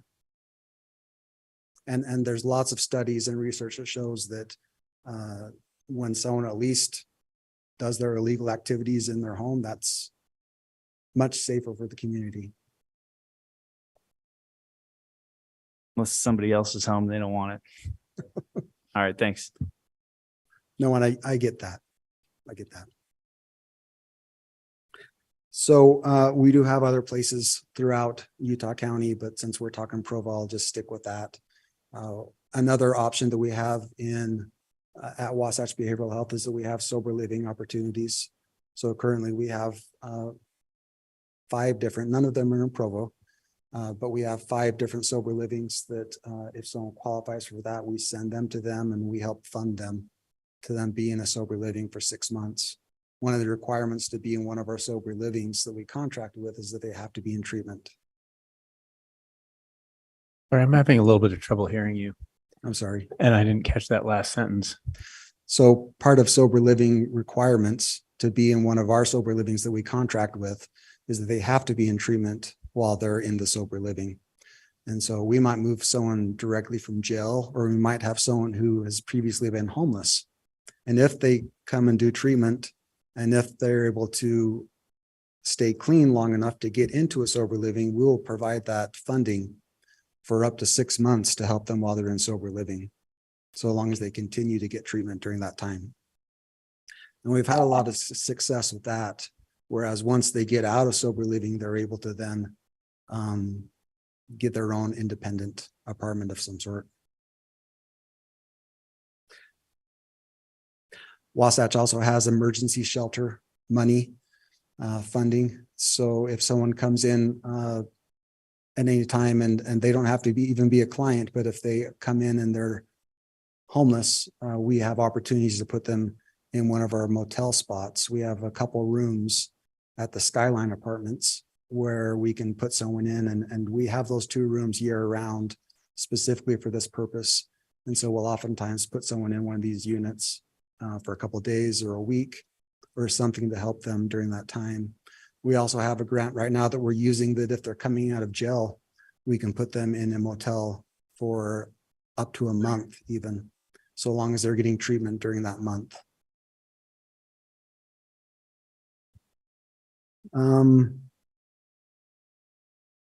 We have lots of community partners. The Provo Police behind us that spoke earlier, they listed a lot of them. Community Action, United Way, the Genesis Project, some of these other places in Provo are really fantastic in helping provide homeless resources to people who are homeless. And I probably want to just close with, we're also part of local continuum of care, which is kind of based out of Provo, but for all of Utah County, where we get together with all of or many community partners all over the county, where we talk specifically about homelessness and how to help them. And so that is a great partnership.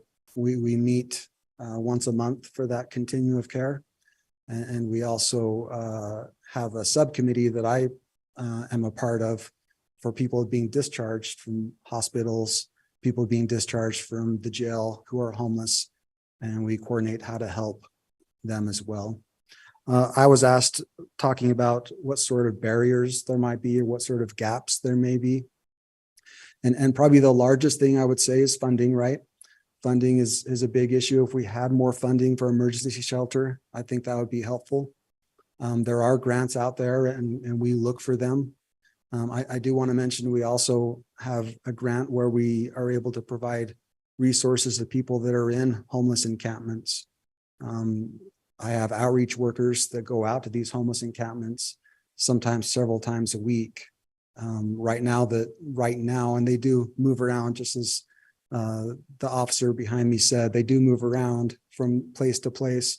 But at any time, we probably have 3 or 4 homeless camps where they're kind of clustered together throughout Provo, where our outreach teams will go out and visit them and see what they can do to help them.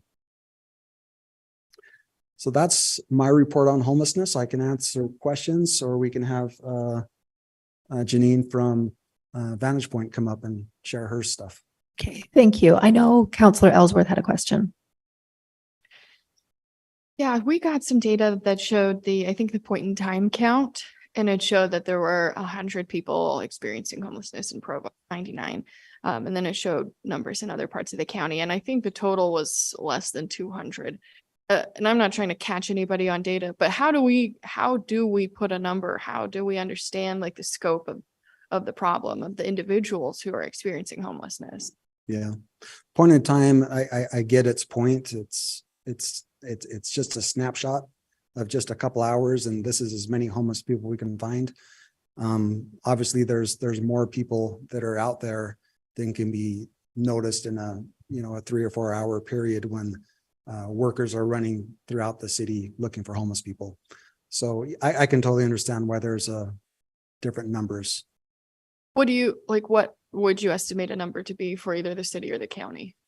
Well, similar to what I said towards the beginning is, I see about 200 individuals every month. And most of those individuals come over to us at Food and Care multiple times during the month. But I would think that's a pretty safe number. So some level of homelessness, about 200 in this area. But is it 200 unique individuals every month? That's what you're identifying? Yes. Okay. Thank you. And so, if there's 200 in April, in March, there's probably also 200 and probably 160 of them overlapped or something like that. And so it's largely the same 200 with some coming and some going. So is it 2,400 individuals in a year or visits? You see what I'm saying? Like, yeah. No, the most. So, yeah. It's okay. It's hard to give you a number on that, but I would say if you're talking 200 a month, and it's always roughly that, but we're adding in another 20 or so per month. If you add that to it, maybe over the course of a year, you're seeing 600 individuals or something like that. Okay. Because a good chunk of those 200 we see every month. Yeah. And we're not measuring exactly the same thing. I understand. Yes. And so to give perspective, I figure it's not 200 in every city. What percentage is Provo City covering so I can get an idea for the county? So most of those 200 are probably Provo City. We don't get a ton of people that say they're homeless from Saratoga Springs or someplace. And so most of them are probably Provo. So do most cities have 100 plus? No, I wouldn't think so. No, we do send outreach workers to Spanish Fork. We know where homeless people end up there. We same thing with Springville.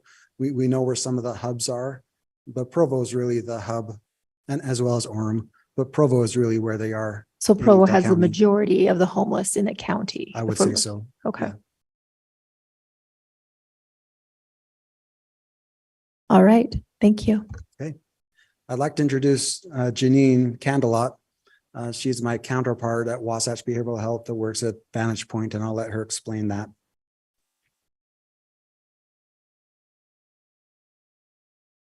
Thank you for having me. I'm Janine Candelot. I work with Monty at Wasatch Behavioral. I am over Vantage Point and Vantage Point North, which is located up in American Fork. Vantage Point has been a youth crisis shelter for Utah County for the last 25 years. We service male and female kids from the ages of 10 to 17. We've been located down here in Provo for 25 years, and about year 22, the juvenile district judges came to us and said, we need more beds. We need more of you. We only had 12 beds and we were constantly full. And so a lot of caseworkers from either the JJYS or through DCFS needed more bed space to help with their clientele. So we started working on that project about 3 years ago. So right through COVID, we were able to identify a second property. It's actually located up at the Utah Developmental Center. We were able to open a second location with 16 beds up there.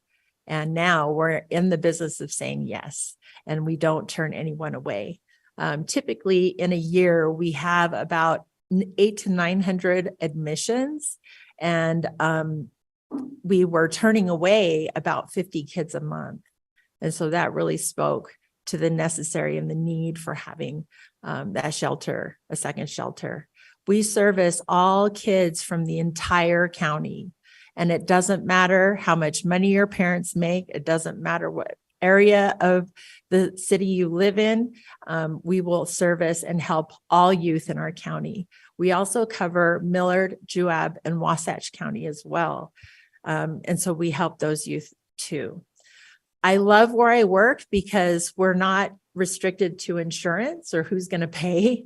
And so every single youth that comes through our door will have services for free. We do not charge the parents at all. They can stay up to 48 hours. And we do what we call a fidelity wraparound for each of these kids. And if you're familiar with that term, what that means is we do a pretty thorough connecting of services. So from the time that they step in, my caseworkers are making contact. If they don't have any services, and we will connect them to services that we have access to, whether it's within Medicaid or with a private payer or insurance. We're a trauma-informed center of care. So we've worked really, really hard to develop a person-centered approach to treatment, and we've developed a trauma-informed environment. Just like Monty said, we have lots of great community partners. And so 2 of our main partners is JJYS and DCFS. We have contracts with both of them. And so we help their kids. So we do juvenile receiving. That's also to help local law enforcement because we want to be able to help track down parents if necessary. And so that doesn't tie up the law enforcement having to babysit youth that they come across in the county. But we also help with DCFS. And right now, I don't know how familiar you are to DCFS cases, but there are few and far between qualified foster parents right now. There's a shortage of placements. So oftentimes kids will need to stay with us for an extended period of time while their caseworker is working on an appropriate placement. So while youth is with us, it's a pretty structured day. We were able to rope in some help from the 3 major school districts. So the kids get at least 5 hours of school a day. That way, if they get sent to our shelter, they don't lose any seat time. They won't skip a beat in any of their classes. The teacher and the teacher's aide will connect them to eSchool and make sure that their assignments and anything else that they might be missing will get connected and will get done while they're with us. The other resource we have too is if we have a kid that comes in and they are short on credits, they can access credit recovery through packets completely free. We don't charge them or the family for any of that, and they get to complete it. In fact, over the summer, we had a youth who completed all the packets she needed to obtain her high school diploma. So we have 1 graduate this year. So we were quite excited about that. Besides school, we do therapy, of course, and we do experiences, and we have lots of community partners like Centro Hispano, Thanksgiving Point. We have connections with with the schools, universities, and we'll take the kids on tours and we'll take them through these different places to help enrich their lives a little bit and give them some experiences that they can take with them and after they leave. So what happens after they leave? Every single young person in their family gets 90 days of aftercare. So if they didn't have a private therapist or a doctor they were seeing, they can access one of mine for 90 days after they leave completely free of cost to the family. So that's a lot. Do you have any questions for me? Okay, I missed how these kids initially get to you. Are these just kids they found on the street, or they did a violation of some kind, or were sent by the schools, or? Yes, yes, and yes. So oftentimes what we're doing is we're actually trying to prevent a runaway situation. So typically these are crises that blow up in the home. And the parents will need a little bit of respite care for their young person. So no questions asked, we'll receive that young person and we'll take them and we'll work at resolving the crisis within the home. We want what we call a safe exit. So what we want is we want this young person to not go into further veins of the system. We want them to return home and stabilize at home from where they came from. Okay, cool. So parents are always notified if their kid is found on the street. Yes, exactly. And we work with all the school districts, McKinney-Vento people too, so that if they identify any youth that are homeless, then they can tie them to us and then we can give them the resources. Any other questions? I just want to say thank you to all that you guys are doing to help the unhoused and those with behavioral and mental health challenges. So thank you. Thank you. Thank you so much. Oh, Counselor Whipple. So I wanted to say thank you as well. Wasatch Behavioral Health helps so many of my clients. I do family law, and so therapy for family and kids and everything, just huge community resource. I didn't know about the Vantage Point before, but I've helped friends who've taken in kids who have been kicked out of their homes or run away because they're LGBTQ. And I'm wondering how many of those kids you see through there. Quite a bit, actually, enough that we actually have a group that we started that's running Saturdays for 2 hours. And it's not just for kids that are staying at our shelter. These are kids who've passed through our shelter. So it's called Alphabet Soup. And we have it for 2 hours on a Saturday, and it goes from 1 to 3. And so we've gotten the word out too to DCFS and to JJYS and our counterparts at Youth Services by saying, hey, if you have kids that need that kind of group therapy, we talk about mental health issues that come along with it. And we also have a parent component to help with support. So it's been pretty amazing. We've had like 12 to 13 kids every single Saturday. And groups are kind of hard, unless they're mandated by court. Sometimes attendance is kind of difficult, but with this particular group, we've never had a difficult time with attendance. And in fact, if anything, my staff probably hate me for doing this, but I'm like, send us some more kids. We can probably do more than one group. Send us some more kids. I will certainly remember you as a resource because I know a lot of families who've struggled with this. So thank you. You're welcome.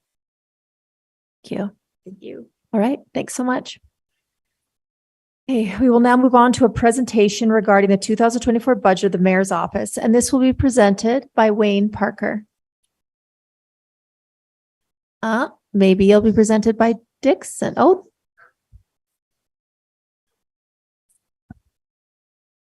Good afternoon, council members. We're honored to be on the budget review. It's now the mayor's office turn to return a report about our fiscal year.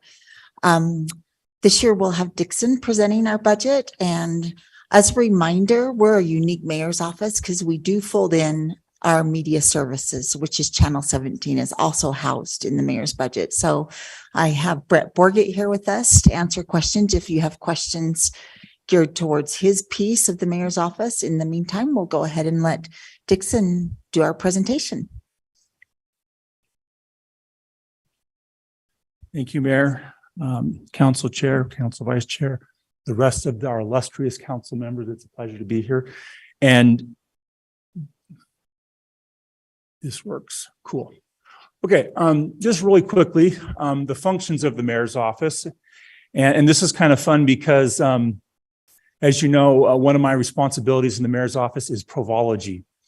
And last week, we had the mayor's office, our PIO, and the council office, and Councilmember McKay and Whipple council chair and vice chair, were there. And we have about 20 people participating right now.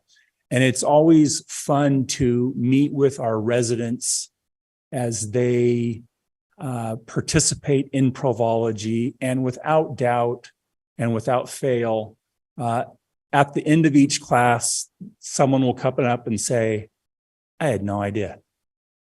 You're just blown away by the services and the things that Provo City provides. I mean, everyone gets that when you flip the switch and the power goes on, you flush the toilet, you turn on the sink, water comes out or goes away as you desire it. But then there's just so many other things. And yes, the police department, the fire department, Parks and Rec, those things are all obvious, but it's really the behind the scenes that the magic happens in Provo. And it's just fun to see our residents and in a small way represent you as a council, the administration, and all of my fellow coworkers at Provo City. And so in a very real way, in explaining what the mayor's office does, and obviously you would know that, but this presentation is also being broadcast to our residents and other visitors who may be, all 5 of those people who watch on YouTube.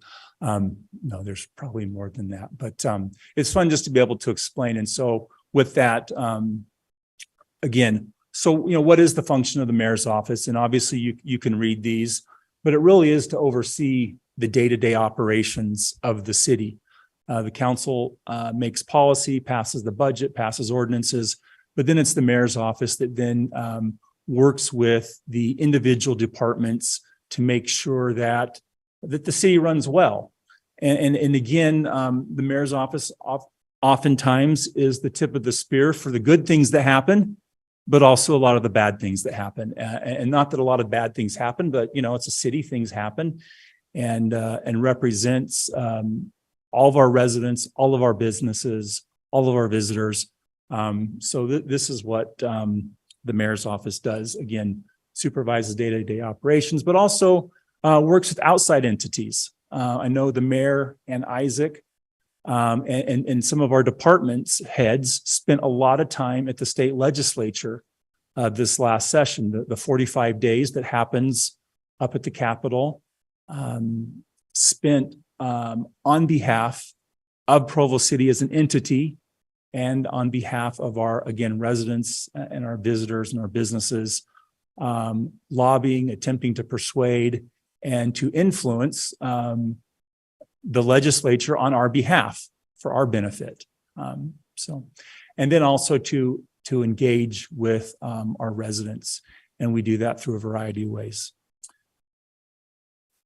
Again, just our organizational chart as it applies with the mayor over some of the offices or departments. Mr. Parker, our chief administrative officer, over a few of the offices, and then Isaac Paxman, our deputy mayor, over several of the offices also. And again, for the benefit of those who are watching.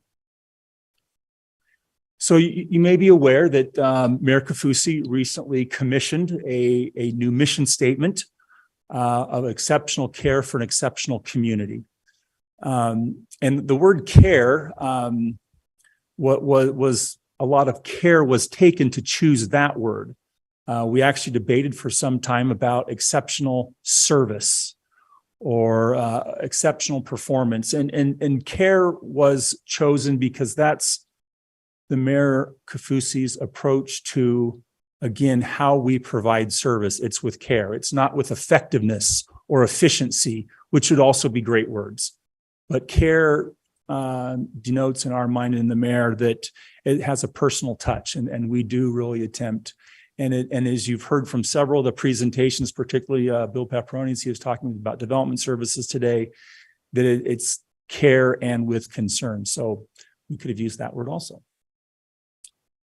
Okay, so one of the things that the mayor's office has rolled out with our public information officer, Nicole Martin, is the Provo Pillars. And this is a way to really communicate a story and a way to communicate with our residents that resonates with them. In fact, that we have been using this strategy and this model to communicate in some of the more recent neighborhood districts, if I'm remembering right. So a little bit new and the vernacular is coming, but to the neighborhood district meetings that the mayor's office has been attending in conjunction with the council staff and with the district chairs or representatives or those people that are in charge, about a campaign of Provo City being welcoming, safe and sound, economically vibrant, and forward-looking,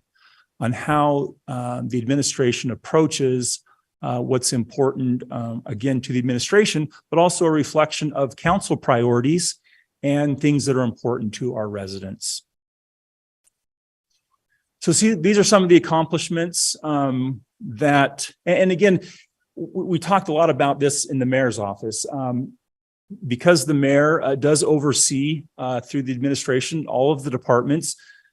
So in economic development, we used to say that you shoot everything that flies and count everything that falls.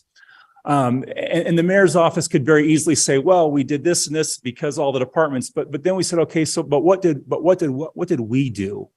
And so certainly the mayor did direct a lot of the things, but the council funded a lot of those things or caused policy to be put in place or passed ordinances.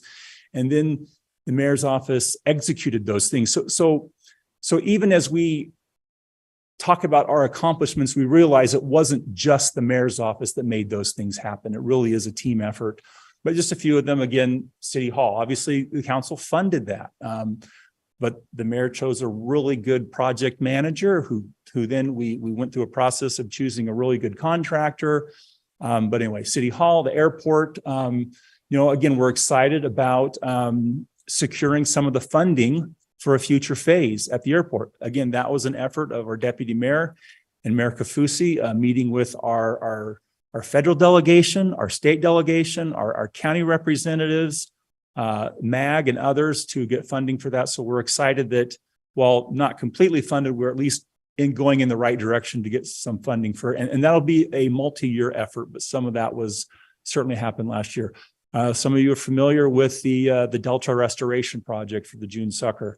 And some of you also attended the breaching of the dike, levee, or dam, whatever you want to call that, for water to now flow. Mr. Parker, our Chief Administrative Officer, spent many hours, again, with our public works and others trying to bring that to pass. And that was something that was just recently, and I don't know if we'll ever be finished, but a lot of the paperwork and some of the actual physical groundwork is now very visible, and that we count that as an accomplishment.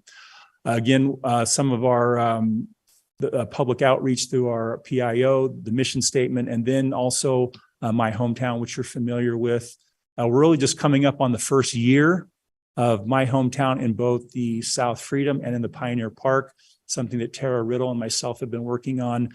But over 33,000 hours volunteered from our residents and others that live in the neighborhood to bring about a lot of good things happening in those two neighborhoods. Okay, so again, the council's familiar with, but again, also for the public, the mayor's office big 6 goals. Again, and these aren't a surprise, so this is not a big reveal, but the mayor's office continues to work on these and expects and receives monthly reports, if not several times a month, on the progress of the regional sports park, Fire Station 1, and the redevelopment of the former City Hall block. Again, terminal expansion, including international access flights, West Side Grocery Store, the water treatment plant and aquifer storage and recovery, and then a website redesign. So those are things that we will be working on, not just in this year, but in this term. So, and again, if you have questions, please stop and ask. At this time, we don't have any supplemental requests for the mayor's office budget. And again, wanted to acknowledge the council's budget priorities. And many of that are listed here. In fact, today, earlier on the council work session was a presentation on the Canyon's hillside plan. So we continue to support and work towards those. You will see in some of the budget presentations in the final budget, then again, a 5-year staffing plan for police and fire. You'll be hearing about cybersecurity, employee retention. Again, so priorities that the council has that the mayor's office also supports and is working towards on many of these that are also listed. Okay. Dixon, Question. that just seems like we gave you too many. Doesn't that seem like a lot? Out of your mouth, not mine. But I guess I just never seen the consolidated list in a PowerPoint slide before. So, well, what we probably need to trim that down or rank order those or something. that's a council discussion, but more of the importantly is we just wanted to acknowledge that we do hear and listen to what the council says. And while it might be impossible to do everything, I think there's quite a few of these that the mayor's office is aligned with the council and saying, yes, let's, you provide funding or you have provided the funding, and now let us go see if we can deliver on what's important to you. And these things are not like, well, they're important to you, but not just, yes, they're important to the mayor's office also. And frankly, these are important to our residents and to our visitors and to our businesses. And so we want to make sure that we are aligned with the council office also. If I could just say something about that. I mean, we did actually prioritize these, and there are 7 of us, and that's one reason why it's multiple. But one of the things that I love about our working relationship, it's also is that we, you know, from where I sit, until I hear from each of the department heads, and I don't meet with them regularly like you guys, I don't have a clear sense of what the financial pressures are operating on each of those entities in the city.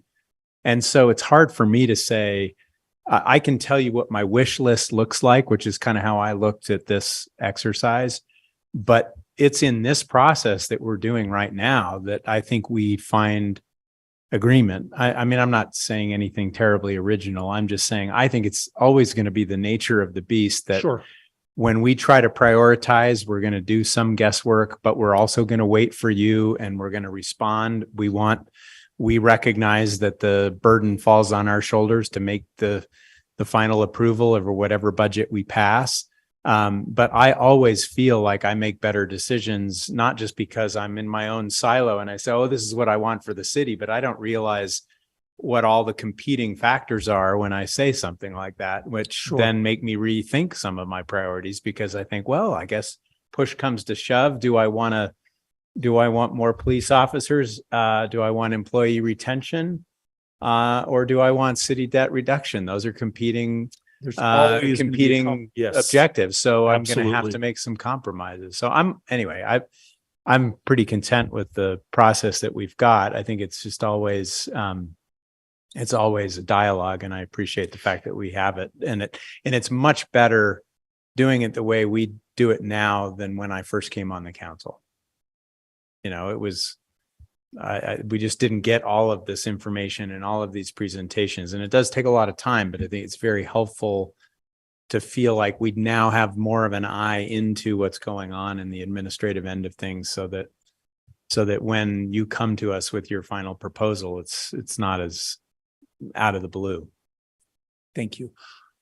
We sort of see the budget process as a year-round thing. And while we do start in earnest in January, I mean, it really is a year-round thing because we're constantly monitoring it. Priorities change, priorities compete, or aspirations or goals or priorities compete with each other. And that's probably healthy. And there's good debate amongst you as a council and us as an administration. And then when the various departments bring their budgets, or their aspirational budgets to the mayor's office, the administration has, goals, but we also weigh that against what the council has put out there. And so again, a very collaborative effort, and hope it would continue to be that way.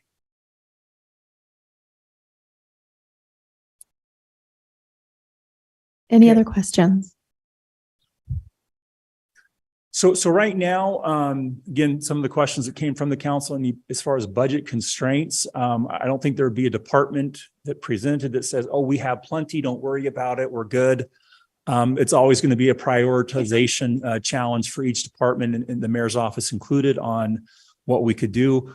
We believe we can make happen what we need to with the budget that we have. In the budget that we have presented to the finance department, which will eventually roll into the council.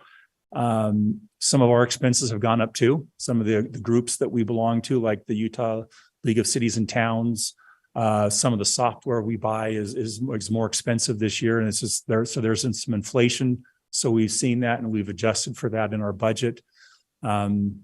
If we had more money, I suppose there are some things we could continue to do or look to, and we kind of listed a few of those.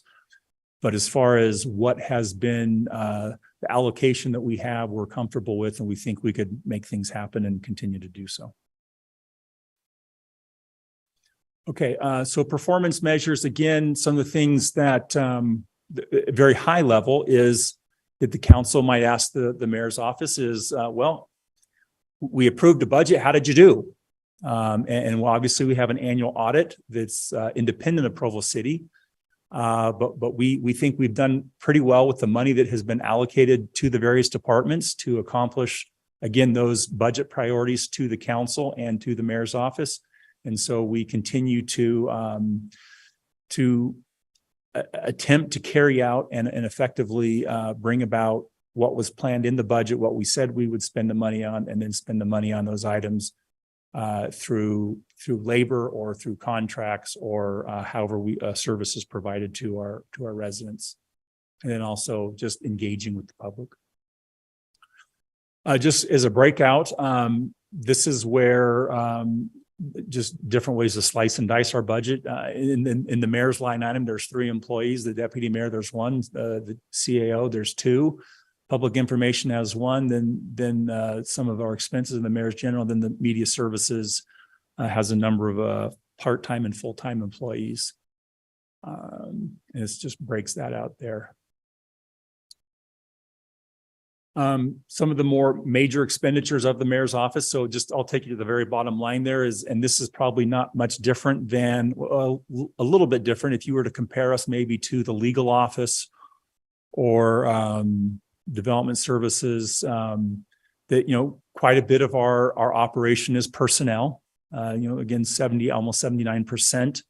But some of our other major expenditures are, again, just graffiti abatement, public engagement, and then some of the software that we subscribe to, and then just memberships that we belong to, again, the Utah Valley Chamber, Mountain Land Association of Governments, all these. Interestingly enough, as we get our budget and you take out that 79%, that leaves us roughly about $300,000, and almost $200,000 of that is all memberships and other things that we have to do. So then you get down to about $100,000 of discretionary money that we can maybe have a public engagement or some other things. And so it's pretty limited. And again, no one's going to cry us a river. We get it, but that's what it looks like when we sit down and go through our budget every year and what we have the ability to make actual expenditures on. And again, just some of the events that we support or actively engaged in and facilitate.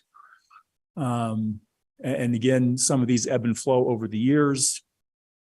I will say that we just had a very successful Women's Day activity event that was very well attended, so much so that there's generally a waiting list and very well received. It almost competes with the Fairy Tea Party at the library. I will say that for my daughter, that was like, we've grown up. She's too old to go to the Fairy Tea Party. So we did the Women's Day together. And it was so much fun seeing all of the women and their daughters at the dance. So good job on that. Yeah. As the guy standing here talks about it, it was a great event. Then again, just some other things that we do. Again, highlighted Provology, but some of the other things, so newsletter, and just some other activities. Again, just breaking out the budget in various as compared to the total. So again, very little. Most of our budget then is personnel, which is not too different from some of the other departments and divisions in the city. Then Media Services Channel 17. So again, various administrations have used media services differently. I would say in the last several administrations have really made a concerted effort to reach out and to communicate with our residents. And I know that you as elected officials, also as council members, it's always a struggle on how to best effectively communicate. A survey was done in the recent past, asking our residents, how do you want to be communicated with? And the bottom line answer came back is, we want to be communicated with the way we want to be. And that may be up at night with a bowl of Cheerios in my pajamas at 3 a.m., reading an email or a newsletter. It could be, your website, which we're redoing. It could be, any number of things like that. And so media services is one of those tools or divisions in the mayor's office that we are able to then try to more effectively communicate with our residents, our businesses, and our visitors. And they do a great job in their creativity. By the way, I don't know if you remember the can promotion on what you can put in the black can versus the blue can versus the green can. That was a great example. And they've obviously come up with many since then, and they do a great job. Again, just some other highlights of some of the staffing, but some of the videos that have been featured there. And then again, just some of our engagement as we reach out and trying to use the various media platforms, social media platforms, and trying to reach. And again, and in fact, all the departments now with the PIO and with some of the various platforms trying to communicate to the various constituencies that then engage with various departments. And I believe, just recognitions. And again, we acknowledge that these recognitions, no one wakes up in the morning to say, what recognition can we go get today?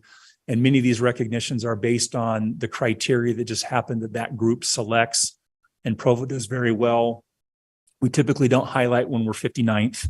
And so, as you know, we're gonna choose these top ones, and we do well in them. But this is a team effort. This is not just for the mayor's office, not just for the council, not just for city. In fact, many of these are because of the businesses or the other institutions that are in our community and the way they rank. And with that, I think I'm done, unless you have any questions for me. Any questions? I think we're good. Thanks so much, Dixon.